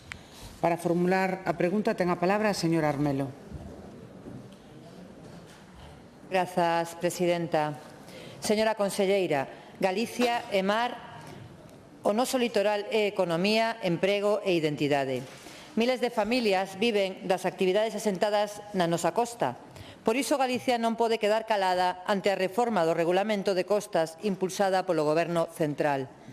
Non falamos dun cambio menor, falamos de limitar concesións, falamos de eliminar prórrogas, falamos de xerar inseguridade para actividades que levan décadas formando parte do noso litoral. E todo isto, ademais, tramitado con presa, con prazos insuficientes e sen a documentación necesaria para poder analizar en profundidade unha reforma deste calado. E isto non o decimos nos só. Foi a Consellería a que denunciou defectos de forma. Foi a Consellería a que advertiu da falta de información preceptiva e foi a Consellería a que exixiu garantías para poder exercer con rigor o dereito a presentar alegacións. Tanto é así que o propio Goberno central tivo que rectificar, tivo que ampliar o prazo de aportacións, tivo que adxuntar a documentación que por lei corresponde e iso amosa que había razóns para alertar do que estaba a ocorrer. Porque cando está en xogo o futuro do litoral galego non valen as presas nin os atallos. Se precisa diálogo, rigor e respecto institucional. En esa defensa do noso litoral, conselleira, a Xunta de Galicia estivo e está á altura, defendendo a nosa xente, defendendo as actividades que dan vida á costa e defendendo un xeito de vivir que forma parte da identidade de Galicia. Porque defender o litoral galego non é só defender un espazo, é defender emprego, é defender tradición e é defender futuro. En definitiva, é defender a Galicia. E Galicia merece que defendamos o futuro do seu litoral e da súa xente. E por todo isto formulo a seguinte pregunta. Que valoración fai a Xunta de Galicia do anteproxecto de regulamento de costas impulsado polo Goberno central e o seu impacto sobre as actividades asentadas no litoral galego? Grazas. Moitas gracias.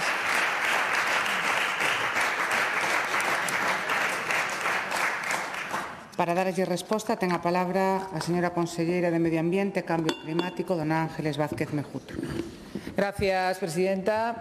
Señora Hermelo, fai xustamente un mes eu viñen a esta Cámara a denunciar unha situación unha vez máis inédita e insólita.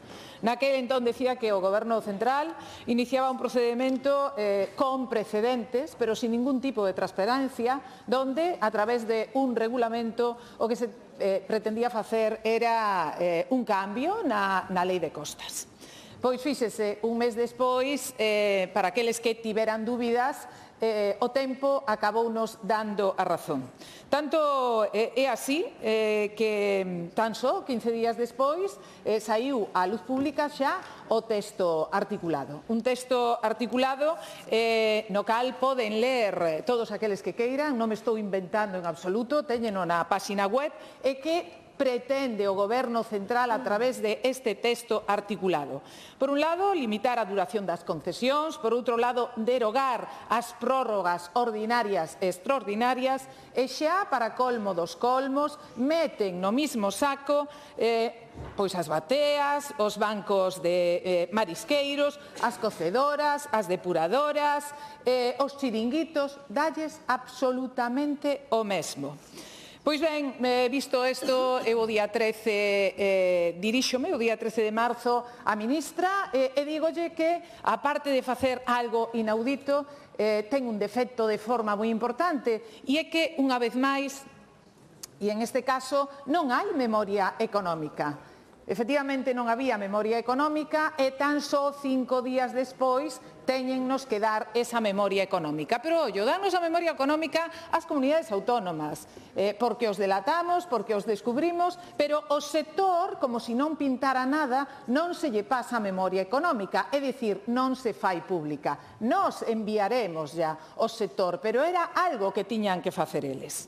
E polo medio de todo isto, eu voume a Europa, estou o día 16 e o 17, reúnome con autoridades comunitarias, entrego un informe xurídico porque hai cousas que non podemos permitir, sin dúbida, e créanme que en Europa quedaron moi preocupados. E non me extraña que estén preocupados, e que xa superamos os 100 expedientes que nos abriron por incumplimento, e este é un máis. Podríamos seguir falando unha e outra vez, pero hai algo que chama moito a atención. Comenzaron con este proceso no ano 2018, continuaron no ano 2024, no ano 2023 denunciannos a nós por inconstitucionalidade. Pedimos conferencia sectorial, non nos dan conferencia sectorial, pero sí nos acaba de chegar no día de onte como un gran insulto, unha conferencia sectorial que ollo é por escrito, nin siquiera é temática, e con un regulamento, pero que non ten nada que ver con este. Moitas gracias.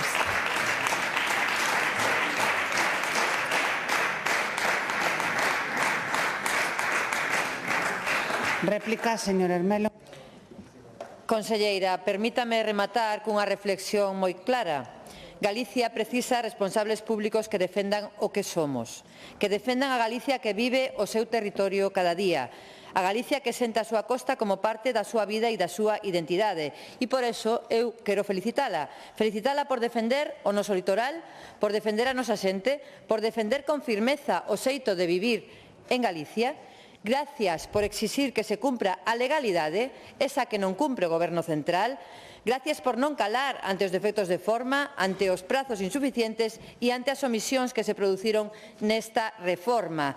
A mesma omisión que Europa quedou escandalizada. Grazas, sobre todo, por non permitir que ninguén use o litoral galego para impor decisións sen contar co territorio, porque gobernar non é impor, gobernar é escoitar, gobernar é coñecer o territorio e gobernar é defender os intereses de todos.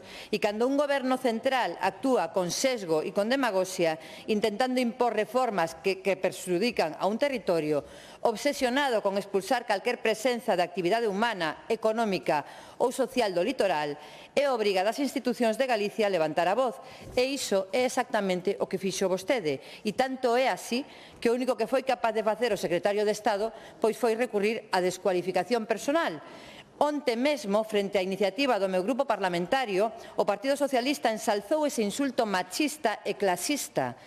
Falar da falta de intelixencia dunha muller desde o púlpito do totalitarismo retrata ao señor Morán e tamén retrata a quen o aplaude.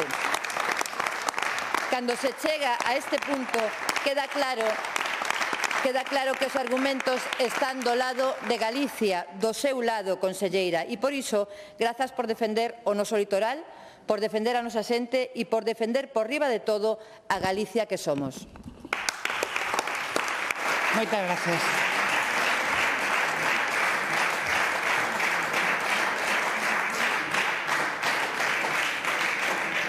Réplica do Goberno, señora Vázquez. Gracias, señora presidenta. Bueno, en primer lugar, a mí gustaríame saber que lle pasa á bancada que temos enfrente, aos señores do PSOE e do NG, para non estar xuntos e intentar parar esta desfeita que dende o ano 2018 pretenden na costa. Téñenos amordazados, sin dúbida. Están totalmente amordazados e eu dígolles, deixen de estar detrás da pancarta e por unha vez póñanse diante e póñanse a traballar.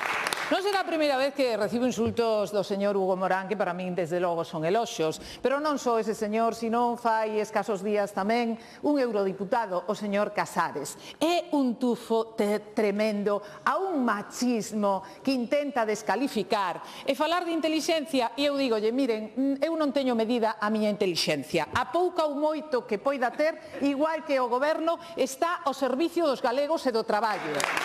A pouca ou moita que poida haber do outro lado está ao servicio da ideoloxía e, sobre todo, ao servicio do mal, que é o que pretenden facer dende o ano 2018. Pero eu pregúntome, e a que ven agora todo isto despois dunha lei que foi amparada polo Constitucional, donde o señor Hugo Morán decía que queríamos ser independentistas? Este señor é que nos ten que pagar por vir a Galicia, porque cada vez que ven minte, e cada vez que veño eu aquí digo a verdade e encima non é capaz de rebatilo e por riba nin siquiera se nos recibe, que eso é o peor.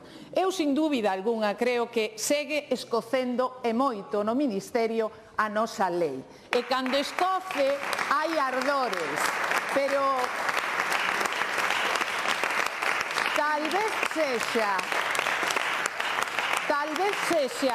que non lles importe a costa, o que si lles importa é a senda que están seguindo o resto das comunidades autónomas. Siguen a senda de Galicia. E seguindo a senda de Galicia, descubrimos que tiñan as concesións nun caixón dende antes do ano 2020. Esa é a realidade. Igual que descubrimos que trataban desigualmente as distintas provincias. Esa tamén é a realidade.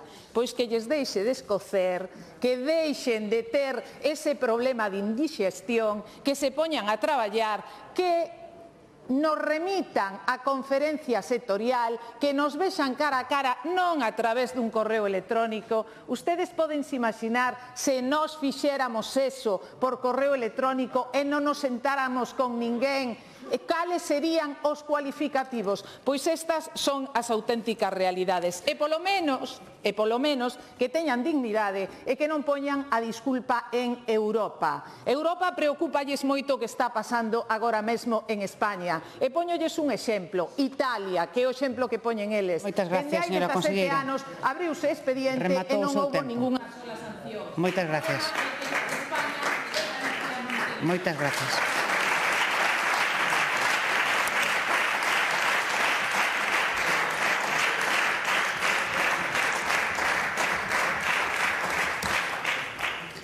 Continuamos coa seguinte pregunta de dona Lara Méndez e dous deputados e deputadas máis do Grupo Parlamentario Socialista de Galicia sobre a postura da Xunta de Galicia ante a apertura dun diálogo formal coa representación das persoas residentes e co persoal técnico da residencia das Gándaras de Lugo, verbo do seu proxecto de reforma.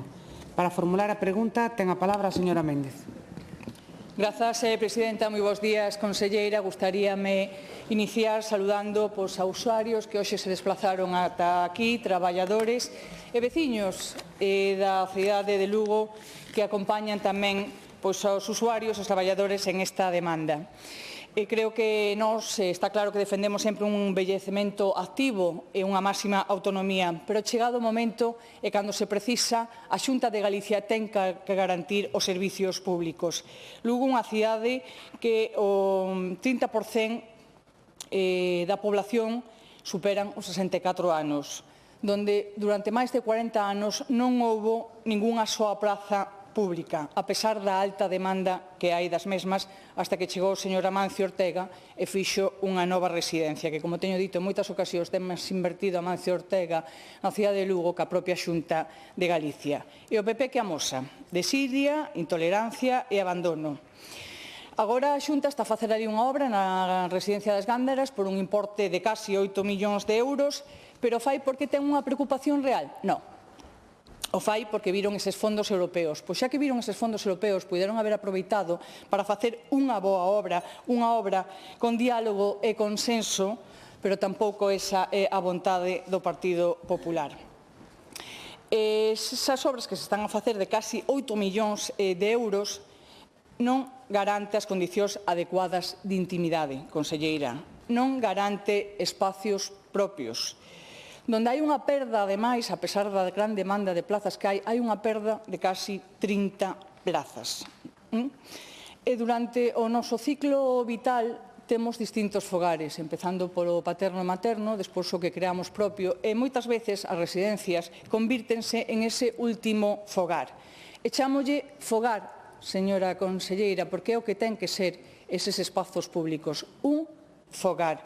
E non un apeadero onde esperar o último tren, que moitas veces, polo modelo que practican e predican e poñen en marcha, se dedican máis a que sexa un apeadero, a non ese fogar onde un poida estar cómodo e disfrutando dun espacio e dunha intimidade. Hai xente que non quere compartir, señora conselleira, non quere compartir espacios, pero hai xente que, ademais, non pode compartir espazos por unha cuestión de saúde.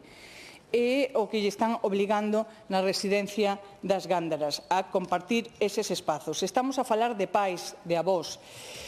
E iso si, ante a presión dos usuarios, traballadores, familiares e veciños que sábado tras sábado salen ali en un caudal de dignidade a pedir esa e reclamar esa dignidade, que fixo a Consellería? Tuvo unha reunión, iso sí, unha reunión de trámite. E para que? Que lle dixeron? Que ian colocar biombos. que iban a facer modificacións e colocar biombos. Esa foi a resposta, señora conselleira. Vai atender as reclamacións? Rematou o seu tempo. Moitas gracias.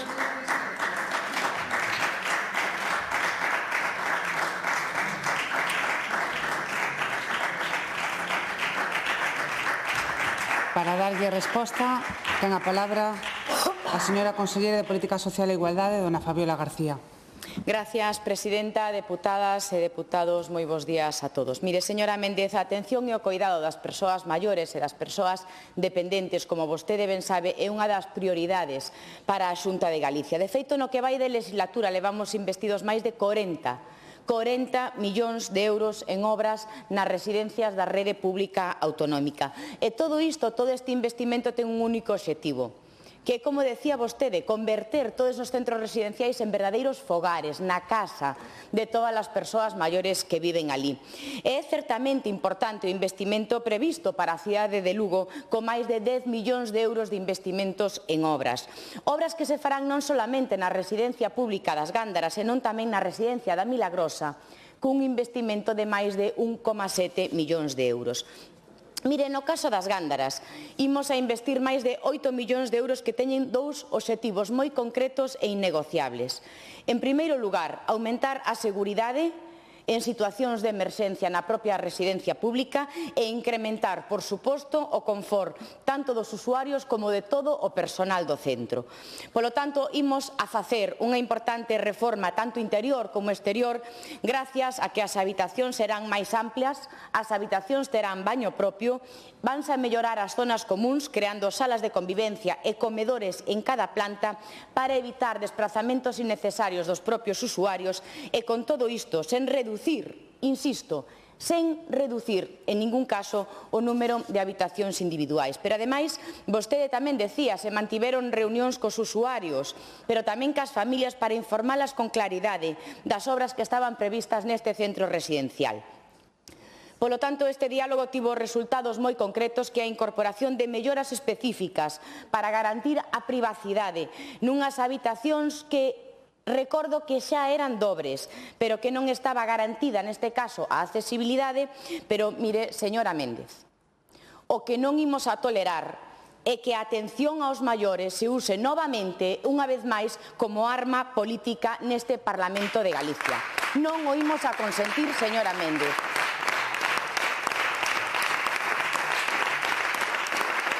Pero mire, frente á desinformación que vostedes practican e o fan diariamente, o fan reiteradamente, nós dende a Xunta de Galicia imos a responder con feitos, con responsabilidade e sempre sabe con que? Con verdades. Mais nada e moitas gracias.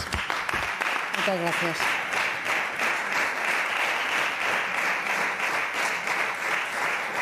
Réplica, señora Méndez. Señora conselleira, 40 anos sin prazas públicas en Lugo, 40 anos, aínda casi non nacera vostede e non había ninguna nova plaza pública en Lugo. E agora si dice 10 millóns, 8 casi 2 na residencia da Milagrosa. Por que? Xa yo dixen, porque hai fondos públicos, non porque hai vontade política da Xunta de Galicia. Porque se non tuveran eses fondos públicos, posiblemente non se acordaran de Lugo e posiblemente non estuveran facendo ningunha actuación na cidade de Lugo, como é habitual, señora conselleira. Eu voulle facer unha pregunta, señora conselleira.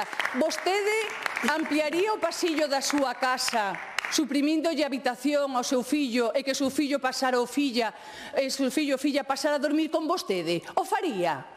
Ou non? Ou manterían as habitacións individuales? Si son familia, si vos teñen moito cariño, pero non, verdad? Cada un ten que ter a súa intimidade e cada un ten que ter o seu espacio propio e cada un ten que ter a súa dignidade, que é o que reclaman os usuarios da residencia, señora conselleira. Dignidade, Pero eso na súa casa non o faría. Pero no fogar dos maiores, pois tanto lle dá. Verdad? No fogar dos maiores, pois bueno, que aguanten, que xa teñen aguantado moito, teñen experiencia en aguantar, e que aguante un poquinho máis. Esa é a realidade. E fala vostede de desinformación. Cando eu fun a primeira vez a acompañalos o sábado, xa levaban moitos sábados salindo. E sabe cal é a maior información que teñen os usuarios e os traballadores da residencia? As obras que lle están facendo ali ao seu carón.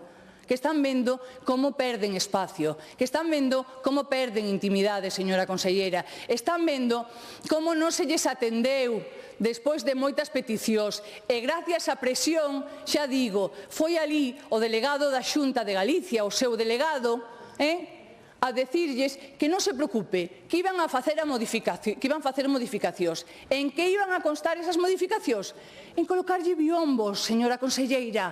Biombos, lle dixo o delegado da Xunta que iban a facer en esa residencia. E non é desinformación, é a información que lle trasladou o seu delegado ali e o que están vendo día sí e día tamén os usuarios da residencia das Gándaras. Así que, por favor, señora conselleira, por favor, se realmente queremos convertir eso nun fogar, atenda as súas demandas, non faiga que perdan espacio, non faigan que perdan lugares para convivir e, sobre todo, non lles faiga perder a súa dignidade. Por favor, señora conselleira. Matou o seu tempo. Moitas gracias.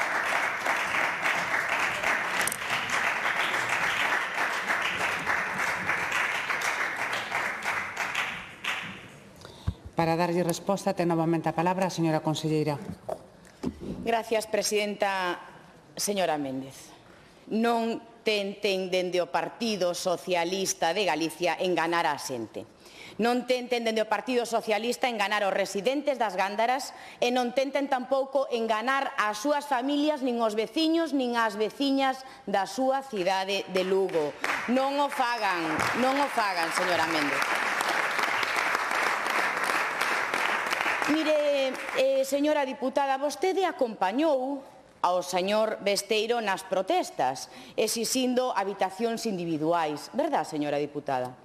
Vostede o acompañou ao señor Besteiro. O señor Besteiro, cando era presidente da Diputación de Lugo, fartouse de inaugurar residencias todas con todas as habitacións dobres. Señora diputada, polo tanto, a hipocresía do Partido Socialista non é. Mire,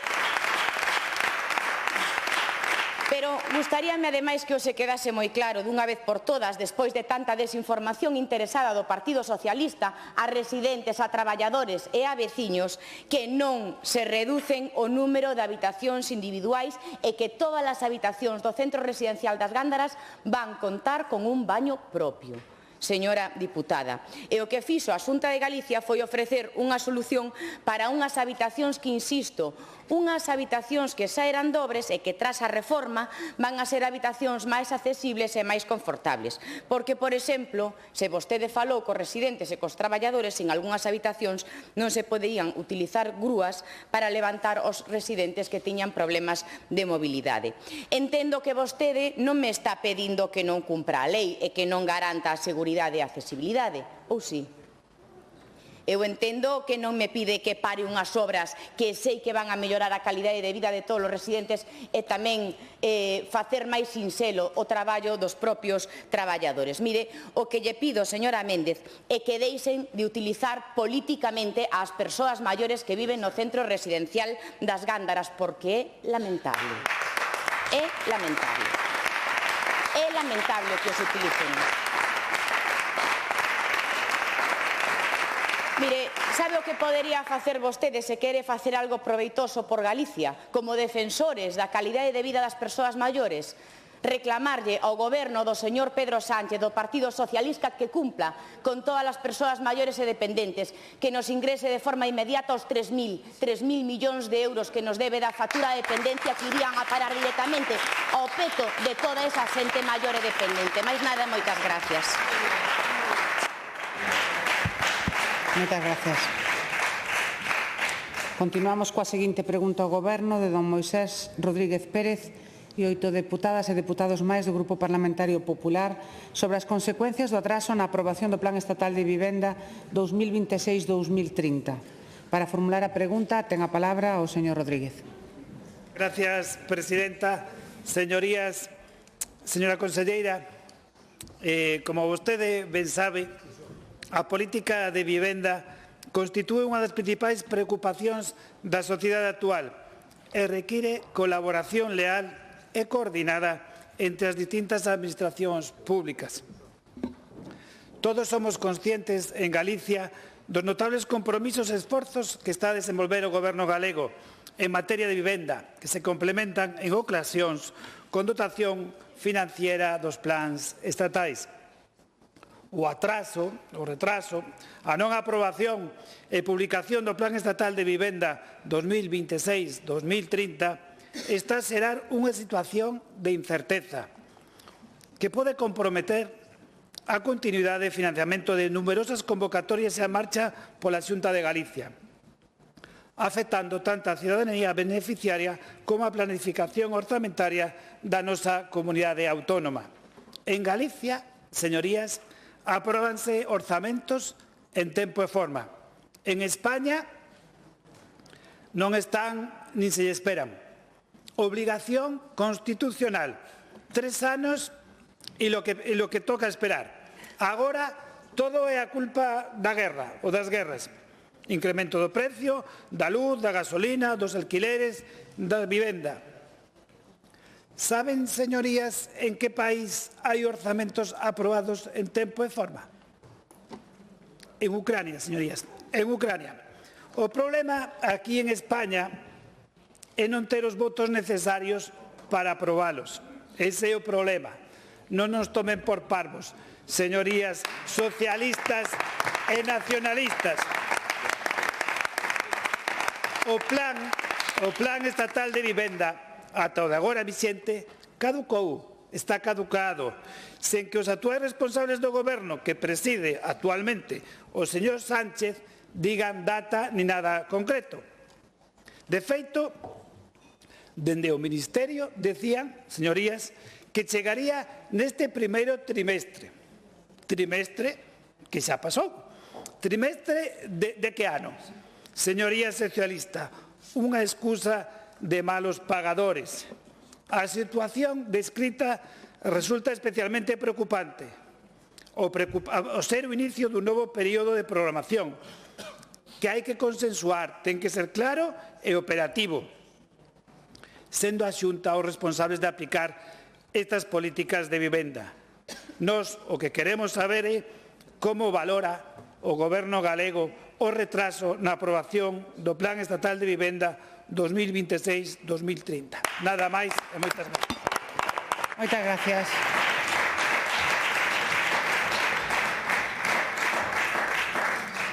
Para darlle resposta, ten a palabra a señora conselleira de Vivenda e Planificación de Infraestructuras, dona María Martínez. Gracias, presidenta. Señor Rodríguez, efectivamente, a verdade é que unha mágoa ter que voltar a esta Cámara para falar outra vez da incomprensible ineficacia dun Goberno central, dunha ministra de Vivenda, no que é hoxe a principal preocupación da cidadanía. Xa pasaron 3 meses deste ano 2026 e aínda non temos plan estatal. Teño que recordar que o artigo 149 da Constitución establece cal é a competencia do Estado en materia de vivenda, establece que a competencia do Estado en materia de vivenda é fixar un marco normativo común que estableza a planificación económica en materia de vivenda e o seu financiamento. É dicir, a competencia do Estado é aprobar ese plan estatal de vivenda, onde se fixan esas axudas en materia de vivenda e ese financiamento para as comunidades autónomas. E o Goberno central e un Ministerio exclusivo de vivenda non é quen de ter aprobado aínda ese plan estatal de vivenda e xa levamos un trimestre deste ano 26. E isto é moi grave porque isto supón que as comunidades autónomas non podamos convocar as liñas de axudas que van cofinanciada ao abeiro dese plan estatal. É dicir, que as comunidades autónomas non podemos convocar as axudas do alojamento, as axudas de eficiencia enerxética, a rehabilitación edificatoria, a compra de vivenda para menores de 36 anos. En un escenario o máis optimista, se aproba xa ese plan estatal de vivenda, aínda así non poderemos convocar esas liñas de axudas hasta ben entrado o segundo semestre do ano 2026, porque non se trata simplemente de publicar no boletín oficial do Estado ese Real Decreto, non. O Estado ten que facer o reparto dos fondos entre as comunidades autónomas. O Estado ten que formalizar os convenios e redactar o texto deses convenios coas distintas comunidades autónomas para que nós podamos convocar esas liñas de axudas. E iso é unha vergoña. Teño que recordar que xa en decembro do ano 24 o Executivo galego remitiu as nosas aportacións ao futuro, xa nun futuro plan estatal de vivenda. Esperemos que se xa sexan atendidas. Teño que recordar tamén que este Executivo galego dixo sí a esa cofinanciación imposta polo Goberno central do 40%. De feito, a temos recollida nos nosos orzamentos, porque aquí en Galicia temos orzamentos aplicados e recollen esa cofinanciación obrigatoria que impón o Estado. Mire, a ministra está a xogar o gato e o ratón coas datas. Primeiro dixo antes de 2025, despois dixo no primeiro trimestre deste ano 26 e agora di en abril. Isto non é serio. Señorías do Ministerio de Vivenda, señora ministra, traballe, exerza as súas competencias, deixese de propaganda barata, dese bluff da Casa 47 e faga o que ten que facer, que é aprobar ese plan estatal do vivenda da que aínda non temos nen calendario, nen data, nen comunicación alguna. Nada máis. Moitas gracias. Muchas gracias.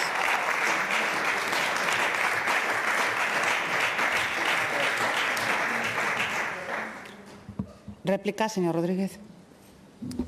Gracias, conselleira.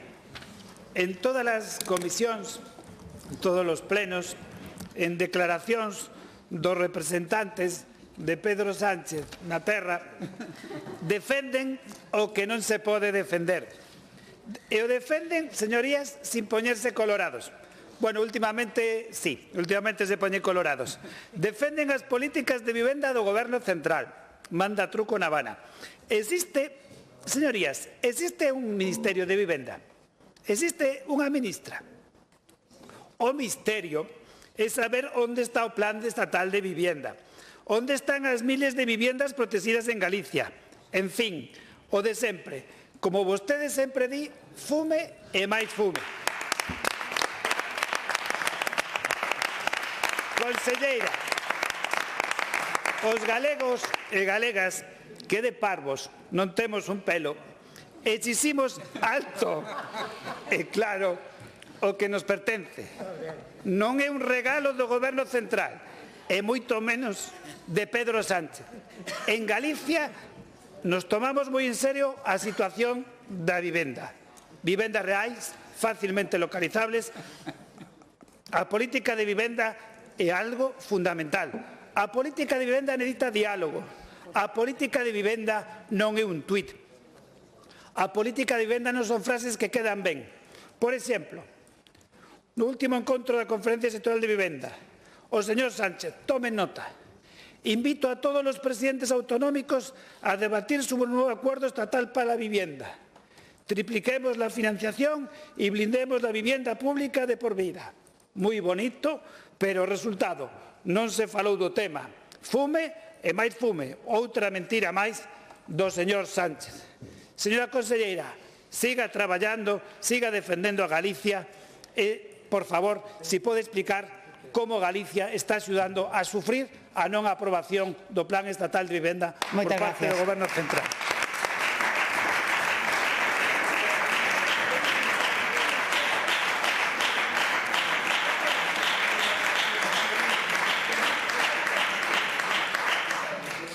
Réplica do Goberno, señora conselleira. Gracias, presidente. Señor Rodríguez, preguntaba na súa primeira pregunta a valoración que facemos dende o Executivo galego deste retraso. A valoración é clara, é preocupación, é unha fonda preocupación. Penso que xa é hora de dicir basta polas comunidades autónomas, basta xa deste ninguneo que está a facer o Ministerio de Vivenda. Mire, efectivamente, a pesares de que non temos o plan estatal que nos impide convocar esas liñas de axuda que antes comentaba, nos dende o Executivo galego temos xa feitos todos os deberes e convocadas todas as liñas de axudas xa neste primeiro trimestre que responden ou que corresponden á nosa comunidade autónoma porque non están cofinanciadas con fondos estatais. Temos xa convocadas o noso programa Fogar Vivo para mobilizar vivendas baleiras. Temos xa convocados o noso programa de Ovais para que os menores de 36 anos podan comprar vivenda. Temos xa convocadas as axudas para a rehabilitación de vivendas nos concellos de menos de 5.000 habitantes. Temos xa convocadas as axudas de rehabilitación para as vivendas de titularidade municipal. Temos xa convocadas as axudas de infravivenda. Temos xa convocadas as axudas para a reparación de comunidades de propietarios de vivendas de promoción pública. Hoxe mesmo xa é publicado no DOGA, no Diario Oficial de Galicia, ese fondo de cooperación para axudar a financiación dos concellos en actuacións de rexeneración urbana e tamén de promoción de vivenda. En poucos días convocaremos as liñas de axudas para a compra de vivenda en centros históricos e para a compra de vivenda protexida, porque isa é competencia da comunidade autónoma e está excluída do plan estatal. Pero temos 8 80 millóns de euros no noso orzamento que aínda non podemos convocar porque o Estado non aprobou o seu plan estatal de vivenda. É unha mágoa e unha tomadura de pelo. E eu, dende esta tribuna, fago unha pregunta sinxela. Señora ministra, cando imos ter ese novo plan estatal de vivenda? Señora ministra, cando vai exercer a competencia que ten o Estado que é aprobar o plan estatal de vivenda? Recordo que a última conferencia foi o 3 de outubro do ano 2025 e daquela ministra dixera dous cousas. Unha primeira, que íamos ter aprobado o plan estatal antes de que remate o ano 2025, está claro que iso foi unha mentira, estarán de acordo comigo, e unha segunda, que iban ser valoradas e tidas en conta as aportacións que fixemos ás comunidades autónomas. Espero que esta si sexa unha realidade e teña en conta as aportacións que lle fixemos, porque necesitamos un plan estatal que palíe ese problema estructural que temos a nivel país, que palíe esa falta de vivenda que existe, que axude a incrementar o número de vivendas, que axude aos promotores a construir vivenda protegida, que axude a mobilizar vivenda baleira, que axude a mobilizar solo, que axude a urbanizar. Polo tanto, señora ministra, en nome de todos os galegos e galegas, déixese de perder o tempo, deixe de propaganda barata, póñase a traballar e aprobe dunha vez o plan estatal de vivenda. Moitas gracias. Moitas gracias.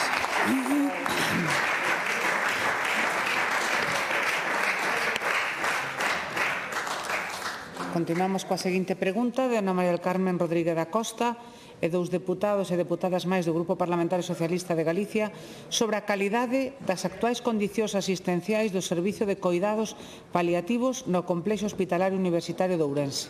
Para facer a pregunta, ten a palabra a señora da Costa. Grazas, bos días, conselleiro. Silencio, por favor.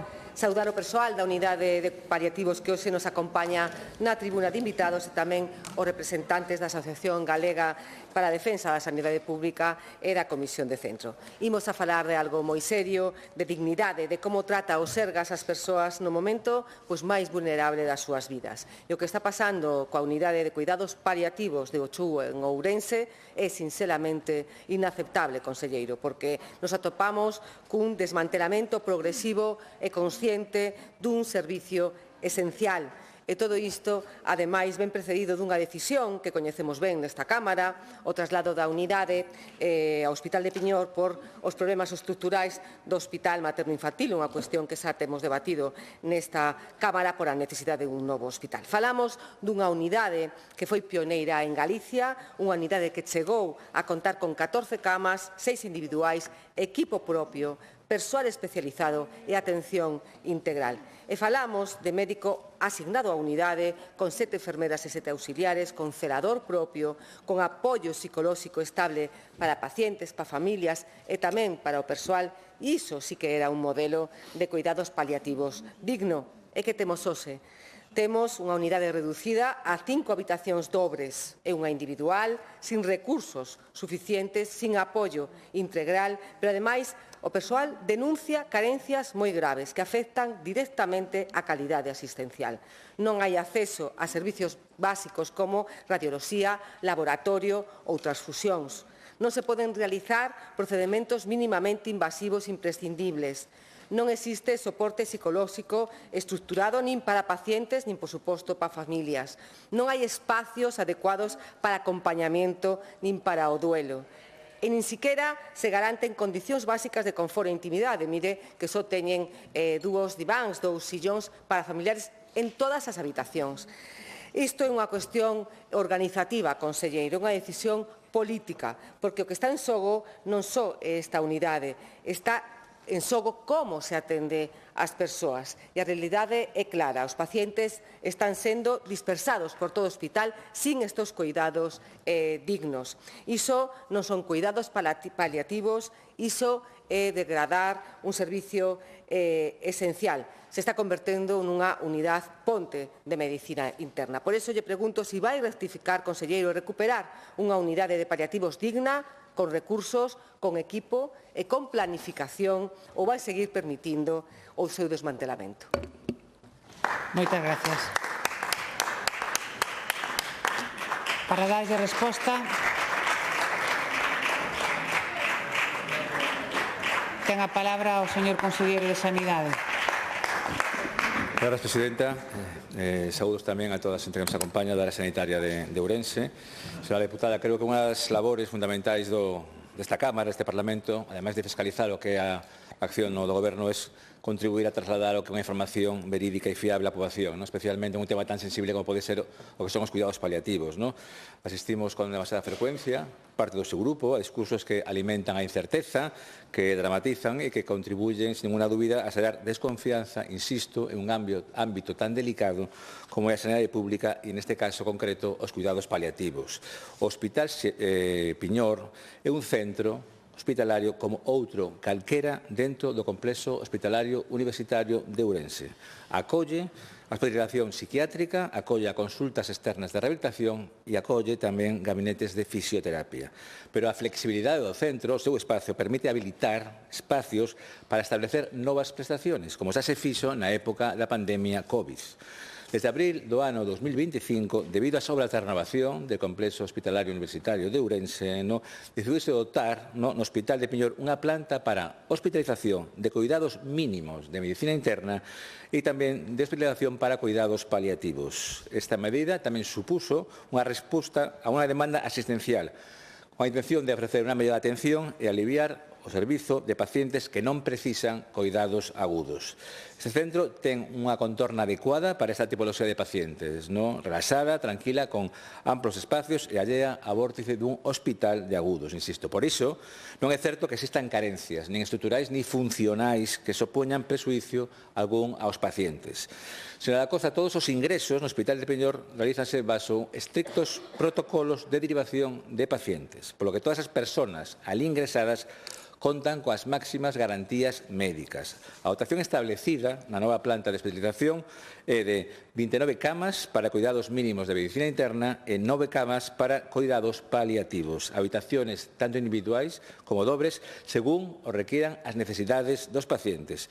Obviamente, a derivación de pacientes a Piñor faise sempre baixo os criterios médicos. E estes criterios son, entre outros, diagnóstico pechado e cuidados de enfermería, sen previsible emprimeramento clínico, sen solicitude de pobras ou exploracións complementarias, con lo que o Servicio de Radioloxía non pinta nada, en este caso, ou sen tratamiento oncolóxico. Resulta obvio ter que decir isto, pero estas unidades están dotadas de personal sanitario e non sanitario específico, dun ou máis médicos internistas e, o que é máis importante, atención médica de presencia física ás 24 horas do día. Polo que este centro hospitalario conta, como non podería ser de outro xeito, con todos os recursos para garantir unha adecuada asistencia. Moitas grazas. Moitas gracias.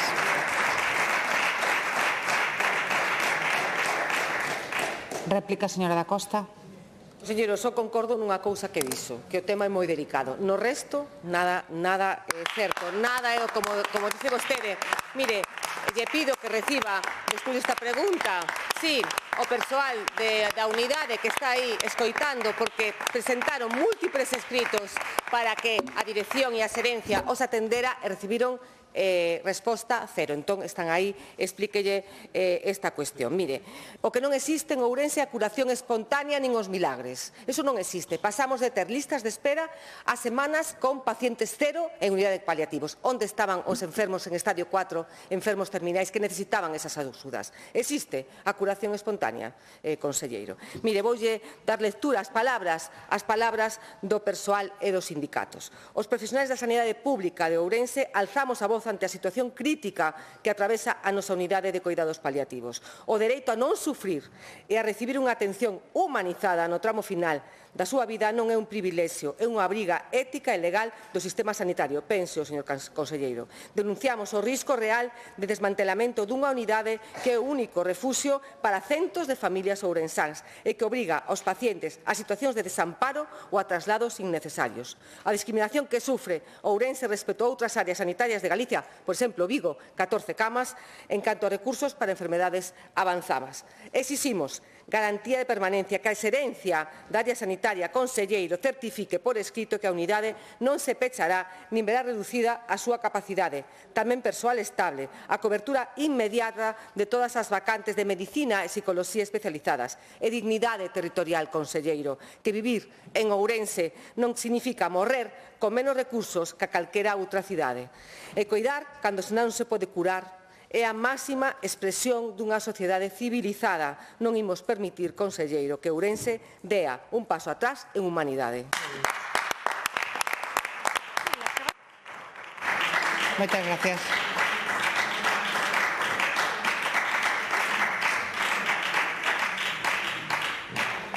Réplica do Goberno, señor conselleiro. Gracias, presidenta. Señora Costa, compara Ourense con Vigo. Existe unha cousa que se chama densidade de poboación. Non sei se os saiba a hora de contabilizar as cousas. Bueno, pois, digo, 9 camas en Ourense, 12 en Vigo, acaba de decir vostede. Non, ese dato acaba de decir vostede.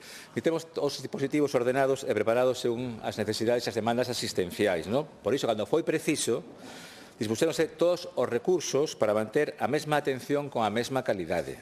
Os pacientes do Hospital Piñor están perfectamente atendidos por profesionales comprometidos que realizan unha magnífica labor, prestando servicio en un centro que dispón servicio de farmacia, servicio de hostalería e transporte sanitario, tanto para a unidade de medicina interna de cuidados mínimos como para a unidade de cuidados paliativos. O complexo hospitalario universitario de Ourense funciona en conxunto con os diferentes edificios que o conforman. O Hospital Piñor se separa 13 minutos en coche del resto do complexo. Esta distancia non ten nada que ver cunha pérdida de calidade, iso cae de caixón, e con a falta de atención. Por eso, decir iso é falta de verdade. Como lle dixen na miña primeira intervención, o traslado de parte dos servicios paliativos e medicina interna non é máis que unha reorganización puntual que responde a unha demanda asistencial a vez que se levan a cabo as obras de mellora do show. Porque unha das cousas de las que vostede non fala é do investimento que realiza a Xunta de Galicia na remodelación do complexo hospitalario universitario de Ourense. Falamos de 35,6 millóns de euros de investimento nos orzamentos deste ano. Podo asegurarlle que o compromiso da Xunta de Galicia con a provincia e a cidade de Ourense é firme. Non hai mellor exemplo no que os datos, esos datos que a veces non lle gusta que les digan. Novo edificio de hospitalización, 52,6 millóns de euros. Reforma do Hospital Santa María Nai, 1 millón de euros. Reforma e equipamento de UCE, 10 millóns de euros. Equipamento tecnolóxico, preto de 20 millóns de euros. Nova unidade de medicina nuclear, 2,8 millóns de euros. E a construción dun novo hospital materno infantil. A aposta da Xunta de Galicia por mellorar a atención sanitaria en todos os niveis asistenciais da provincia de Ourense é un objetivo constante que se atopa, ademais, entre as prioridades deste Goberno. Máis de 703 millóns de euros que destinamos neste año á sanidade pública desta provincia, con un incremento do 4,70% en relación ao ano anterior. Por iso, todas as medidas que tomamos son no único beneficio dos pacientes e dos profesionales sanitarios. Moitas gracias pola vosa atención. Moitas gracias. Continuamos coa seguinte pregunta de dona Paloma Castro Rei, do Grupo Parlamentario Socialista de Galicia, sobre a postura do Goberno galego no que concirne o papel que deben asumir as institucións galegas na recuperación, reparación e restauración da memoria democrática. Para formular a pregunta ten a palabra a señora Castro. Grazas, presidenta. Bo día, conselleiro. O pasado 12 de marzo coñecíamos a noticia de confirmación por parte do Tribunal Supremo da sentencia dictada pola Audiencia Provincial da Coruña en relación ao Pazo de Meirás, que en resumo viña a confirmar que o Pazo de Meirás era propiedade do Estado, que os irmáns Martínez Bordiú debían devolver a súa posesión e que tiñan dereito a ser indemnizados polos gastos necesarios e útiles realizados no inmoble durante o tempo da súa posesión por seren posuidores de boa fe. Os socialistas creemos que esta confirmación supón unha moi boa noticia. É un fito relevante no proceso de recuperación da memoria democrática e na restitución do patrimonio público que fora apropiado durante o período de represión franquista. E, sobre todo, un claro exemplo de que cando hai vontade política, se escoita o pobo e se actúa de forma conxunta entre administracións, as cousas se consiguen. Galicia non foi campo de batalla na Guerra Civil, pero sí víctima da represión franquista que chegou coa ditadura. E a día de hoxe, 50 anos despois da morte do dictador, quedan moitas feridas que pechar e moitas vidas que recoñecer. Persoas que defendían liberdades das que gozamos agora e, polo tanto, que de xustiza coñecelas e recoñecelas. Dende o Grupo Socialista insistimos xa de forma reiterada na obriga do cumprimento por parte da Xunta da Lei de Memoria Democrática. Non poden manter vostedes unha postura de pasividade asumindo os programas que chegan do Estado de recoñecemento e sumación de fosas, pero sen ningunha medida activa pola súa parte. o peor, cun orzamento de 0 euros dende hai 15 anos. Porque queda moito por facer tamén na nosa terra, moitas historias que contar e moitos lugares que recoñecer. O Estado promoveu o expediente de Meirás, San Simón e a cidade de Ferrol, pero temos que seguir proxectando lugares de referencia como Cárcere de Lugo ou de Tui, o Museo Marco de Vigo, Camposanto de San Breixo en Celanova, Campo de Aragón en Ourense e moitos máis. Eliminar simboloxía e nomes franquistas dos rueiros das nosas cidades e con mayúsculas, digo aquí quero pararme, recoñecer o papel das mulleres que somos as grandes esquecidas do relato histórico e sufrimos unha dobre represión. O pasado venres, en Madrid, houve un acto de recoñecemento e reparación ao patronato, mal llamado de protección da muller. O Goberno de España anunciou que a Comisión da Verdade sobre o franquismo creará unha comisión específica para investigar as violacións de dereitos humanos levadas alí a cabo, dende o ano 1941 ata o ano 1985. E en Galicia chegou a haber hasta unha dúcia de institucións deste tipo, a principal o reformatorio a Señora dos Ollos Grandes de Lugo, pero tamén moitas instalacións das congregacións, as Oblatas en Ferrol, Bouzas e Compostela, as Adoratrices de Ourense e a Coruña, o Bo Pastor de Tui ou as Trinitarias de Vigo, centros que actuaban con lugares onde as mulleres, ali recruídas, eran consideradas criaturas inmorais e as congregacións religiosas que lles facían de carceleiras explotábanas como man de obra gratuita e as sometían a un trato vexatorio. Maila ser unha das expresións máis terribles e cruéis da ditadura, aún sigue nun gran recoñecemento. Por eso, lle pregunto, que van a impulsar políticas de memoria democrática para recoñecer. Rematou o seu tempo. Para dar resposta, ten a palabra o señor Conselleiro de Cultura, Lingua e Xuventude, o señor López Campos. Moi ben, moitísimas gracias, señora presidenta. Señora Castro, moi bo día de novo. A verdade é que creo que ven bastante acaída esta pregunta en relación á memoria democrática e eu creo que o primeiro que temos que trasladar é a disponibilidade, a disposición do Goberno da Xunta de Galicia sempre tivo de lealdade máxima e absoluta, esa lealdade institucional que temos co Goberno Central. Creo que temos unha colaboración extraordinaria, temos unha liña de apoio a exhumación de fosas e creo que ademais dende o Goberno estamos impulsando e permitindo, colaborando co Goberno Central para localizar e buscar desde logo esos espazos, esos terribles espazos no que debemos de seguir poñendo en valor esa memoria colectiva que nos axude a entender e a mellorar como sociedade e creo que esa mesma lealdade institucional que ten o Goberno da Xunta de Galicia teño que decirlle que tamén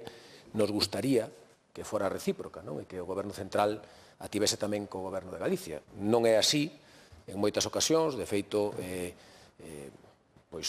visitas realizadas fai poucas datas por parte do Secretario de Estado a Galicia, non tuvo nin a ben siquera comunicar ao Goberno, a Xunta de Galicia, a súa presencia para poder participar dos actos, como poido ser o anuncio da declaración de lugar da memoria de Illa San Simón, na que ademais quero recordarlle que a Xunta de Galicia algo tería que decir porque somos os xestores dese espazo ou outras decisións que se tomaron en territorio galego e que, dende logo, coñecimos a través dos medios de comunicación. Creo que se queremos poñer en valor todo o que se está facendo, se queremos traballar de forma conxunta esa lealdade importante nun asunto no que, sinceramente, teño que trasladarlle que non existe unha discrepancia real entre as accións do Goberno e as accións que adopta tamén a propia Xunta de Galicia. E no caso, como ben apuntaba vostede, traendo a colación o asunto de Meirás, creo que hoxe temos unha boa oportunidade para demostrar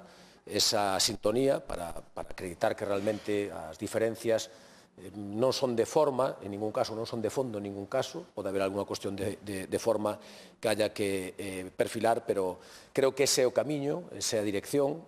O único que lle podo decir é que dende a Xunta de Galicia sempre terán, igual que tiveron ata agora, unha colaboración, unha lealdade institucional para, dende logo, poñer en valor todo o traballo que está facendo en relación á memoria democrática e situala no espazo que corresponde. Non creo que en esa liña podemos chegar a acordos. Eu agradezco o seu ton nesta intervención e esperemos que tamén esta cuestión veña a axudarnos a reconducir, eu creo que esa lealdade que sempre é importante nestas cuestións. Moitas gracias.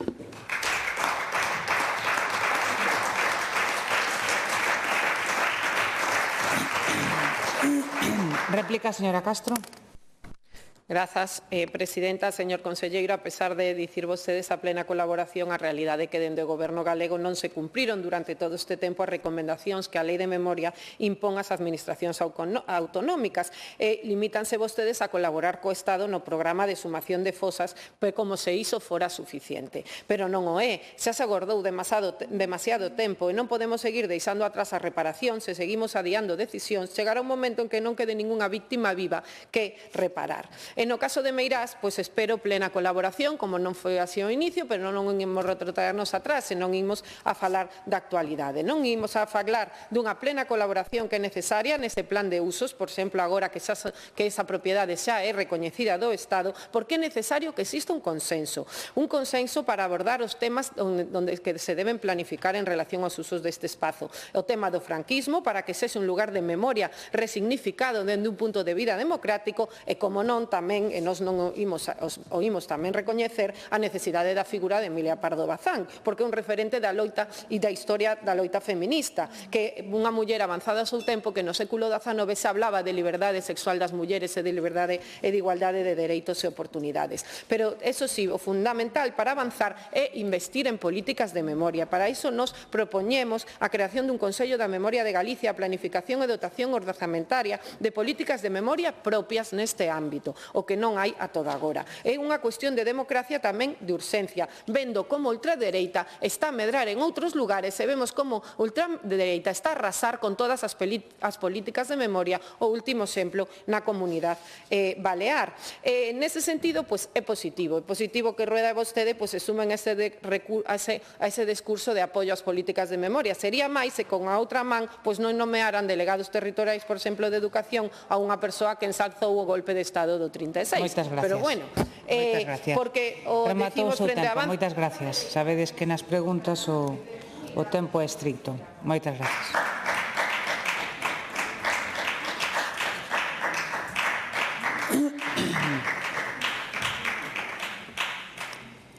Réplica do Goberno, señor conselleiro. Moitísimas gracias, presidenta. Bueno, señora Castro, insisto, gracias polo ton empregado. Creo que hai varios matices que eu creo que é importante destacar. En primeiro lugar, fala vostede da ultradereita.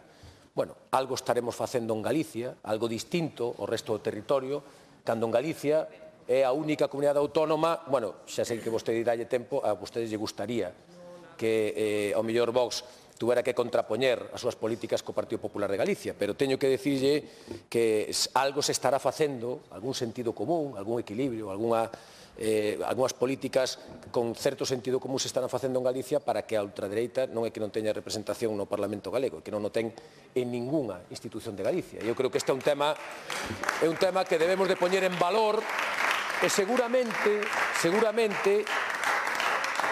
nos axude o ton que vostede máis eu estamos empregando hoxe nesta pregunta, porque creo que é bo transmitir que, pese a que, como decía antes, teñamos algunhas diferencias nas formas, seguramente, no fondo, a inmensa maioría do fondo, estemos totalmente de acordo e podamos chegar a moitos consensos en este tema e en outros moitos. Non decir que, decía vostede tamén outra apreciación, que a Xunta de Galicia se sumou tarde o proceso de Meirás. Bueno, a Xunta de Galicia, como ben sabe, despois de un acordo por parte deste Parlamento no ano 2017, foi quen iniciou con ese informe da Comisión de Expertos, quen iniciou este proceso que finalmente vemos con certa ilusión que rematou esa primeira parte do procedimento judicial neste ano 2026, nesa Comisión de Expertos, que vostede, ademais, coñece perfectamente, foi validada por o Parlamento galego e, por tanto, legitimando non só a Xunta de Galicia, sino tamén o Goberno Central para que iniciase a reclamación judicial que agora vemos rematada. Por tanto, creo que podemos parabenizarnos de que este resultado creo que axeitado, eu creo que pode ser incluso valorado de forma moi positiva por todas as forzas políticas con representación no Parlamento, e agora, por suposto, que eu coincido con vostede en que temos que poñer en valor ese plan de usos que debe de recoller todo o proceso da memoria histórica do Pazo de Meirás. Sabe vostede que ese pazo pasou por moitas etapas na súa vida, e hubo etapas tremendamente grises, oscuras, e hubo etapas tamén nas que figuras como a de Emilia Pardo Bazán non poden pasar de refilón no recoñecemento, na historia, a este emblemático espacio que se recupera para toda a sociedade galega. Por iso, mostramos a nosa disposición, hai un plan de usos do ano 2020, nos lle comunicamos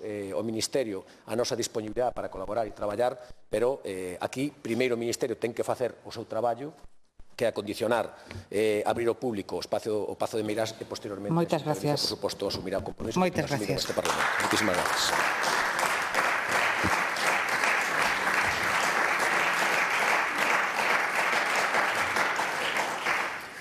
Continuamos coa seguinte pregunta ao Goberno do señor Bará e do Grupo Parlamentario do Bloque Nacionalista Galego sobre a postura da Xunta de Galicia no que concirne a sentenza do Tribunal Supremo sobre o Pazo de Meirás e ao recoñecemento do dereito á familia Franco a unha indemnización. Para formular a pregunta, ten a palabra o señor Bará. Gracias, presidenta. Teño que discrepar de vostede, señor López, porque no BNG sí que creemos que a extrema dereita, a ultradereita está representada neste Parlamento galego, está representada nas bancadas do Partido Popular. Non fai falta a Vox, xa está aquí no Partido Popular. E quero tamén facerlle unha petición ao Grupo Popular e a vostede que apoien esta declaración institucional presentada fai unha semana polo BNG que ten como título En defensa da cesión a Galiza do Pazo de Meirás e do seu uso como lugar de memoria. Recollemos varias achegas do Partido Popular, polo tanto, deixen claro do que lado están e apoien esta declaración institucional que, ademais, ten unha idea que se pode resumir en 6 palabras. Ningún euro para os Franco. Ningún euro para os Franco. Señorías do Partido Popular, non hai que indemnizar os Franco, teñen que pagar eles por o roubo sistemático que levaron a cabo en Meirás e moitos outros lugares durante 40 anos de franquismo e tamén durante 45 anos de democracia. E miren, o pobo galego conseguiu algo histórico que foi recuperar o Pazo de Meirás para o patrimonio público e fixo grazas á mobilización. A mobilización, é moi importante a mobilización do pobo. Fixo grazas a unha investigación rigorosa por parte de investigadores e fixo tamén grazas ao traballo institucional, o que sumou a Xunta, a última hora, ao final de todo, a Xunta tamén o Goberno Central. Pero cometendo algúns erros que estamos pagando que podemos pagar caros, porque vostedes, nese famoso informe da Comisión de Expertos, recoñecéronlle os Franco a boa fe posesoria e, polo tanto, o dereito de indemnización. E, desde logo, nós non estamos de acordo con iso, nós decimos que hai que facer valer o acordo parlamentario de xullo de 2018 que di que o Parlamento declara a súa vontade de que a recuperación do Pazo de Meirás para o patrimonio público non implique un novo custo para o pobo de Galiza. O BNG é coherente e consecuente con este acordo. O Partido Popular non o é, señor Campos. E outra das propostas desta declaración institucional é a transferencia a Galiza do Pazo de Meirás. O BNG defende a transferencia a Galiza baixo a fórmula da cesión modal para convertilo nun lugar de memoria. E vostedes defenden todo o contrario. Vostedes dixérono, puxérono por escrito no plan de usos ao que se referiu vostede de 2020, queren que desapareza de Meirás calquera referencia á memoria histórica democrática. Xa o practicaron en San Simón, xa sabemos o que fixeron ali. Polo tanto, eu pregúntolle, señor conselleiro, defenden vostedes Meirás como lugar de memoria? Defenden vostedes que non se lle paguen... Moitas gracias.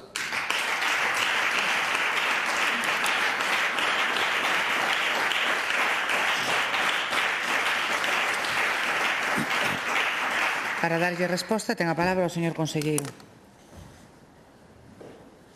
Moi ben, moitas gracias. Bueno, podes observar a diferencia de ton entre a pregunta do Partido Socialista e a pregunta do señor Bará. Creo que aquí volvemos a entrar outra vez en esos debates que tanto lle gusta ao Bloque Nacionalista Galego e de onde tan cómodo se encontra, non? Ese debate da crispación, no debate onde un partido, como dixen antes, non podemos esperar absolutamente ningún acordo, nin siquiera naquilo que nos une, que é realmente complexo, non? Sempre encontrarán vostedes un matiz ou que darlle unha volta e darlle unha reviravolta máis para ao final ter que poñer na tesitura as demais forzas políticas levándoas os acordos, os extremos, para que o resto das formacións políticas que temos un certo sentido de Estado e entendemos, ademais, que ten que haber unha certa responsabilidade agora de separar os poderes que a vostedes tan borrosos se encontran en eses límites de separación de poderes.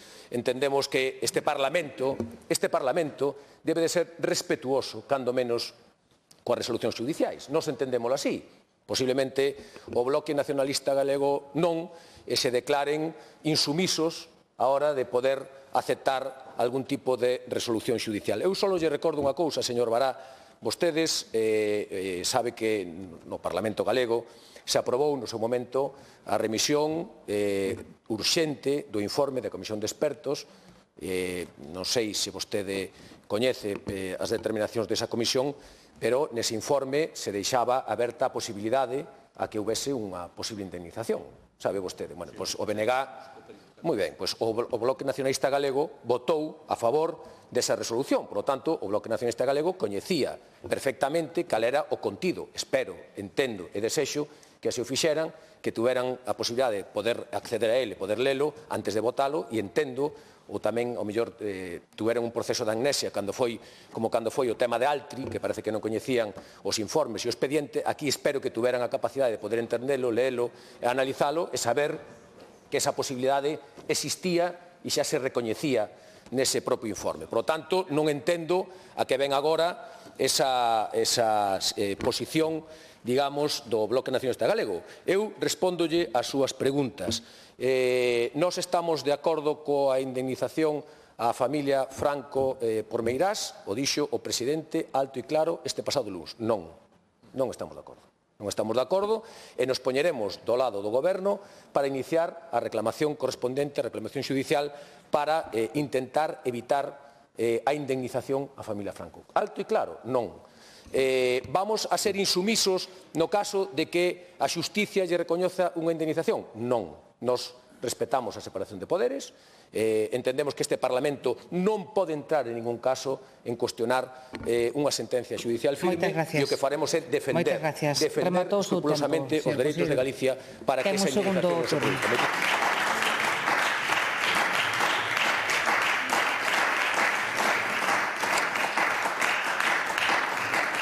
Réplica, señor Bará.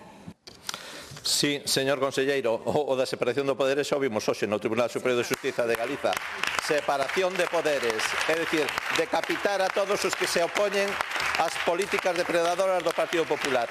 E mire, o matiz é tan matiz que estamos falando de pagarlle aos Franco ou non. E, por certo, este informe, o que vostede fixo referencia que teño aquí do ano 2018, xa dixemos daquela os riscos que tiña aparellados. E por iso forzamos que no acordo parlamentario precisamente se puxese iso que lle lín antes, que non se lle pague aos Franco.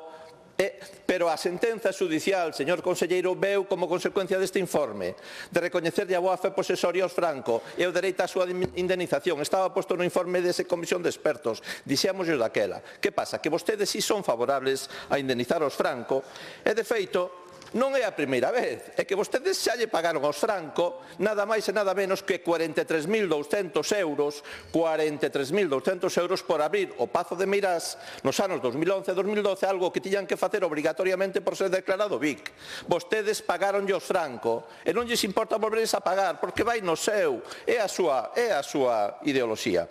En fin, sobre a sentenza que recoñece a boa fe posesoria, sabe de onde ven isto? Ademais deste informe que nos advertimos no seu momento dos riscos que tiña. Ven da connivencia do Estado, empezando pola monarquía franquista e corrupta, coa familia Franco, durante 45 anos. Ven de fotografías como esta, señor conselleiro, veraneando en Meirás, daqueles pós, esta lameira, efectivamente. E, polo tanto, nós témolo claro, que non é unha cuestión xurídica, non é unha cuestión técnica, é unha cuestión de decencia democrática, e, polo tanto, que non se lle pague un só euro aos Franco, que sexan os Franco quen paguen por roubar, por expoliar e por gozar e beneficiarse durante décadas dun ben do pobo galego. Rematou o seu tempo, señor Bará. Moitas gracias.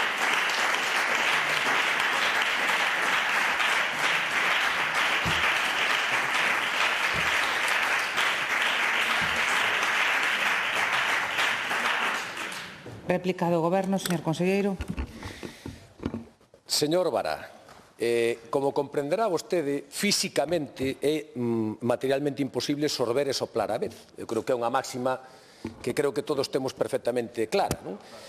E vostede, bueno, aparte de, xa lle vamos a perdonar esos abruptos que fai vostede de, bueno, a súa frase fantástica de que a nosa ideoloxía é pagar aos Franco, con eso xa define perfectamente cal é a súa... A nosa ideoloxía é pagar aos Franco, eu creo que resume perfectamente cal é a súa posicionamento e a forma que ten que entender vostede o respeto e a política. Pero dígolle máis, vostedes votaron a favor de un dictamen dunha comisión de expertos, votaron a favor dun dictamen dunha comisión de expertos onde se falaba da posibilidade de indemnización á familia. Vostedes votaron a favor dun acordo e de remitir ese informe á Avogacía do Estado. E agora, como por arte de maxia, pretenden vostedes desaparecer desa ecuación e dicir que o BNG, si efectivamente votou a favor, pero a cambio propuxo indemnizar ou solicitar que o Parlamento de Galicia ou que a Xunta de Galicia ou que o Estado non lle pagase un euro máis á familia Franco. Bueno, pero isto é sorber e soplar, señor Bará. Vostedes votaron, remitiron, solicitaron desde o Parlamento que se remitise un informe á Avogacía do Estado en unhas condicións determinadas. E ese informe dou pé ao inicio do proceso. Punto. Póñese de vostede como queira e pinte-o como queira. O certo é que o único que está dicindo vostede aquí é que o BNG, unha vez máis, se declara insumiso no caso de que exista unha sentencia judicial. Pois digo abertamente e claramente que o BNG, unha vez máis, se pon fora do marco legal, do marco que nos damos todos os galegos para poder, desde logo, ter unha convivencia armónica, que é respetar as sentencias judiciais. E lle digo máis, non lle dé volta, señor Bará, non lle dé volta, non o pinte do color que queira vostede. Estamos de acordo coa indemnización á familia Franco? Non. Poñeremos todos os medios necesarios para acompañar o Goberno do Estado á reclamación para que non se produzca esa indemnización? Sí, totalmente, na mesma liña que o levamos facendo ata agora. E deixarlle unha cousa xa para o final. Falaba de que, bueno, eu creo que intentaba facer unha chiscadela co tema da extrema dereita en Galicia. Non creo que a vostedes tamén lle gustaría moito que estuvera a extrema dereita en Galicia, lle gustaría moito, lle sentaría moi ben o Bloque Nacionalista Galego. E cando fala, o único que temos claro é que si existe unha representación de forzas antisistemas no Parlamento de Galicia, que son vostedes. Vostedes sí que son a representación das forzas antisistemas deste país. E o acaba de declarar vostede agora mesmo con esa posición irreverente ante unha sentencia judicial. O que hai aquí, sabe que é? O que hai aquí é a G de Galicia, o partido que se parece a Galicia, o partido que consigue as maiorías absolutas en Galicia e o partido que se preocupa por estar ao lado dos galegos. E igual que está ao lado dos galegos, vai estar ao lado de Galicia para recuperar a propiedade. Señor conselleiro, moitas gracias.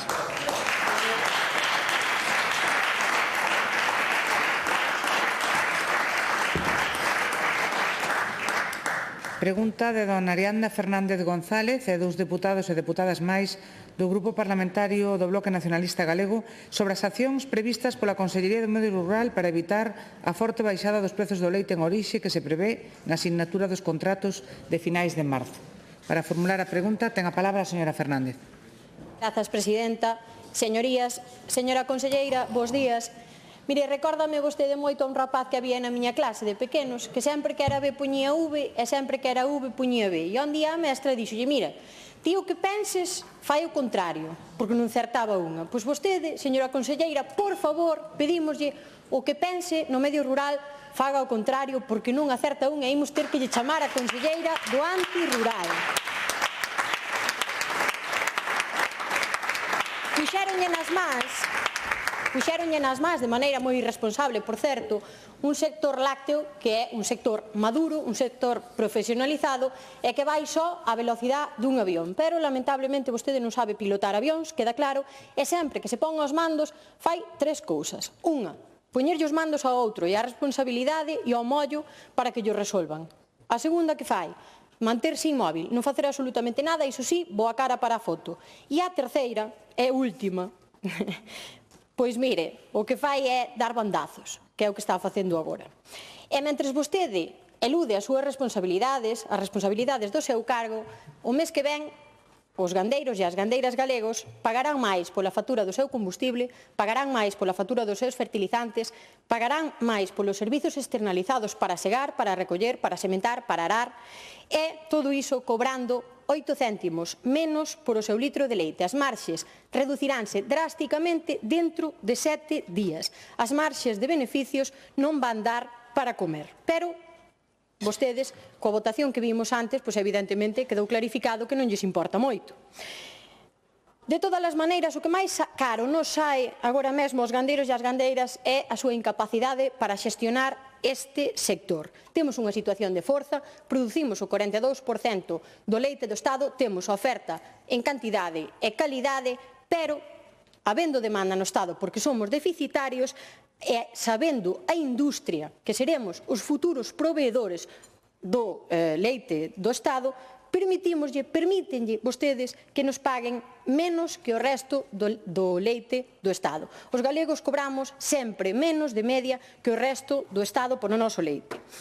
Entón, a pregunta é que vai facer vostede, señora conselleira, a este respecto? Vai seguir apelando á responsabilidade da industria? Porque eu recórdolle que parte desa industria está agora mesmo nos tribunais polo cártel do leite por pactar durante anos prezos á baixa. Vai poñer o zorro a jardar das galiñas. E a responsabilidade non é da industria, conselleira, a responsabilidade é súa, a de blindar este sector. E o que está facendo é permitir que o saqueen. Vai sentar na mesa a industria, gandeiros e distribución para negociar ou vai permitir que segamos sen ter capacidade negociadora e isto siga sendo unha feira onde se relean prezos. Está diante dun sector potente, actúe... Moitas gracias.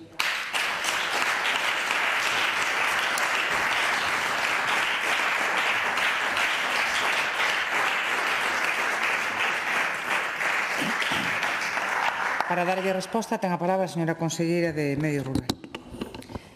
Grazas, presidenta. Señorías do BNG, somos plenamente conscientes da preocupación dos gandeiros e gandeiras pola baixada de prezos do leite. Nin a entendemos, nin a xustificamos, todo o contrario. A Xunta de Galicia está totalmente en contra da baixada de prezos aos produtores por parte da industria. Agora ben, vostedes aproveitan esta circunstancia para construir un relato que non se axusta á realidade e, de paso, culpabilizar, por suposto, a Xunta de Galicia de chegar a esta situación e a conselleira do Medio Rural. A actual situación de extrema complexidade xeopolítica fai preciso que todos arrimemos o ombreiro para defender o sector produtor, que é esencial en Galicia. Falan dunha forte volatilidade na súa exposición de motivos dos prezos nos últimos anos en Galicia. Non é certo. Non o din os datos. Desde mediados do ano 22 están nos niveis máis altos da serie histórica. E isto non significa que non haxa tensións puntuais. E esta estabilidade querémola defender entre todos. Falan tamén da desaparición de explotacións e presentan isto como un fracaso. Miren, non. É unha transformación, a mesma que se produciu en toda Europa, un proceso que sitúa a Galicia como líder indiscutible deste sector. E, a pesar do complexo contexto global, non estamos dispostos a que isto sexa unha excusa para provocar un descenso de prezos que pon en serio perigo ás explotacións galegas. E, por iso, dentro das nosas competencias, estamos a tomar medidas, por suposto. Reforzamos os controis sobre os contratos que se están a renovar agora. Imos revisalos escrupulosamente para garantizar que cumplen a lei da cadea. Que se paguen os custos de produción é innegociable. E, ao contrario, é ilegal. Ademais, intensificamos os controis sobre a trazabilidade do leite ante as denuncias de que están entrando leite de outros países. Imos comprobar escrupulosamente en todas e cada unha das industrias de onde ven ese leite como se está comercializando, sen excepcións. E calquera incumprimento será sancionado ou, de ser o caso, posto en coñecemento das autoridades competentes. E estamos a traballar con todos os axentes da cadea, con con reunións continuas dende o 14 de marzo cos produtores, cos sindicatos, coas industrias e coa distribución para trasladarlles unha mensaxe moi clara. Non se poden aplicar baixadas injustificadas mentras o mercado sigue demandando un produto nun país que é deficitario. E, por outra parte, exiximos ao Goberno Central que actúe onde nós non podemos, coa AICA e coa Comisión Nacional dos Mercados e da Competencia, para analizar esas posibles prácticas desleais. Reclamamos medidas fiscais e alegrámonos de que o Goberno as puxera en marcha, aínda que consideramos que son insuficientes. Ten unha segunda parte.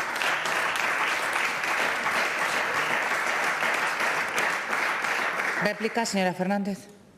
Fala vostede, señora conselleira, de estabilidade dende 2022. Vai a chea que teñen os gandeiros e as gandeiras. Levan 3 anos sabendo que non van fundir o mes que ven. Que chea que levaron. Mire, nós non lle temos unha villa. Non abrimos e sale leite e pechamos e deixa de salir. Temos vacas, as vacas comen todos os días e se non producimos todos os días, isto rebenta nun mes. Rebenta nun mes. E agora imos vender o leite 8 céntimos máis barato.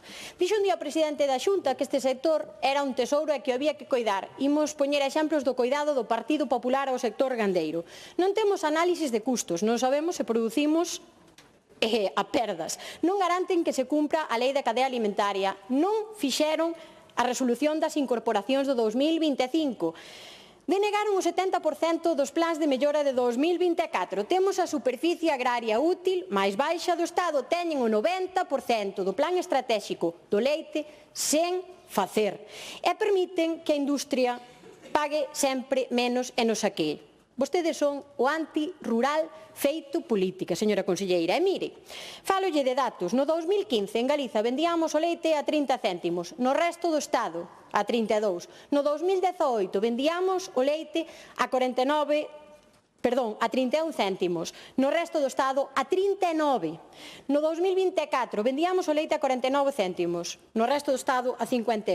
E mentres nós perdemos millóns, vostedes calan, señora conselleira, isto non é unha situación nova, isto ven de fai moitos anos. Pecharon máis de 300 explotacións o ano pasado, o 75% dos gandeiros di que non ten capacidade negociadora.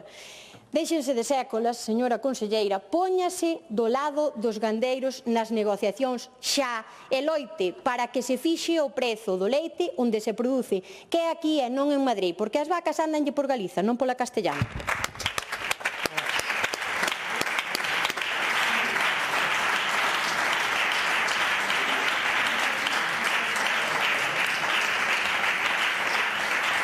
Réplica do Goberno. Grazas de novo, presidenta. Señora Fernández, creo que non hai gandeiro que lle poida creer que a conselleira do Medio Rural non está do lado deles. Eso pode poñer vostede o TikTok que queira para mentir, que é o que fai habitualmente.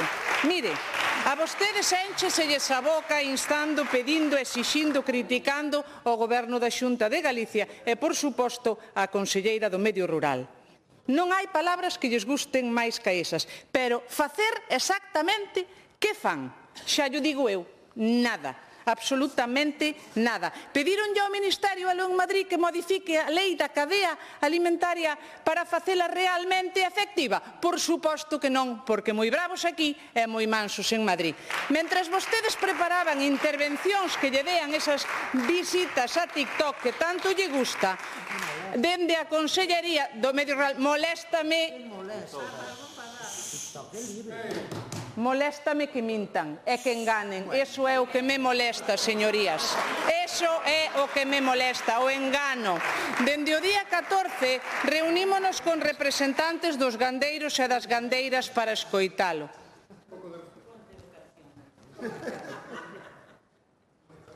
Que estamos rematando o pleno. Si é importante guardar silencio cando se fala desde a tribuna, moito máis importante é cando teñen a persoa que está repostando a escasos centímetros. Entón, pídovos, por favor, que garden silencio, só queda unha pregunta, o pleno está rematando, e senón eu terei que cortar o tempo, co cual o tema pois complicarase. Así que moitas gracias, que a verdade que levamos unha sesión de preguntas con moito respeto, non nos alteremos agora. Dende o día 14 reunímonos cos representantes de gandeiros e gandeiras para escoitalos, para saber o que precisaban de primeira man e escoitalos. Mantivemos reunións, como lles volvín a dicir, coa industria, coa distribución, cos sindicatos, e hoxe mesmo sentámonos coa distribución e o mércores pasado coa industria. E deixeilles moi claro que as baixadas injustificadas non son aceptables, que imos revisar cada contrato para garantir que se cumpla a lei da cadea alimentaria. Imos reforzar os controis sobre o leite que entra doutros países e imos facer inspeccións específicas para evitar prácticas que perxudiquen aos nosos produtores, sen concesións. E se vemos incumprimento, por suposto que aplicaremos a lei coa máxima contundencia como corresponde. E vostedes siguen instalados na comodidade da crítica e, ademais, volven demostrar un descoñecemento preocupante. De verdade, señorías do BNG, pensan que a Xunta de Galicia pode definir o prezo do leite? De momento, en España, hai unha democracia e non o comunismo que vostedes apoian. Vivimos nunha economía de mercado e nunha democracia. De feito, desde o Goberno da Xunta de Galicia, o que facemos é defender o sector coas ferramentas legais que temos ao noso alcance. Os gandeiros e as gandeiras saben como traballamos. Levamos anos construindo un sector máis forte, máis de 350 millóns de euros anuais en axudas dende o ano 2020 ao ano 2025. Creamos ferramentas como a conta láctea para coñecer con rigor os custos de produción. Instamos ao Goberno a que asumira eses datos como oficiais, sin éxito, por suposto. Moitas gracias. Rematou o seu tempo. Gracias.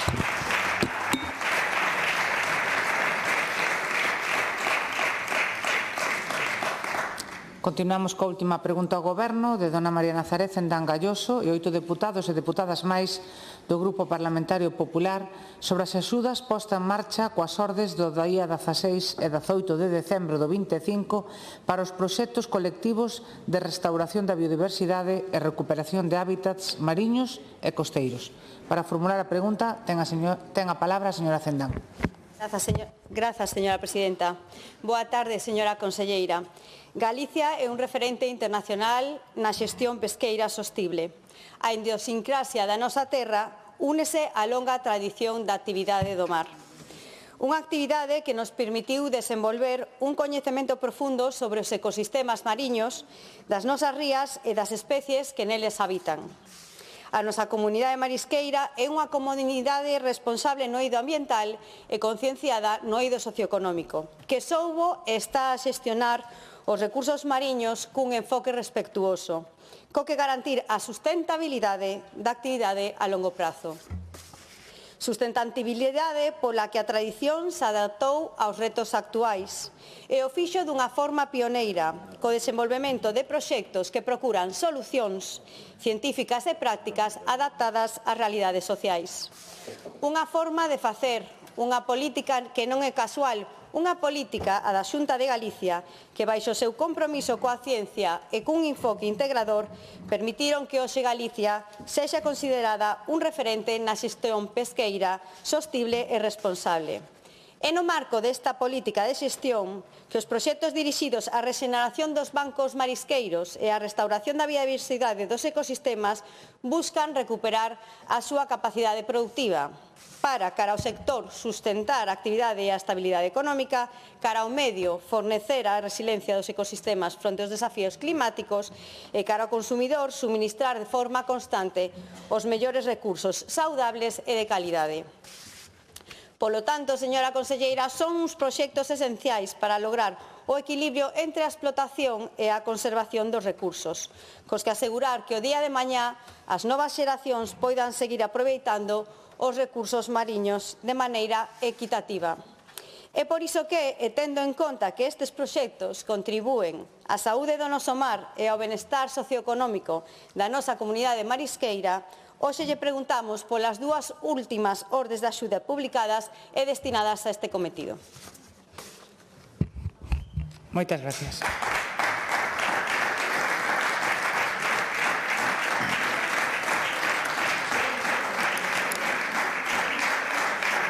Para darlle resposta, ten a palabra a señora conselleira do Mar, dona Marta Villaverde. Gracias, señora presidenta. Señorías, señora Cerdán, efectivamente, o pasado 2 de xaneiro, o Diario Oficial de Galicia publicaba dúas órdenes de axudas da Consellería do Mar. A primeira delas referíase a proxectos colectivos cofinanciados polo FEMPA para a restauración da biodiversidade e dos ecosistemas mariños mediante medidas de conservación no marco de actividades marisqueiras sustentables. O importe desta orden ten un crédito total de 1,9 millóns de euros en 2 anualidades. A segunda orde de axudas destinarase a proxectos de rexeneración que permitan mellorar a productividade dos bancos marisqueiros con problemas de perda de produción e que contribúan a unha mellora da súa xestión e da conservación sustentable dos recursos mariños. O importe máximo desta segunda orde é de 300.000 euros nunha única anualidade. É importante indicar que o prazo para presentar as solicitudes destas ordes acabou o día 2 de febreiro e se recibiron un número significativo de solicitudes. Para a primeira recibíronse 39 solicitudes e así os proxectos presentados suporán máis de 6 millóns de metros cadrados de superficie rexenerada, máis de 90.000 metros cadrados de aportes de áridos e máis de 16,5 millóns de unidades de semente. En canto á segunda orden de axudas, recibíronse 22 solicitudes, que suporán máis de 370.000 metros cuadrados de superficie rexenerada e máis de 15 millóns de unidades de semente. Se facemos balance dende o ano 2014 ata o 2025 da orden de axudas de restauración da biodiversidade e dos ecosistemas mariños, podemos decir que se aprobaron en total 409 proxectos por un importe total de 15,6 millóns de euros. Todo isto permitiu actuar sobre máis de 16,6 millóns de metros cadrados de bancos marisqueiros e facer unha sementeira de preto de 236 millóns de unidades de ameixa. Ademais, aportáronse áridos nunha superficie de 531.321 metros cadrados. En canto ao balance da outra orden, da orden de proxectos de rexeneración, destacar que entre os anos 2020 e 2025 producíronse un investimento de preto de 1,4 millóns de euros, aprobáronse en total 124 proxectos que permitiron actuar sobre 665.000 metros cadrados de bancos marisqueiros e a sementeira de máis de 48,7 millóns de unidades de semente. Todos estes traballos de rexeneración beneficiaron a innumerables cofradías. Moitas gracias. Muchas gracias.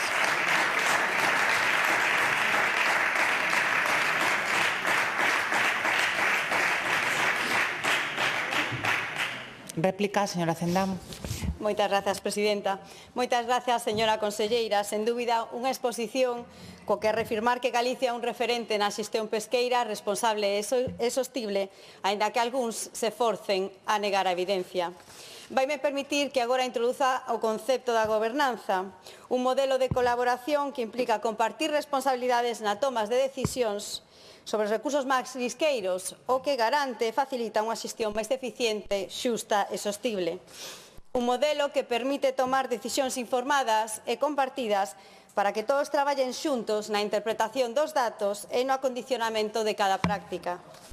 En definitiva, unha xestión adaptativa que é esencial, como estivemos a comprobar nos últimos anos, para afrontar os retos dun sector nun contexto de dureza meteorolóxica e constante cambio climático, e que nos exixe dun proceso continuo de avaliación e axuste aos resultados obtidos. É así como dende Galicia se fomenta un ciclo de retroalimentación entre o coñecemento científico, a experiencia do sector e as decisións políticas. Isto foi precisamente o que estivo a realizar xunto ao seu equipo nas últimas semanas a consecuencia dos incesantes temporais, identificar o grado de afectación dos bancos marisqueiros para agora pôr en marcha unha serie de medidas encamiñadas á súa recuperación e rexeneración. Porque mentres que o Partido Popular coida do seu mar e das súas xentes, o PSOE segue a desprezar a Galicia co aplauso teimudo e silencioso do Bloque Nacionalista Galego.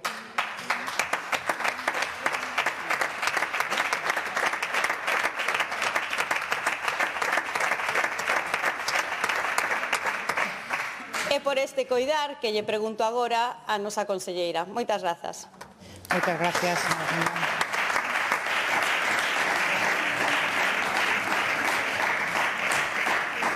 Réplica do Goberno, señora conselleira. Grazas de novo, señora presidenta. Bueno, pois tal como se anunciou no Consello da Xunta do pasado luns, o Goberno galego vai a mobilizar 22,7 millóns de euros en medidas a curto, a medio e a longo plazo. Todo isto para recuperar e regenerar os bancos marisqueiros. Deles, 19,2 millóns de euros destinaránse a ofrecer ás cofradías ou entidades titulares dos plans de xestión a posibilidade de asinar convenios bilaterales de colaboración coa Consellería do Mar. Estes convenios deben incluir, entre outros extremos, un proxecto de rexeneración específico que será elaborado polas propias cofradías ou entidades que son as titulares das autorizacións e, demais, son que mellor coñecen as circunstancias de cada banco marisqueiro no que traballan. Incluirán actuacións como a limpeza, acondicionamento do sustrato, vigilancia, sementeiras ou control de depredadores. Deste xeito, a asinatura dos convenios por parte das entidades posibilitará que se remuneren os traballos ás persoas mariscadoras que os realicen.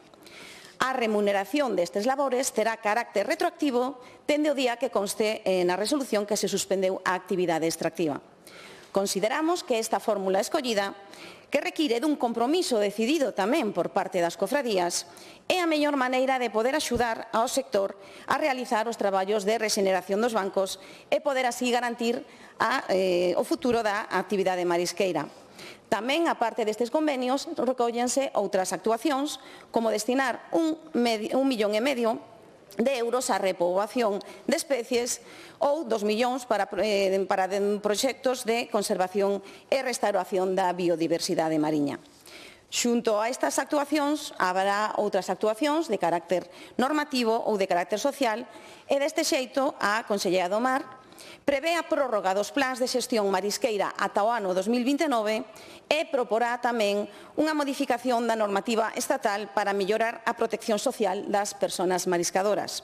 Asimismo, tamén xa iniciamos outras actuacións, como solicitamos a exención das cuotas da Seguridade Social para as profesionais afectadas pola suspensión da actividade, a posta en marcha da elaboración do Plan de Acción do Marisqueo 2026-2031, o desenvolvemento dun xemelgo digital ou o impulso de sistemas de preengorde de semente e a posta en funcionamento da Jáchire do Vicedo, que, tal como anunciei neste Parlamento, comenzará a funcionar xa no mes de abril.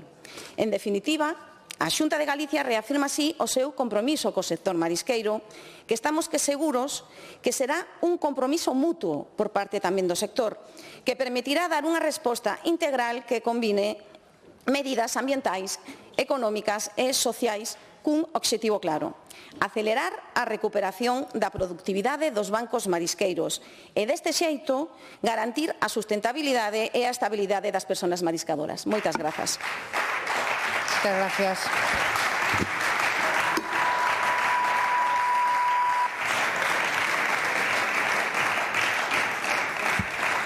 Con esta intervención dábamos resposta á última pregunta que figuraba na orde do día. Remata a sesión plenaria. Boa tarde a todos e todas.